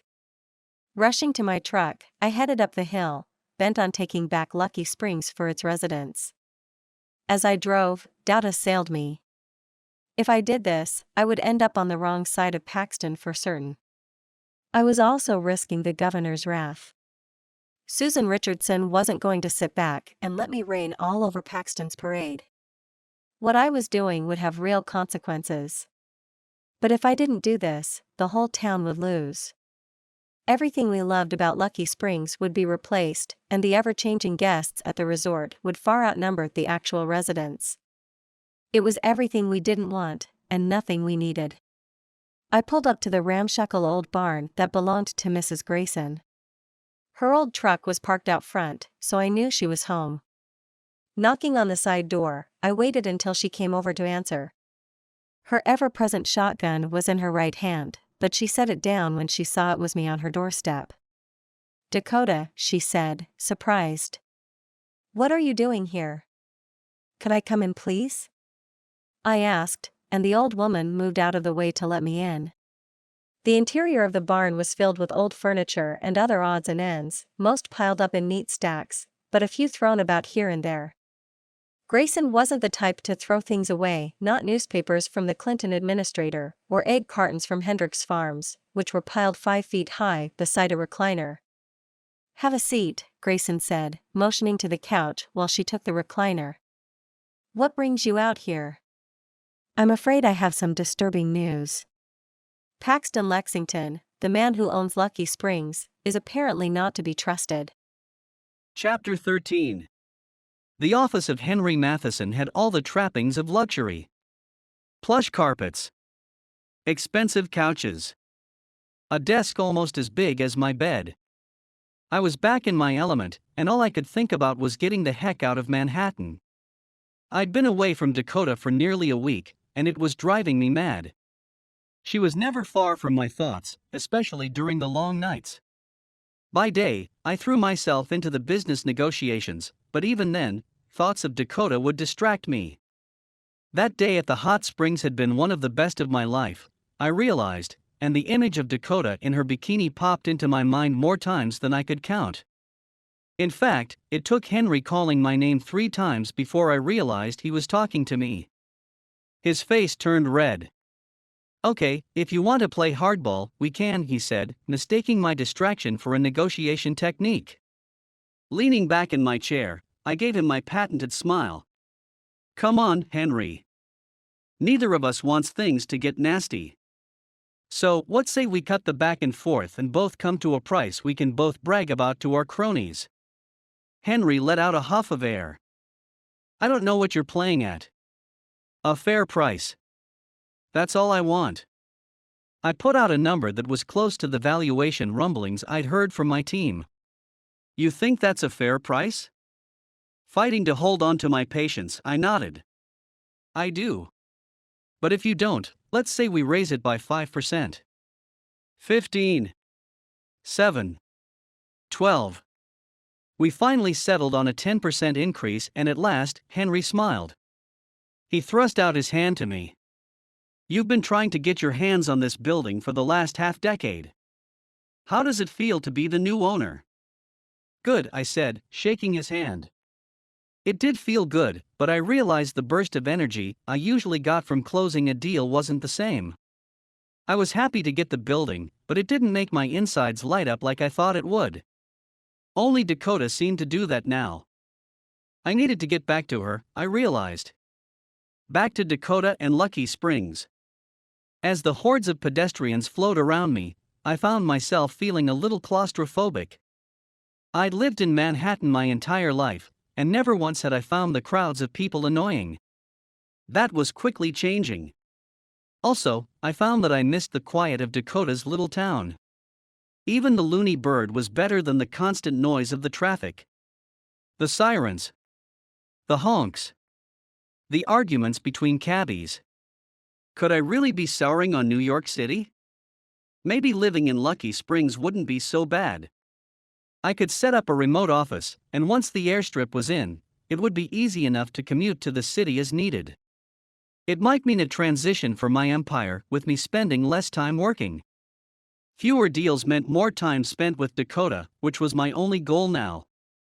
As I walked, I decided to detour over to the Diamond District. It took a few shop windows, but I finally found what I needed. I entered the shop, ready to do something I'd never once considered. I was going to buy Dakota a ring. It was going to be huge. I wanted everyone to know that she belonged to me. The clerk sized me up, eyeing my expensive suit and smiling broadly. "Can I help you, sir?" "I want the rock in the window. The big one." It turned out that the ring clerk drove a harder bargain than Henry Matheson. I tucked the box into my pocket and headed back out onto the street, whistling. Now that my mind was made up, nothing could get me down. Dakota was my future, and the moment I got back to Lucky Springs, I was going to let her know exactly how I felt about her. I didn't want to wait any longer. Soon the resort would start construction, and she would realize how much it could do for the town. Then she could relax and concentrate on us. My smile was still in place the next day, as I sat in my office, finishing up some work. The jet was being fueled and would be ready this afternoon for my return flight to Wyoming. The ring box sat on my desk, a reminder of what was to come. The next chapter of my life, the best chapter. I was going over my schedule when the office door opened and Tony walked in. "Hey boss. I wasn't sure if I'd catch you here or not." "Hey Tony." He had a tan and was still wearing vacation attire. My assistant threw himself into one of the chairs in front of my desk. Leaning forward, he picked up the ring box and opened it. "Whoa," he said, when he got a peek at the diamond ring inside. "I hadn't realized it was that serious. And you still haven't thanked me for the violinist." "Tony, I'm in love. I'm going to propose." My assistant looked at me like I'd grown a second head. "You don't think you're moving too fast?" He shut the box and put it back on the desk in front of me. "You know how it is. I see something I want. I go after it. But you've never wanted a woman before.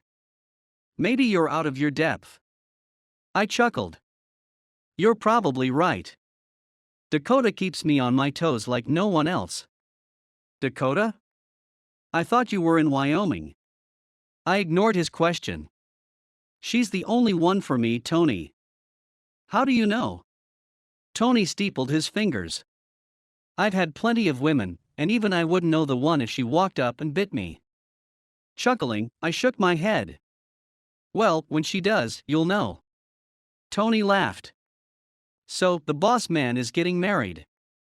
Will wonders never cease?" Glancing at my watch, I closed my laptop.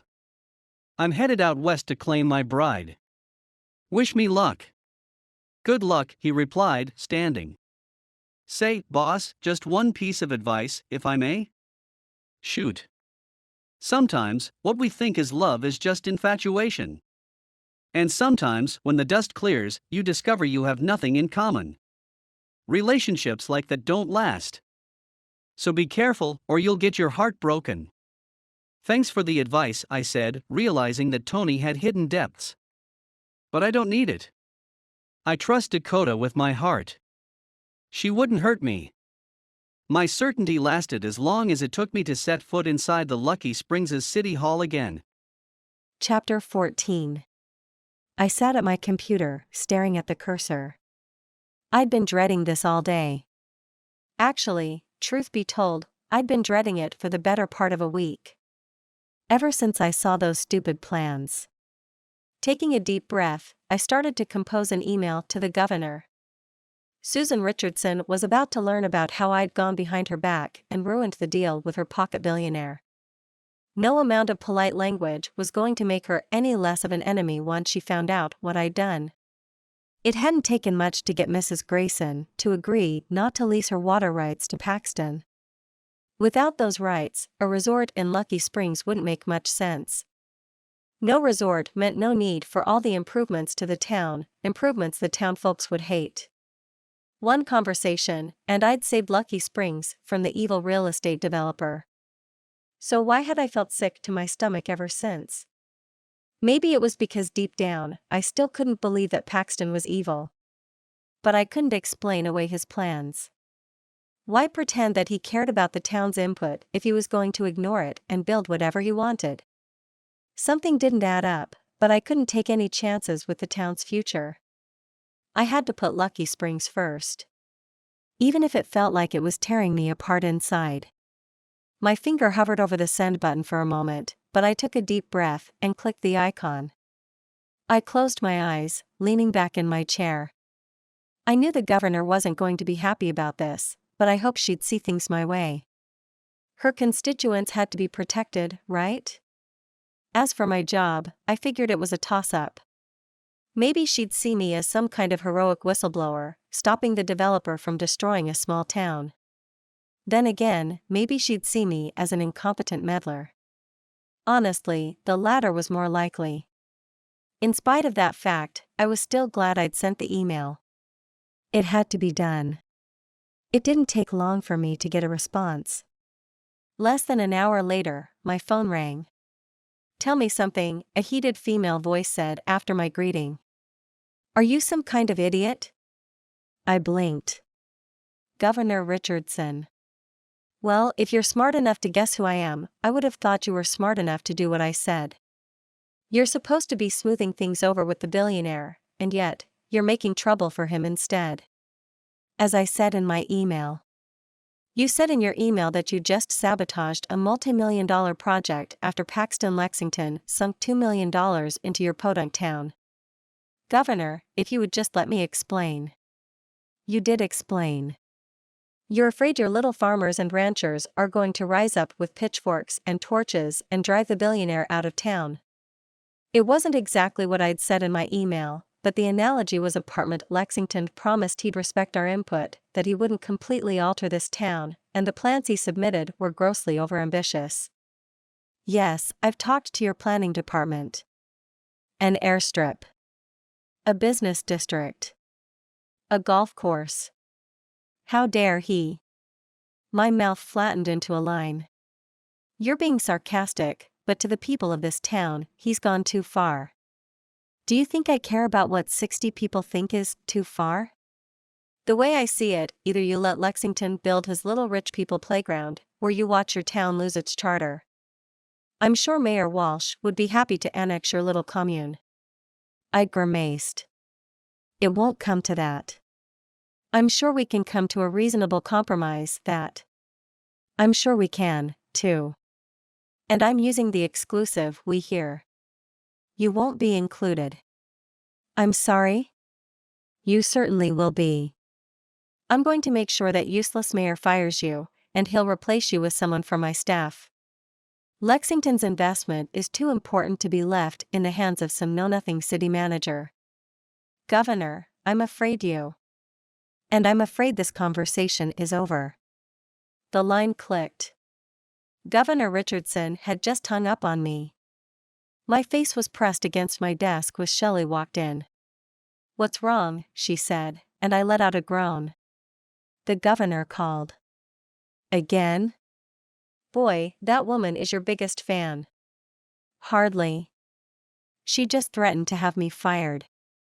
What? I lifted my head and looked at her. I convinced Mrs. Grayson not to lease the Springs to Paxton. Which means no resort. Which means Lucky Springs is saved. And you're out of a job? I nodded. I'm sorry. Sharing an office with you was fun while it lasted. Shelley put a hand on my shoulder. It can't be all bad. Mayor McClintock knows how hard you've been working and that you always put the town first. He'll never fire you. An hour later, Mayor Mark wandered into our office. Shelley, I'd like to have a word with your colleague. Will you excuse us? Shelley stuck out her bottom lip. No. I know what you're going to say, and I won't let you. Governor Richardson is wrong. Shelley, he said, his tone stern. Go grab some sandwiches from the lunch counter. He handed her a bill, then motioned for her to leave. Shelley frowned, but she had no choice. Don't do this, she said, as she walked out the door, but her protest fell on deaf ears. I'm sure you know why I'm here, the mayor said, his tone gruff. To fire me, I suppose, I said. He nodded.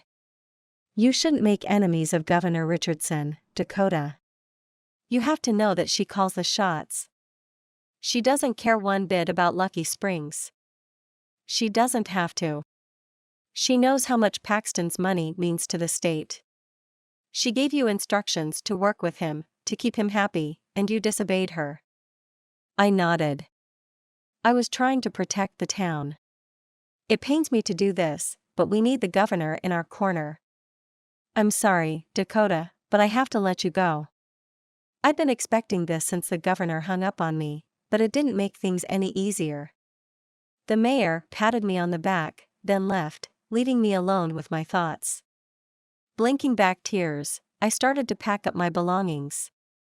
I hadn't been in the city manager position for long, but before that, I'd held other positions in municipal government, slowly working my way up. Now my career was over.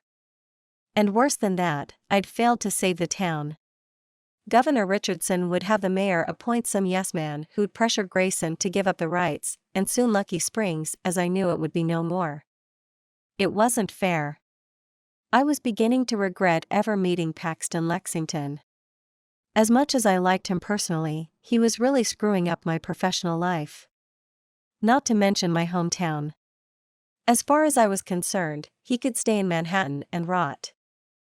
Chapter 15. Being back in Lucky Springs boosted my mood like an aged scotch with a finely marbled steak. I knew it was only a matter of time before I saw Dakota again, and as the SUV wound its way back to town, I was counting down the minutes until I was back in her presence. I parked in my customary spot in front of City Hall and headed in through the double doors, making a beeline for Dakota's office. But when I got there, the office was empty. Frowning, I wandered the halls, hoping to catch a glimpse of my beloved. Unfortunately, she was nowhere to be found. Someone finally noticed me wandering, asking who I was there to see. When I asked for the city manager, they pointed me in the direction of the lone conference room and asked me to wait for the manager there. I was very familiar with the confines of the conference room, as it was there that I had shared a searing kiss with Dakota. Smiling at the memory, I pushed my hand in my pocket to touch the ring box that was nestled there. I'd kept it by my side since I'd purchased it, waiting for the first opportunity to propose. It wouldn't be long now. By the time I left this room, I could be engaged. Picturing myself pushing the ring on Dakota's finger, I didn't immediately notice when someone entered the room. Looking up, I started, confusion filling my features. A young man who had to be a few years my junior grinned at me. His suit was pressed, but it didn't look very expensive, and the knot in his tie was downright dreadful. "Mr. Lexington, I'm Paul Sharp." He held his hand out to me and I shook it, noticing that his palm was clammy and his grip was weak. "Pleasure. Where's Dakota?" "I'm not sure," he said with a shrug, then sat down and opened a folder. "We've been looking over your plans for Lucky Springs, and I have to say, we're impressed." "Are we?" I frowned. "Who is this kid?" "Yes. The governor told me herself that she's never been more excited about an infrastructure project than yours. I'm glad we have Governor Richardson's approval. You're from her office, I presume?" He nodded. "Well, I was, but now I'm here." Pulling out a piece of paper from his folder, he slid it across the table towards me. "It may not surprise you, but we've been in some tense negotiations with Mrs. Grayson, but we are hopeful to have her agreement to the lease terms soon." I glanced down at the sheet of paper in front of me. On it was written the terms of a 99-year lease to the hot springs water rights. It was just a synopsis, not the full contract, but I was surprised at the stringent terms the city was insisting upon. I thought Dakota was handling the negotiations with Mrs. Grayson. There was no way Dakota would try to foist these terms on the old lady. What is going on here? Things have changed. The last city manager clearly didn't know what she was doing, and she's made our position with the widow more precarious. However, the governor is prepared to bring more pressure to bear if necessary. Last city manager? Paul nodded. Yes. I'm the new city manager, and I'll be handling the resort project and infrastructure improvements from now on. My eyes widened. They'd replaced Dakota with this Boy Scout? I leave town for a few days and everything is in shambles. Paul leaned in, looking both ways before speaking in a soft voice. Truth be told, the governor would be happy to discuss revoking the widow's rights to her land if you'd be interested in investing in our fair state even further. Picking up the term sheet, I folded it up and shoved it into my pocket. My fingers hit on the ring box and a new urgency filled me. "Listen, Mr. Sharp. He beamed at me, and I felt a little sick to my stomach. "Mr. Sharp, I'm afraid my team is going to have to consider these new developments. We like to study an issue from all sides. You understand?" "Of course," he said, rising as I stood. "Just let me know what you need." Passing me over his business card, he pointed to the phone number listed. "That's my cell. Call me anytime, day or night. I'm on call 24 hours a day for you, Mr. Lexington." I tucked the card into the inside pocket of my suit jacket, then showed myself out of the conference room. I felt slightly drunk. The realization of how swiftly things had changed here were making me feel off balance. There had to be someone around who could tell me what was going on. Wandering the halls, I finally came across Shelley.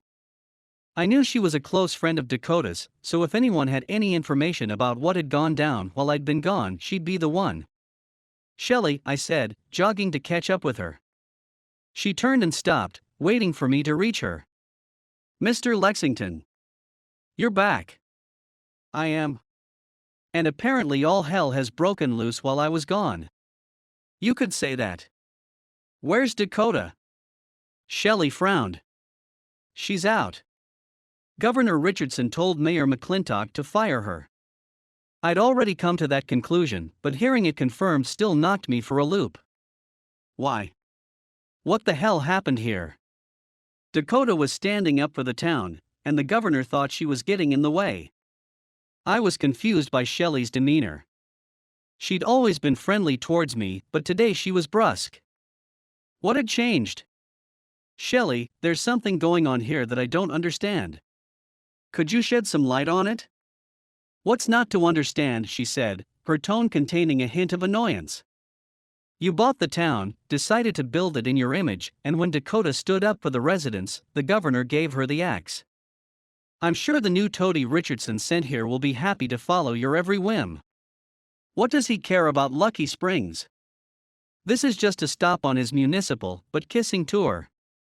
My eyes widened at the heat in her voice.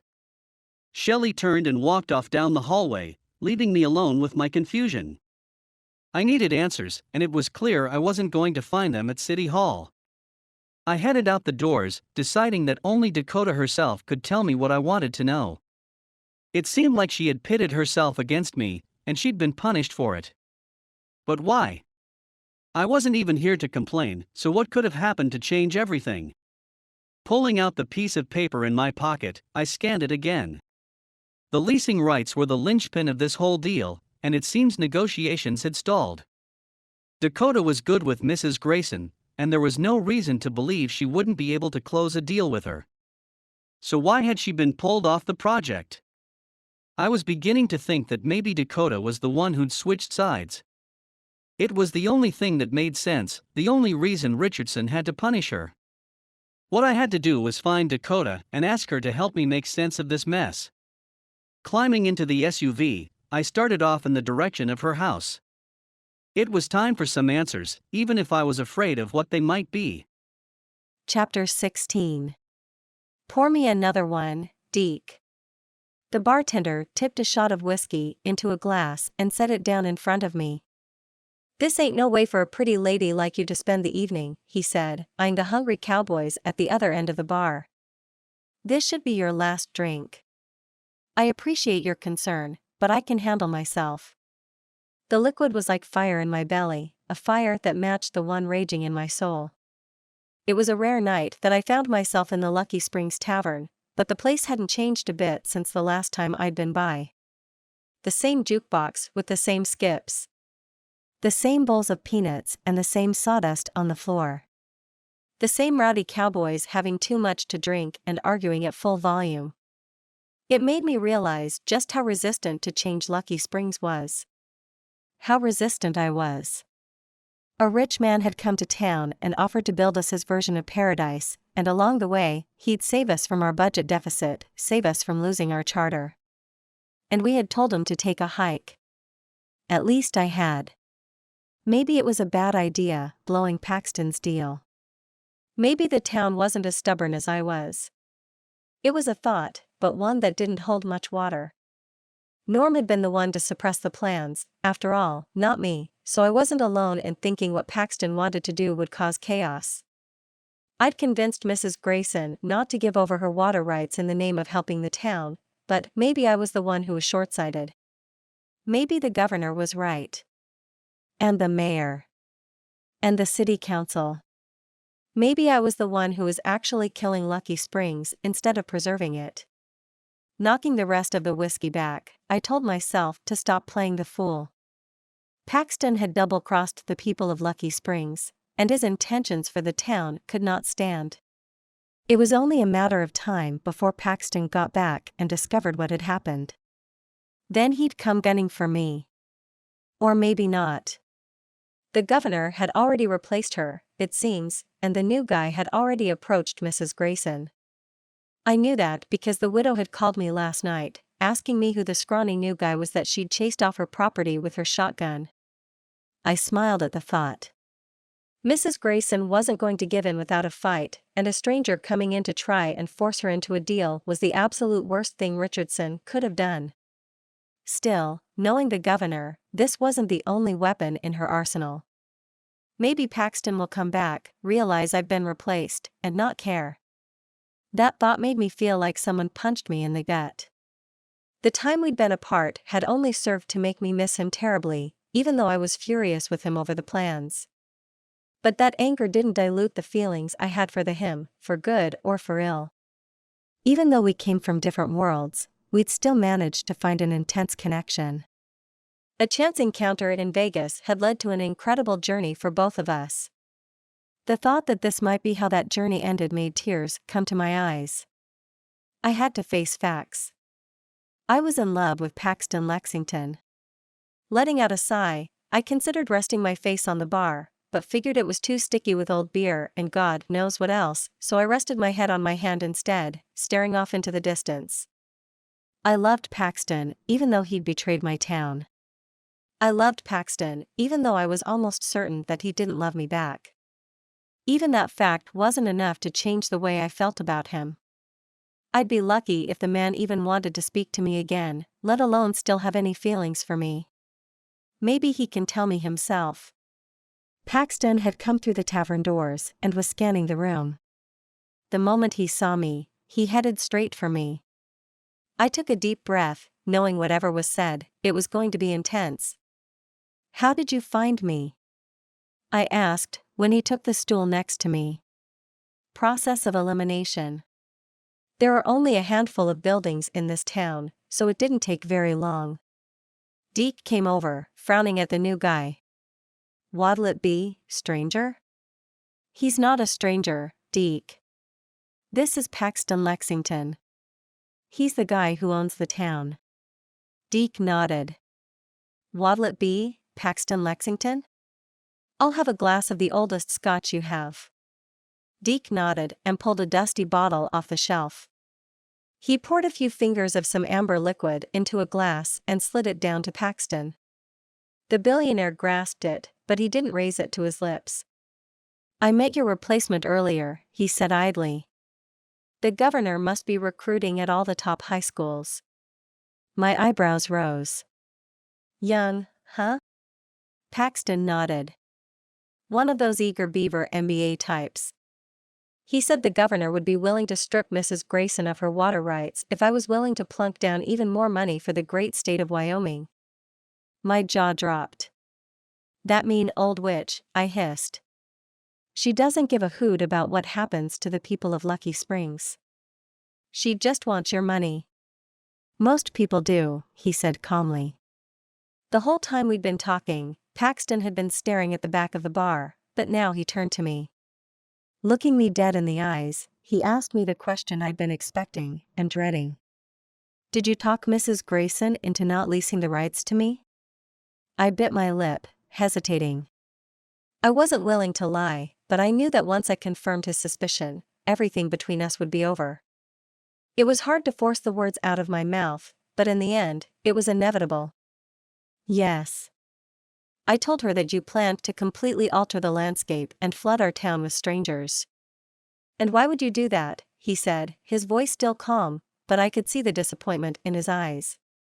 Because I saw your plans, and that's exactly what you intend to do. My plans? I nodded. That resort went against everything you'd promised. A golf course? Come on, Paxton. Why pretend to care about our input if you're just going to ignore it? Paxton shook his head and finally took a drink of the scotch in front of him. You could have called me. What? I swallowed, my hands clenching involuntarily. When you saw the plans, you could have picked up the phone and called me, and all this mess could have been avoided. What are you talking about? Paxton sighed. I know you have a lot of passion when it comes to development, but I've got experience. This is how we always approached the initial planning. It's a starting point for negotiations. We see what will fly, and we remove what won't. It's easier to take things out of a plan than to try and add them in. I can guarantee what you saw on those blueprints is not what the finished product will look like. My stomach sank, along with my spirits. Had I just made a mistake of epic proportions? I'm disappointed that you couldn't trust me, Paxton said, his voice low. I thought we were past this, but it appears I was wrong. He knocked back the rest of his scotch, then pulled out $100 bill and laid it on the bar. I'm sorry, I said, but if he heard me, he showed no reaction as he climbed off the bar stool and headed towards the exit. I watched him go, the magnitude of my screw-up finally revealing itself. The door closed behind him, and it was as if everything we'd meant to each other was cut off in that moment. An emptiness filled my chest, a coldness that soon overwhelmed me. I'd known this day would come eventually, the day when Paxton walked away from me, but it hurt worse than I ever could have imagined. Chapter 17. The small rental was waiting for me to return, but this time, I hadn't come alone. No, I'd brought some high-thread count sheets with me, as well as a suitcase filled to the brim with all of my favorite foods, things I couldn't get from Angela's general store. I'd been prepared to hunker down for the long haul here in Lucky Springs, but now I was reassessing everything. I didn't sleep much that night, and the same thoughts were still circling my head when I woke up in the morning. What was I doing here? Why should I stay? It was beginning to feel like I'd wasted a lot of time and money here in this town, and I had nothing to show for it. The resort I wanted wasn't likely to get built, as I refused to watch a politician strip an old lady of the rights to her own land that had been handed down for generations. I might be rich, but I wasn't a monster. Besides, this had never really been about the resort. Sure, it would make a nice addition to my brand, and yes, it could help Lucky Springs solve its fiscal crisis, but in the end, whether they chose to allow the resort or not didn't matter. There was only one reason I'd come to Lucky Springs, and that reason didn't seem to matter anymore. I'd been fighting to win Dakota over from day one, and I just learned that I was no closer to accomplishing my goal now than when I first started. If she couldn't even trust me by now, there was really no point in going forward. Maybe I should go back to Manhattan. I can write the money I'd paid for the town off as a loss against my income taxes, and Lucky Springs can keep its $2 million and figure out its problems on its own. I didn't want the money back, just like I didn't want the resort. I only wanted Dakota, and I would never have her. Standing in the middle of the cabin, I debated whether to unpack, or to throw my suitcases back into the SUV and head back to Cheyenne where my jet was parked. I shoved my hands in my pocket, my right one touching the ring box. Pulling it out, I looked at the ring and felt an ache in my chest. I'd been a fool, it was plain to see. Tony had been right. I was rushing into things, blinded by our connection, thinking Dakota felt the same way I did. I'd been delusional, it seemed. Just because she wasn't interested in my money didn't automatically mean she was interested in me as a person. It was a tough lesson, but one I needed to learn. Suddenly, the confines of the cabin felt claustrophobic, and I decided to go for a walk to try and clear my head. Making my way into the forest behind the rental, I found a path that wound through the trees. I paid little attention to where I was heading, my thoughts consumed by the way things with Dakota had fallen apart. The path led to a clearing, and I could hear the sound of rushing water. Climbing down an embankment, I found myself on the banks of a river. The water sped along and I followed its path, until in the distance I could make out a familiar figure. Mayor Mark stood a few feet out into the water, methodically casting his line. Figuring I ought to let the mayor know where my head was at, I walked towards him. Hearing my footsteps, he turned and greeted me with a grin. "Paxton, I knew I'd finally get you out on the water. Where's your pole?" "I'm afraid I didn't come out here to fish," I said, waiting as he walked back to shore. "I just happened to be out for a stroll and came across your fishing hole." The mayor smiled. "This is just one of many of my prime spots. Don't tell Zeno though. He doesn't know about this one. That man makes such a racket when he casts, he scares all the fish away." I nodded, promising not to spread the mayor's secrets around. "Since we're here, I figure it might be a good time to discuss the future of Lucky Springs." Mayor Mark nodded. "I saw your plans, and I can see why Dakota was so upset. Even I had to roll my eyes at a golf course." I sighed. "I'm not really planning on building a golf course. I have my guys put in every conceivable amenity, and then we negotiate for what you're willing to allow. Sometimes folks just haven't had a chance to think about something, and it might make sense for the development plan.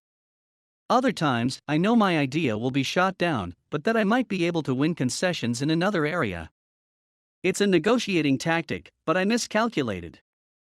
Folks in Lucky Springs don't know how things like this are done, which means it did more harm than good." Mayor Mark nodded.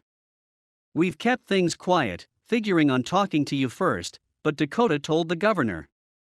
Susan Richardson isn't a woman who likes to be crossed. She had told Dakota to cater to your every whim, so when she didn't, Richardson told me to fire her." "And you did?" The mayor looked at me. "I did. Richardson has the final say in this state, and I need to stay on her good side for the sake of my constituents. I might not agree with her decision, but Dakota Hampton being city manager is not the hill I'm going to die on." "I see." It seemed I'd underestimated Mayor McClintock. I'd assumed he was just a charming old fool, a toothless one at that, but now I could see he was smarter than he looked. Suffice it to say, I don't give a fig for Richardson and what she wants. You have that luxury. I'm interested to see how you'll use it." "What do you mean?" I asked, eyeing him. "You buying the town gave a lot of people hope. Deep down, I agreed with Dakota that we were taking a big risk, but there were no other options, and I could tell the town would soon tear itself apart if we didn't do something. Although I wasn't happy about your resort, I could see that some would be excited about it, and others would come to accept it, all because they had hope for a better future." The mayor looked out over the water as he spoke, his tone somber. "Sometimes people just need to be shown how to hope again, whether what they're hoping for is possible or not. It allows them to draw strength, regroup, and fight for what they believe in. Hope is a powerful thing, because without hope, all you're left with is desperation." Frowning, I tried to make sense of his words. I hadn't expected a philosophical discussion when I'd started this conversation. The mayor turned to me, giving me a nod. "Have you ever considered why you came to Lucky Springs, besides building your brand?" I knew why I'd come. Dakota. I'd hoped to win her over, to make her mine. Hope. Suddenly the mayor's words made sense. I clapped him on the back. "Thank you. Don't mention it." As I started to climb the bank, the mayor's voice followed me. "Next time you come down here, bring a pole. You won't believe what you can catch with the right bait." I sped down the path, the mayor's words circling in my mind. He's shown me how to hope again, and in that hope, I found strength. I wasn't going to walk away just because winning her affection was hard. Anything that was good in this world required effort. And Dakota was just about the best thing that ever happened to me, so it figured that making her mine would also be one of the most difficult challenges I had ever faced. There had to be a way to make her understand how I felt about her. I'd tried to show her in different ways, tried to impress her, seduce her, and even abide by her rules concerning professionalism and gifts. But I'd never just come out and told her how I felt. That was about to change. Once I told her, she'd either give me a chance, or she'd run me out of town. Either way, I'd have my answer. I just hoped she'd give me the one I wanted to hear. Chapter 18. My phone chimed, pulling me out of my malaise. Glancing at the screen, I was surprised to see a text from Paxton. Meet me at the hot springs in an hour. I frowned, sitting up in bed. I'd been awake for a couple hours, fighting the headache that came from a hangover. There had been no reason to get up, so I just laid there, wondering if this hurt would ever go away. Padding to the shower, I stood under the spray, wondering why Paxton wanted to see me. I figured he'd already be on his way back to Manhattan. His walking out on me last night had seemed so final. What possible reason could he have to summon me to the hot springs? He probably figures you're the only one who can convince Mrs. Grayson to lease to him. I grimaced, hoping that wasn't what he wanted. If Paxton was to be believed, he didn't really intend to make all of the changes his plans had suggested. If that were true, maybe I did owe it to him to talk to Mrs. Grayson, to convince her to reconsider. After a shower, I managed a cup of tea and a piece of toast, then it was time to get in the truck and head for the springs. His SUV was there when I pulled up. Climbing out of the truck, I headed towards the collection of small pools. I was surprised to see that Paxton was already in one of them. "Climb in," he said when I reached him. I stared at him, confused. He pointed to the tin shack. "Your suit is in there. Go change, and then join me. Please." Lacking the energy to argue, I did as I was told. The white bikini sat on a fluffy white towel, and I stared at it a moment, remembering the last time I'd worn it. I'd had loads of fun teasing Paxton that day, and wondered what would happen today. A frizzle of fear went through me at the thought of him somehow humiliating me, but my better instinct said that Paxton wouldn't do that. Taking a deep breath, I started to disrobe, then put on my suit. I walked out to the springs and slipped into the same pool as Paxton, keeping my distance. We sat there soaking for a few moments, my curiosity killing me. Finally, I couldn't hold back any longer. "Why are we here?" Paxton gave me a small smile. "We are here to say goodbye."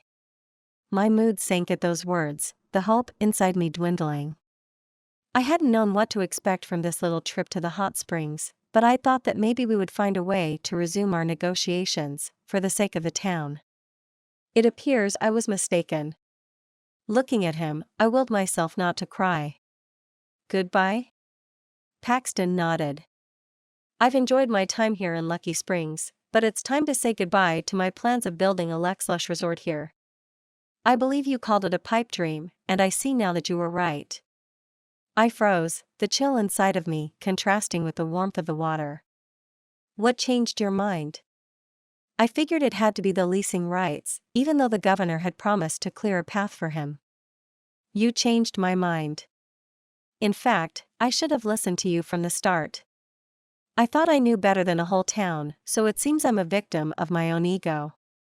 I wasn't sure what Paxton was saying, so I was relieved when he continued to explain. "The reason I came to Lucky Springs wasn't to build a resort, even though I thought it might help the town. It's clear to me now that the proposition is doing more harm than good. That was never my intention. If you didn't come to build a resort, then why did you come?" "I came for you, Dakota." I stared at him, unable to speak. "He came for me?" "Ever since the first moment I saw you, I've been infatuated with you. When I heard about your town, I thought I'd found a chance to help, to make you happy. But that hasn't been how things turned out. The resort was only standing in the way of our happiness, so I'm happy to let it go." I bit my lip, wondering what to say. "You could have any woman in the world. Heck, you could have any town. Why me?" "Because I don't want any woman, I want you. You're beautiful, inside and out. I admire your tenacity, your inner strength, your intelligence. And you turn me on like no one ever has. I've wanted to tell you so many times, but this stuff with the town always got in the way, so that ends now." He turned, picking something up from the rocks above him, something I hadn't noticed. It was a small box, and when he opened it, he revealed the biggest diamond I'd ever seen. Dakota, you're the only woman I want. The only one I need. Will you marry me? Stunned, I couldn't believe this turn of events. Paxton wanted me to marry him? I was elated until I remembered the town. What does this mean for Lucky Springs? Paxton blinked. I'm asking you to marry me, and you're still worried about the town? I should have added compassion to the list of your many good qualities. He looked at me, a smile creeping across his face. Lucky Springs will be my wedding present to you. I'll turn the deed over to you, and you can decide what happens. You're much better equipped than I am to own this town. My eyes were so wide they could have fallen out of my face. Are you kidding me? Paxton chuckled. Moving closer, he took the ring from the box and slipped it onto my finger. I'm not. The town is yours, for better or worse. All I want is you. Cupping my cheek, Paxton leaned in to press his mouth to mine. A thrill rushed through me, and I could tell by his kiss that he meant what he said. I love you, Dakota, he whispered against my lips, filling me with warmth. I love you too, I said, unable to help myself. I've loved you since that first night, but I've been too afraid to say anything. You're so completely out of my league that I... He kissed me again, cutting off my words, but they didn't matter. Twining my arms around his neck, I kissed him for all I was worth, until he was growling against my mouth. What happens now? I asked when we finally came up for air. You're a billionaire with business interests all over the world. I'm an unemployed city manager in a tiny town in the middle of nowhere. Where do we make our home? I don't care, he said, nuzzling my neck. Home is where you are. You're my home now. His words were the salve I needed, healing the pain and giving me hope for the future. It didn't matter where we lived, as long as we were together. Paxton was home for me now, just as I was for him. Somehow, we'd find something that suited us. Right now, anything with a bed would do the trick. My skin was flushed with heat, more from the steamy kiss than the hot springs. I climbed out of the water, taking Paxton with me.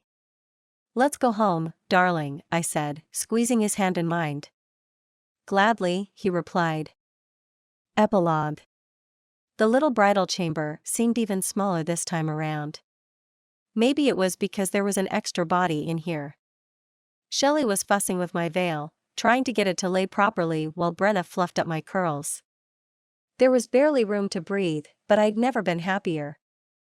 I'm so excited for you, Brenna said breathlessly. We'd invited the newlyweds to join us at our own wedding, in the same chapel where we'd watched them say I do. Brenna, once the blushing bride, couldn't stop saying how romantic it was. Shelley seconded her emotion, crowing about how she'd known Paxton and I would end up together.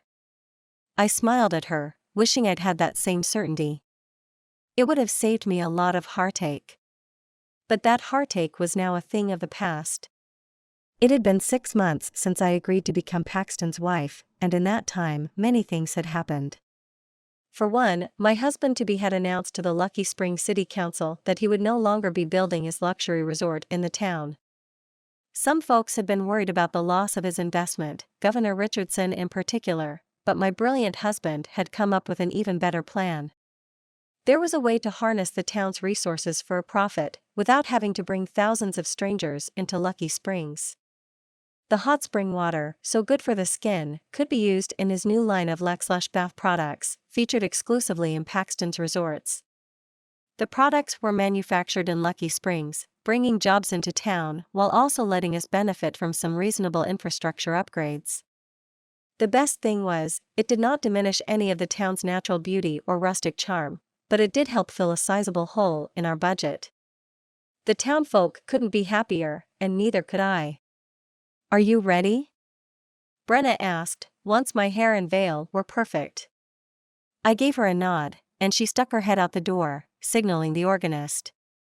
The familiar music started up, and the ladies exited, making their way down the aisle. Taking a deep breath, I pushed away my nervousness. I knew that Paxton and I were very different people with very different backgrounds, but these past few months had been the happiest of my life.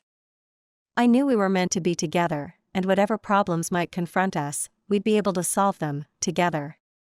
I stepped out onto the aisle and made my way towards the arch, where my groom was waiting. Paxton looked especially handsome in his bespoke tuxedo. I detected a glint in his eyes I'd never seen before when he looked at me. We both knew that everything was about to change. Exchanging our vows, I meant every word I said. I would take Paxton to have and to hold, in sickness and health, richer or poorer, for as long as I lived. I heard him promise to do the same, and my heart felt like it was soaring. When the officiant said Paxton could kiss his bride, he wasted no time doing so, kissing me breathless right there in front of everyone. Everyone being Brenna, Chuck, Shelley, and Paxton's assistant, Tony. They cheered at our kiss, then stood patiently for pictures. Shelley and Brenna suggested pose after pose, until Paxton told them he'd hire them to do all the publicity for his brands if they'd just wrap things up. Our reception was in the same restaurant he'd taken me that night, but today it was empty, except for the staff and a lone wedding DJ dressed as, you guessed it, Elvis Presley. Paxton had rented the entire space out for the 6 of us. It was decorated like a fairyland, and I kissed my husband on the cheek for his thoughtfulness. We may have eloped, but we were still doing things in style. That night we danced for hours, Paxton holding me close, until everyone else had gone back to the hotel. As a love song played, we swayed together, as Paxton looked down into my face with his perfect smile. "Are you happy, my love?" I nodded. "I am, and it's all thanks to you. You could have forgotten me after that night, but you bought my whole town to impress me. You could have run roughshod over the residents with the governor's blessing, but instead you found a solution that worked for everyone. Without you, I don't know where I'd be today." Paxton kissed my cheek, holding me tighter. "I'm glad you're here, with me. You're the most intoxicating, frustrating, and unique woman I've ever met. I plan to spend the rest of my life discovering new things to love about you." I stood up on my tiptoes, pressing a kiss to his lips. I'd never loved anyone like I loved Paxton, and I knew that we'd found something special. He was my home, my life, and my love. He might be a billionaire real estate developer, but in one instance, I knew more than he did. The most valuable real estate one could own was Paxton's heart. The end.